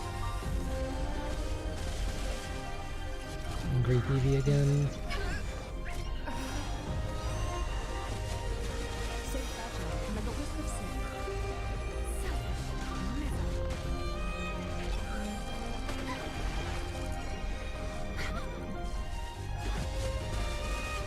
Oh, but Sunday's not gonna get to act first. Threads of demise. Say Sunday might be able to cleanse the debuff off of Aglaia, I'm not sure.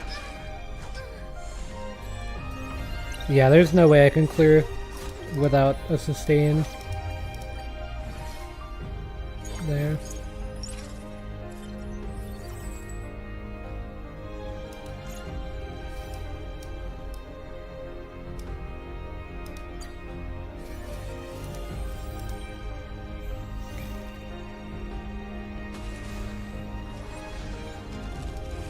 I always deliver. Thus our fates become one. So fragile, like a wisp of silk. Who's the little backstabber?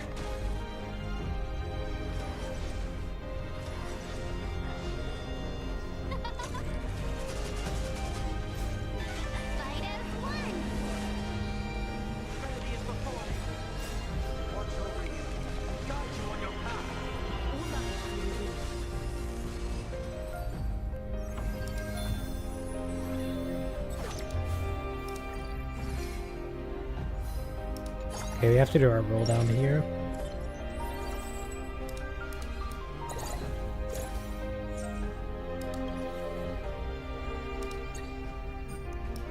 What are our Glide items? I'm down to hold on to the Tribby even though it's kind of trolling to do so.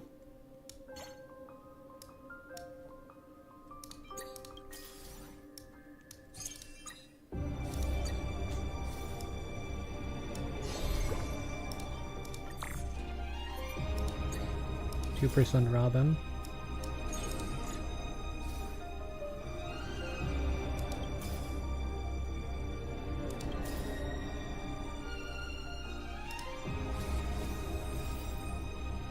I'm not gonna 2-star Tingyun. I'm actually gonna sell the Robin. For Hyacinth. More important.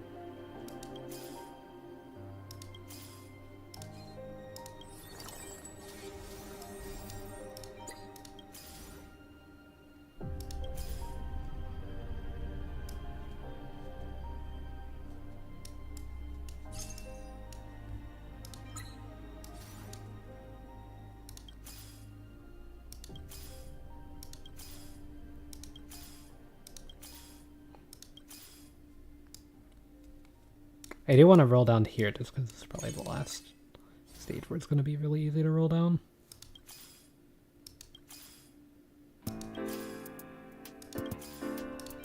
For this.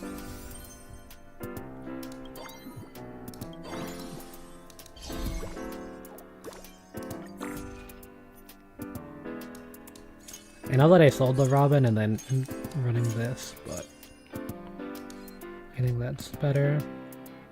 And I'll just do this for now.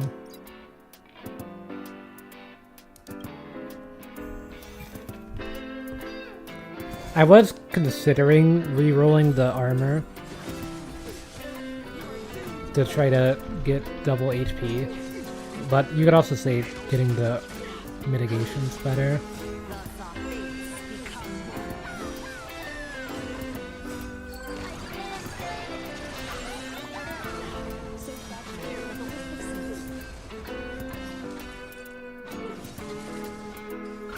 Here's why you need Hyacinth. I really need the item that makes the lucky hit rate increase and also resist debuffs. Like that.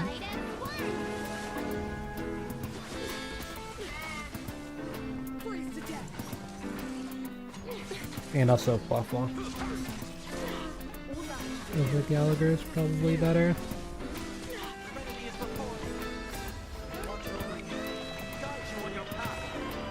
And over Tingyun, kind of.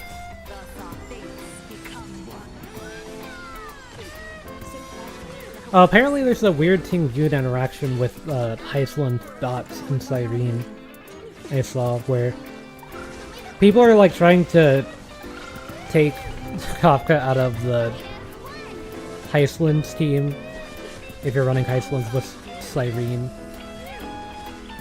I saw people discussing that earlier, and then I saw that there's like a weird interaction with Tingyun triggering Hyacinth dots or something like that.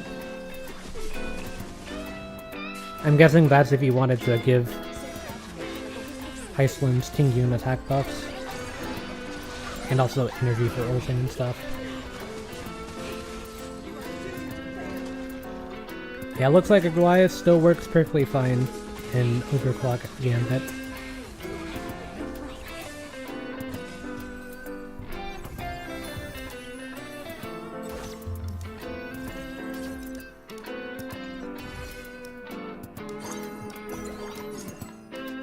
We're even not really in a good spot to run her.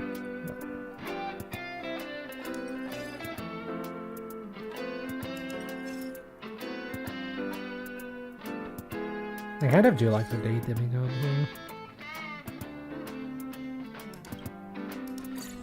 That could be fun, but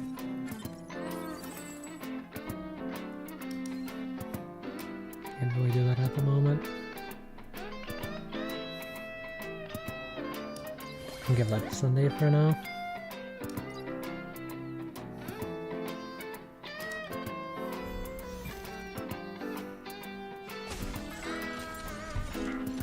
Okay, next up, need to find Armsy, need to find Cyrene, need to find Black Swan, Robin,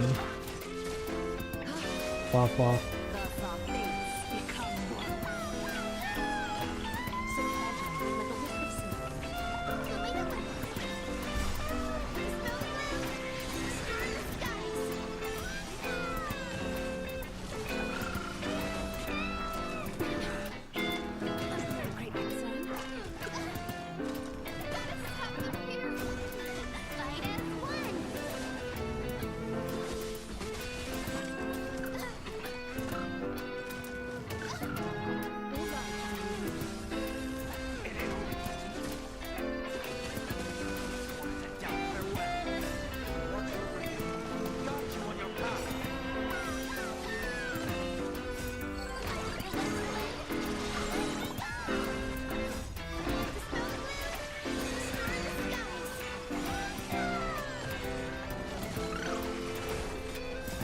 I wonder if Heison's gonna should be here, because Tribby doesn't have any items. But the thing is, Tribby's getting damage anytime a Quiet does anything, so...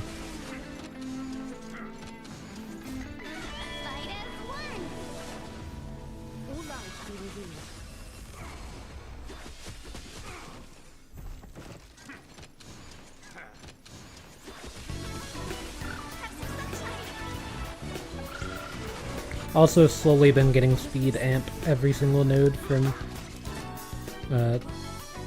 this item, or not item, but investment.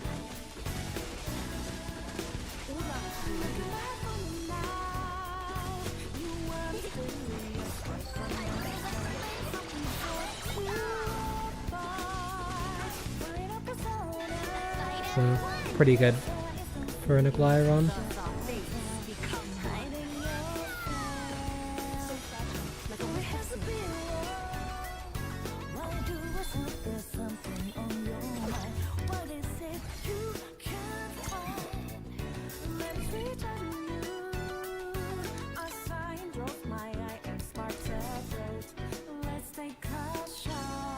I do kind of want to get that.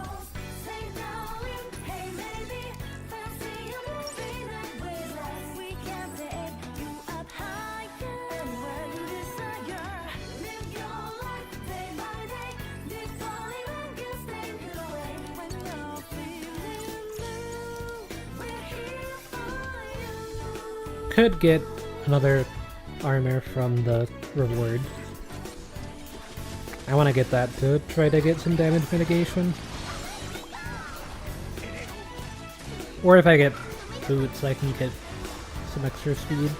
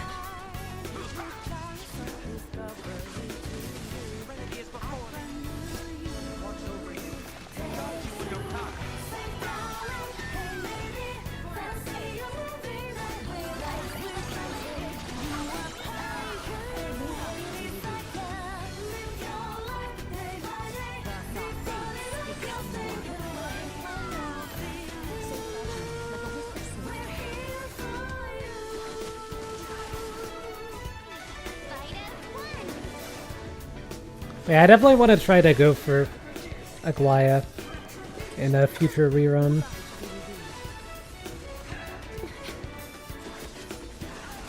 Although the trial one's still usable for this, it's just Aglaya's kit in general. Like, I wouldn't say you could run an Aglaya with 0 relics on and be able to clear the in-game stuff, but you could run a play on pretty bad setups and still do fine. As long as you've got like speed boots and an energy rope.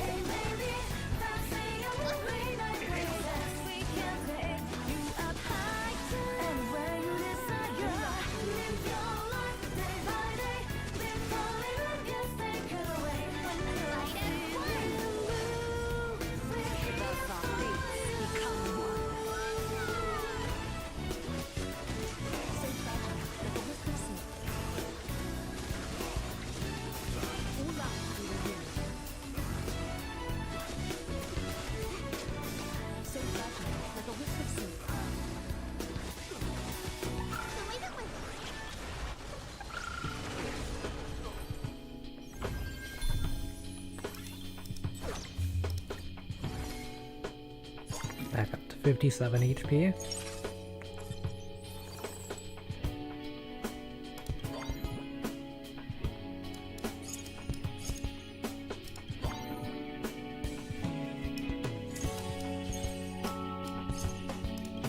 Go ahead and level up even though I can't do anything with it. It's a reward round anyway.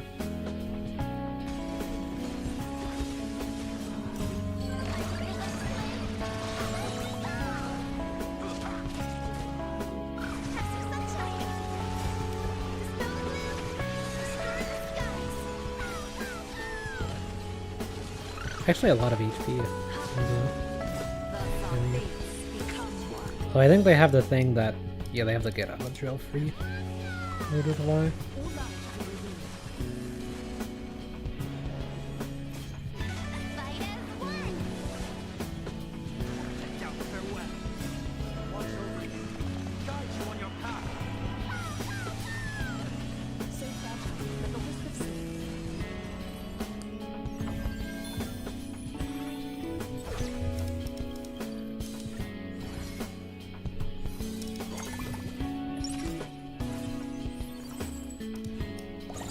There's a robin. Oh, there's 2 more robins. That works.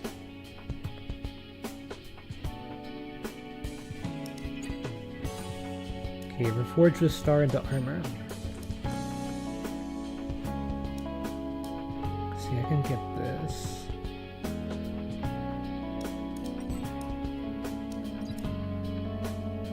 Confidence Injector is still good, but...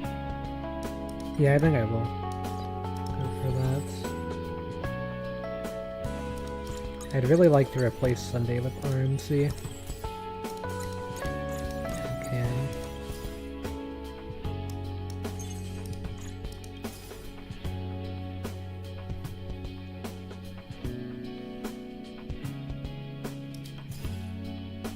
Oh, well...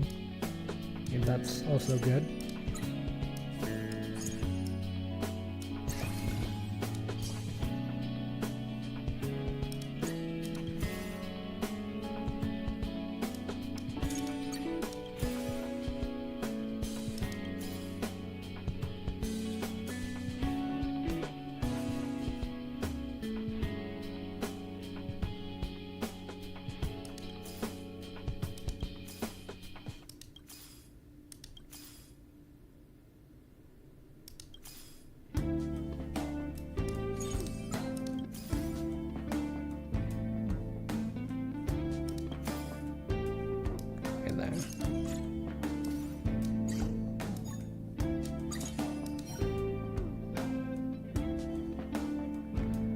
Day Demigod Emblem's kind of useless now, but I mean, I guess I can give it to Remembrance MC so that way they can hold on to that instead of Cyrene.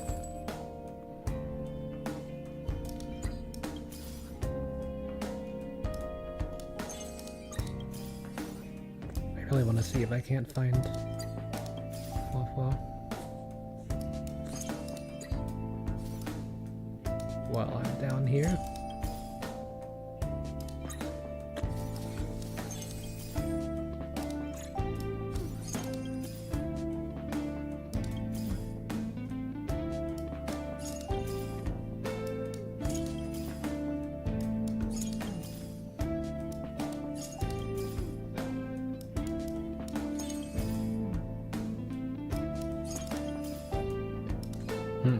Yeah. A little unfortunate. I think I should still be able to clear with this team all the way to the final boss, so that's why I don't mind rolling down. Harmony and unity. The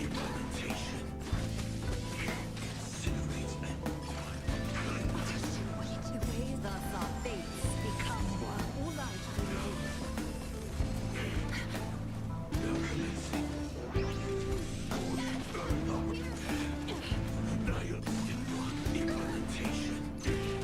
Yes, see, if I had a Flufflaw here, they would not die to this, but they're all gonna die to this for now.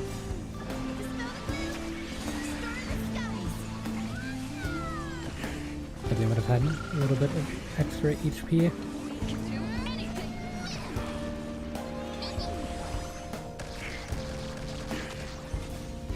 Fight as one. What did I just witness? It should be fine. They'll realize that Aglaya is the carry eventually, surely. Memories waiting to be woken. I'm not letting Cyrene ult. I'll step in and intervene that. Never be absent. Don't blink. May you fulfill love's promise with me. Cleanse hatred with love. Trust me. We can do anything. Let me give the min buff to an actually useful character. Fight as one. Can we stop doing that to you?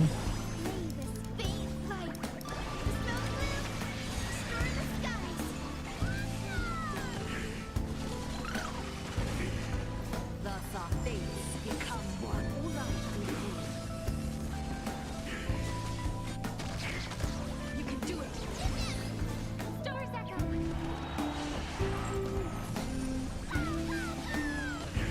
This is encounter. Safe battle, like a wisp of sleep. Don't blink. Romance, never be absent. Have some sunshine. Fight as one.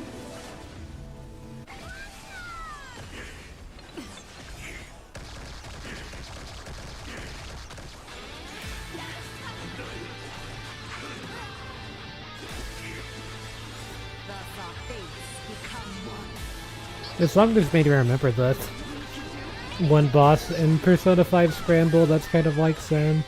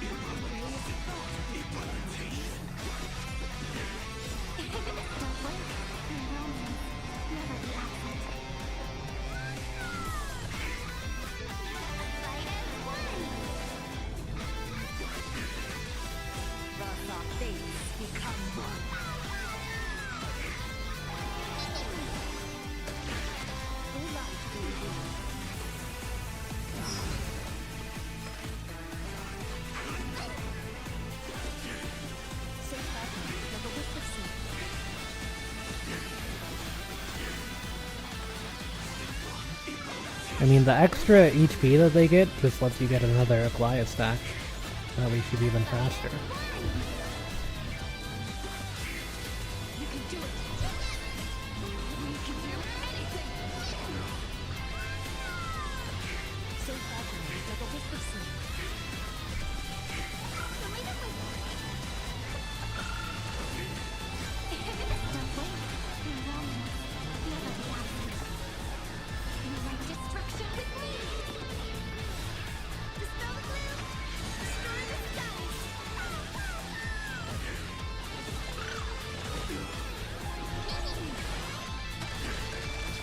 All lives be revealed. Thus our fates become one. Yeah, this is all without defense shred either. Just want me to get that item. Yeah, I'm curious how fast he is. 1787. Safe battle, like a wisp of sleep. Yeah, we're not even at 2000 speed yet.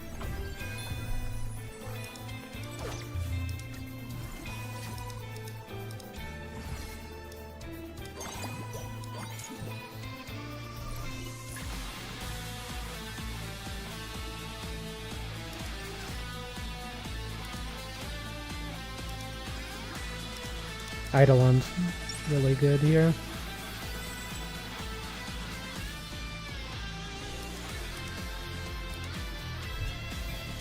Give Aglaia even more energy. E1 Tribute, E1 Cyrene, E1 Hyacinth. Or no, it's not E1 Tribute, but if I took off RMC, put Tribute on field, he would be E1.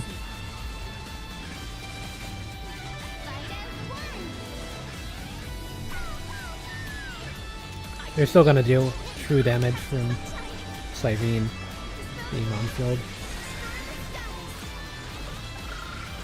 And E1 Hyacinth's really busted, so.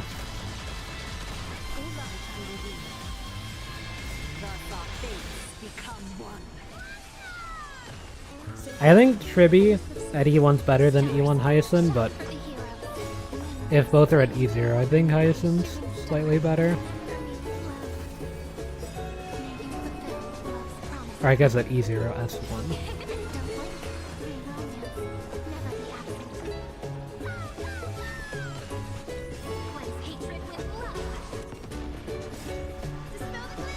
Well, I don't know, because you can run Dance Dance Dance Tribi, so it's pretty close either way. They're both really strong. It's just E0 S1 Hyacinth enables a lot of stuff. Tribi just amplifies it, rather than like enabling it.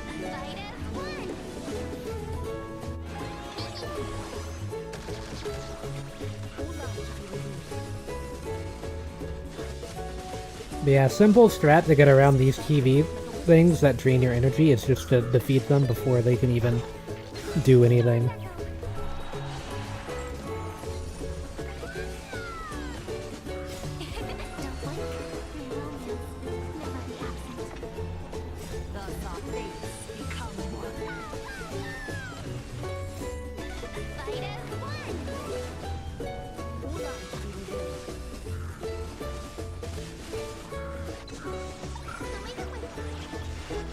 Dr. Primitive hates this one trick, I guess.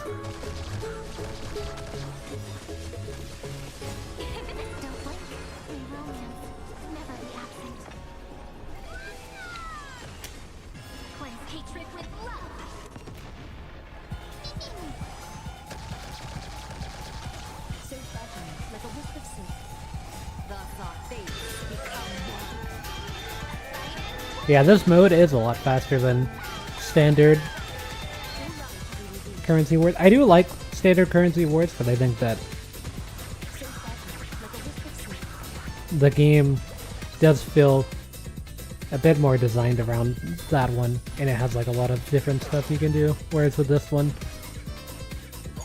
shorter and everything. It's kind of harder to guarantee stuff RNG wise, but I'm sure there are ways around it and everything. I wouldn't mind getting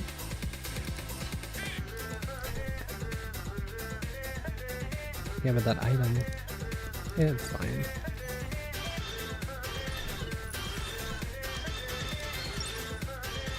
Take this idea and block Rex.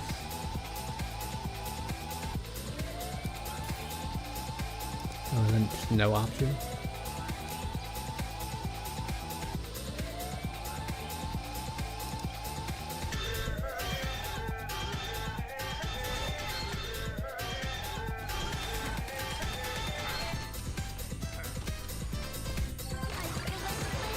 What's this alt-type press button from? Is that E1 Cyrene?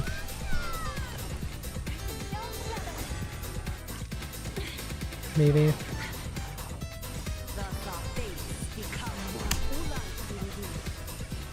I don't actually know what E1 Cyrene does. All I know is that it's really strong because it's an M4 supports E1, so it's bound to be strong.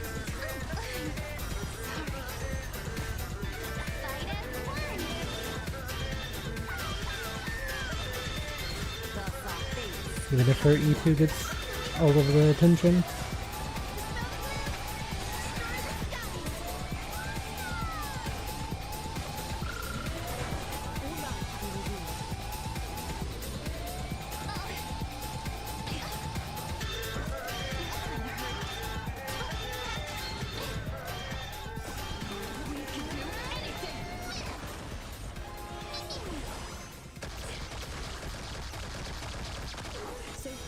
like a wisp of sleep. No great concern. Memories waiting to be woken up by a shooting star. Remember me with love. May you fulfill love's promise with me. Don't wait. Your romance never be absent. Cleanse hatred with love. Snow blue, destroy the skies. Thus our fates become one. We can do anything. Fight as one. I get all the buffs out of the way. Okay, another buff. Or I guess it's Siren's ult actually. I thought that had already gone off. Like a wisp of sleep. Thus our fates become one. All lives will reveal. I'm still here. It's the answer. Believe it. Fight as one.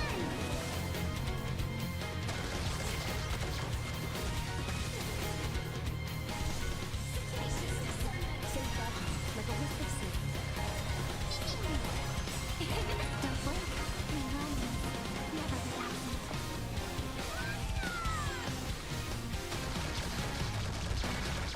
All lives will reveal.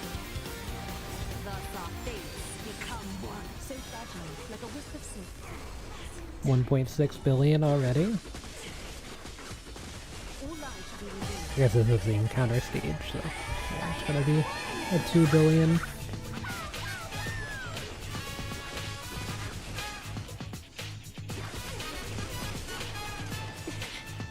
Thus our fates become one. Safe battle, like a wisp of sleep.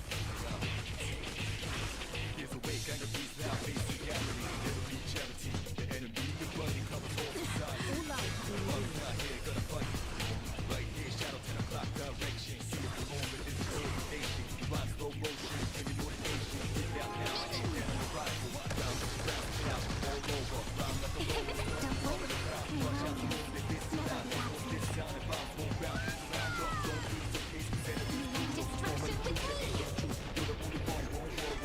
Your romance never be absent. Destruction with me. Fight as one. Thus our fates become one. Safe battle, like a wisp of sleep. Yeah, I mean, look at Triby's damage in this game, though. That's why I wanted to try Triby reroll initially, just because you got Triby doing 500 million damage just from existing in the back there.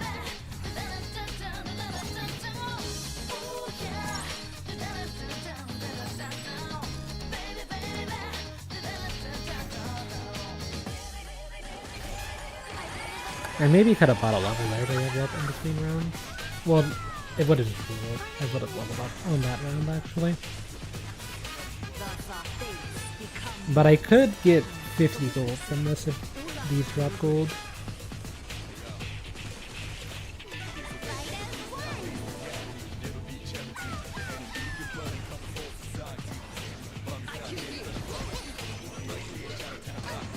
Sanction mode time.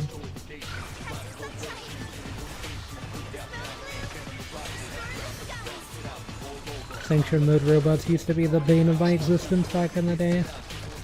Now, they're still annoying, but they never show up in anything anymore, luckily.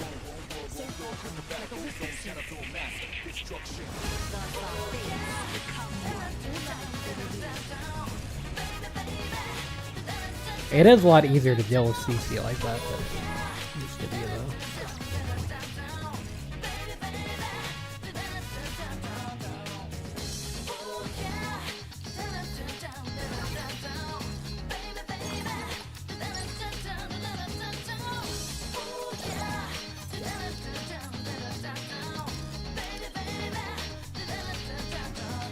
Okay, there's Planetary Trail. I actually did need this.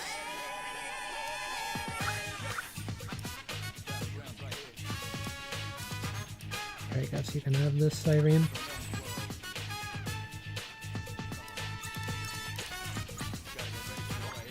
Well, I should have hit refresh. I meant to, but my brain was not focusing on that. It is kind of late here, that's why I'm ending after this.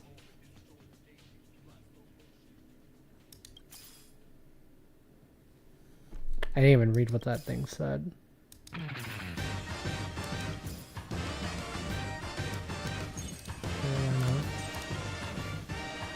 There we go. 2-star sighting.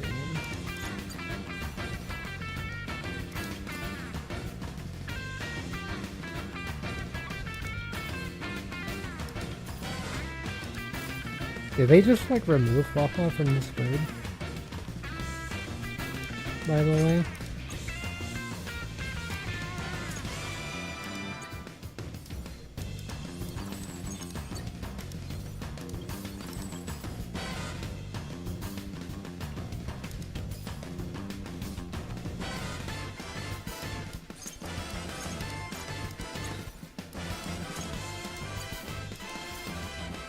Oh, there we go. I know I'm not searching with the best of odds, but can't be that bad.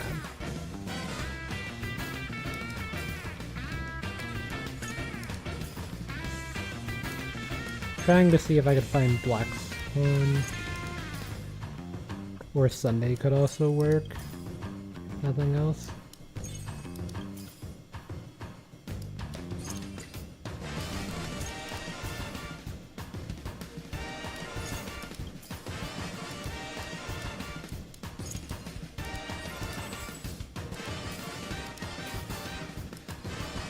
That's fine.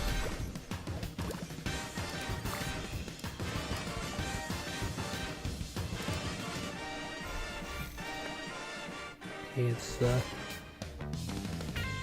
banana TVs could be a problem. It'd be better to run Black Swan than Sunday here, but not any option in the store.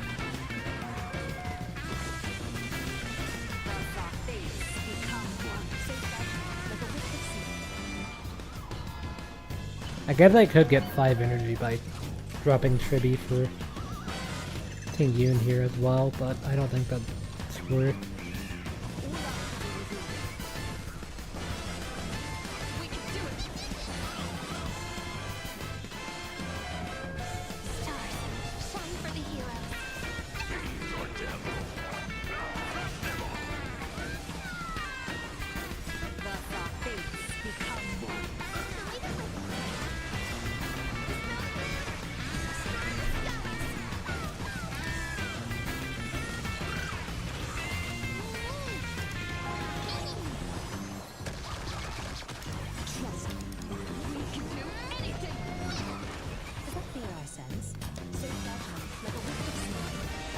Now you can Siren ult.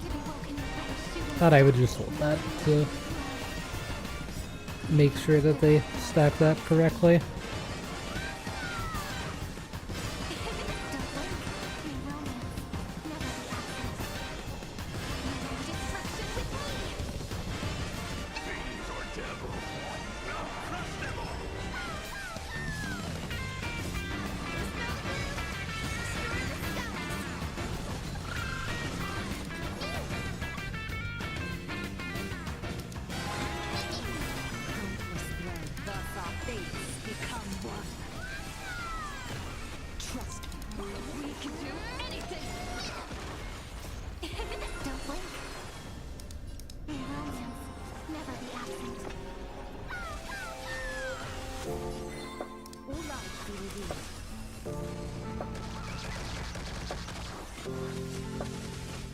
I think I messed up the order.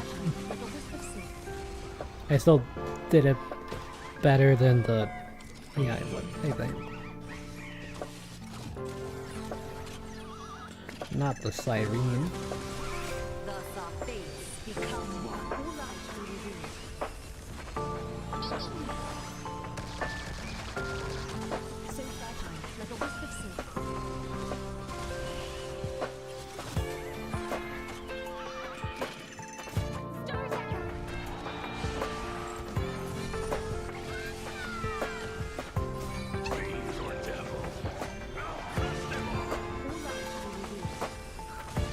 potentially on pace to zero cycle.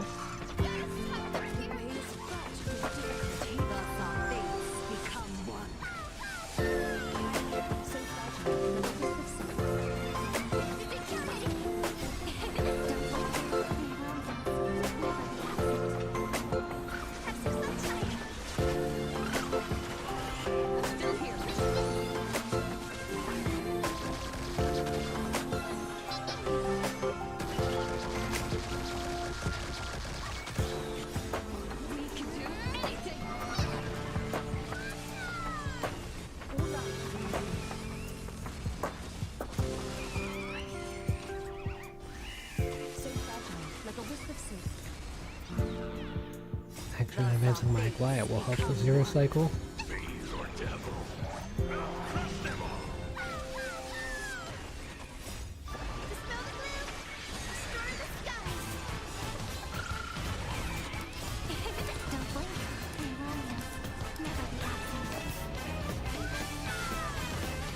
I feel like a glide could one-shot them with HP potentially, so just to show the speed.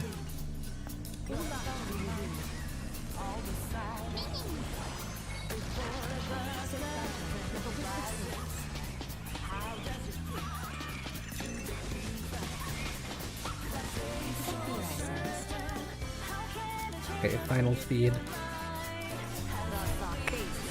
Did get another zero cycle.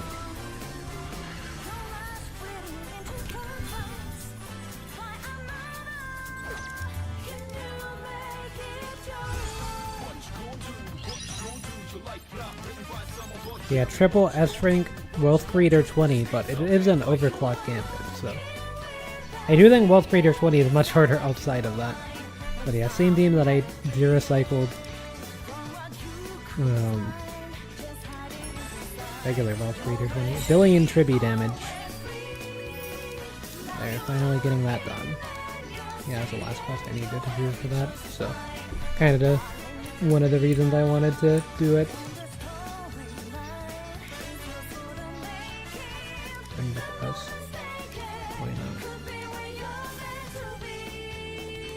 I do look at what people do.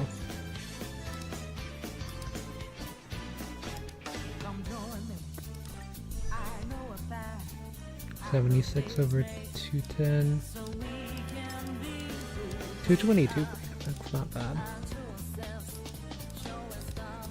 But really slow.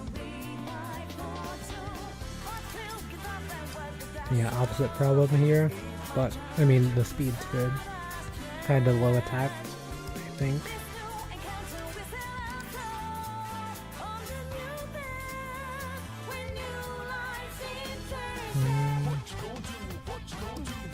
Isn't this like really high crit rate?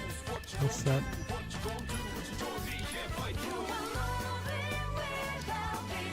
Like you get more crit rate and stuff. Yeah, you get 12%.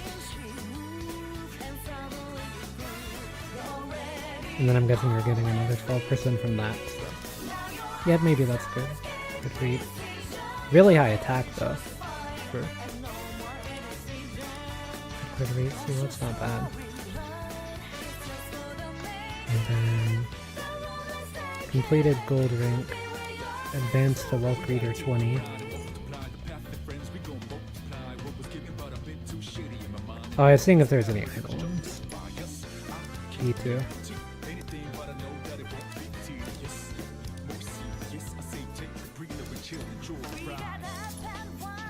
E1 Lingsha. Okay. Oh yeah, E1 Trivia. Kind of surprised to see the E1 Lingsha. I mean, it is really good. It's also really good with like Acheron, specifically.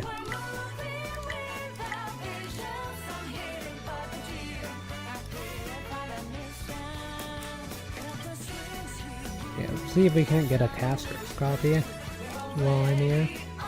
Nope. I can tell by the ticket color. That's not it. Oh yeah, I wanted to see what that person's stats here are. Okay, they've got multiple characters. 7470, 80k, 4 cycle.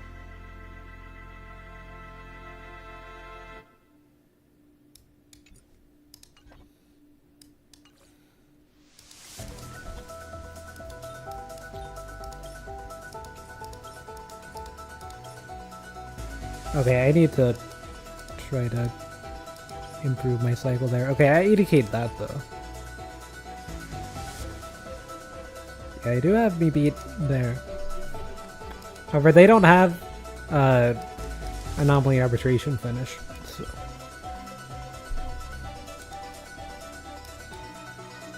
still ahead there.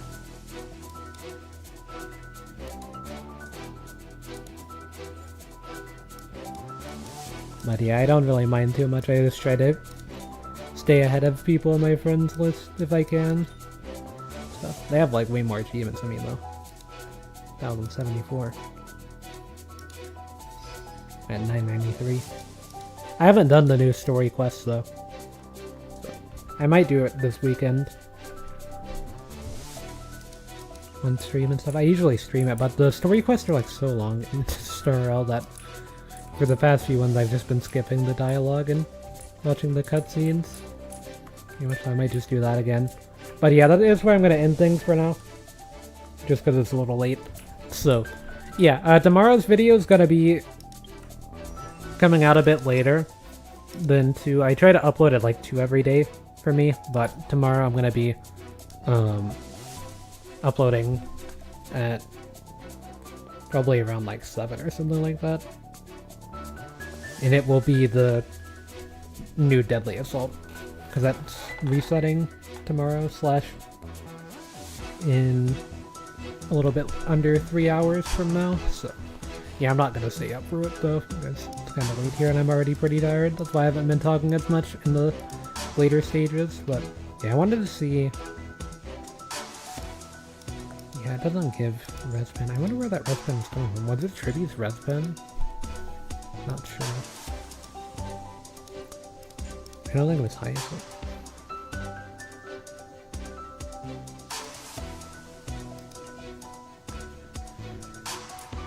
Yeah, I'm not sure. But yeah, that's where I'm gonna end things for now. I already did the rest of my dailies and stuff. This weekend I could also... Yeah, as you can see I have 24 fuel. I kind of want to go through and upgrade my Cyrene and get her to 200 speed. I'm at 185, which isn't bad. I think she has the most speed subsets out of any of the characters I have. But there's room for improvement. See, this one's got 4. It's kind of wild to me that the lowest speed subset I have on this character is 4, and I still need way more speed. My Evernight's kind of cooked in that regard. But according to Fribbles, it's not bad. Yeah, I don't know.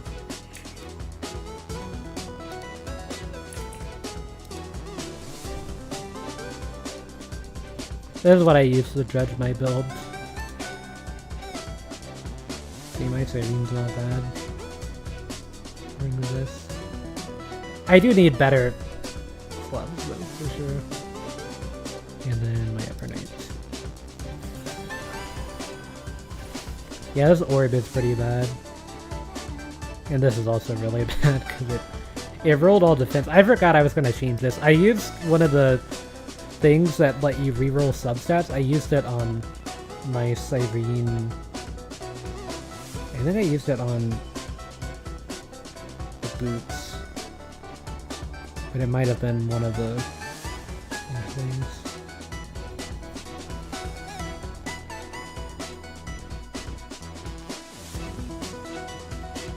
Not sure. I don't really mind her crit rate being low, or whatever. I'd rather her crit rate be lower and get to 200 speed, so... But there's still room for improvement. Sure. Obviously with the clubs.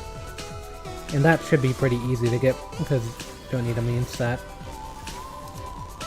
But yeah, my archer's on the wrong rope. I have another rope that's puts archer in S rank because I have like a 30% crit damage rope that I'm not using on him at the moment. I put it on someone else to try some stuff. I don't remember who has it, but I know it's somewhere. But yeah, my best built character is apparently my casteress. I still think I can improve her build a lot. I feel like my crit damage is like super low. But I do have 100% crit rate on her, so I do like that.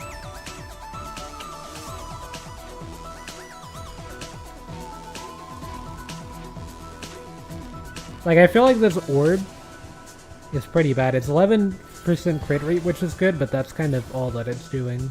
I definitely need to try to get crit damage stuff. But yeah, that's where I'm going to end things for now. Guys, hope to see everyone.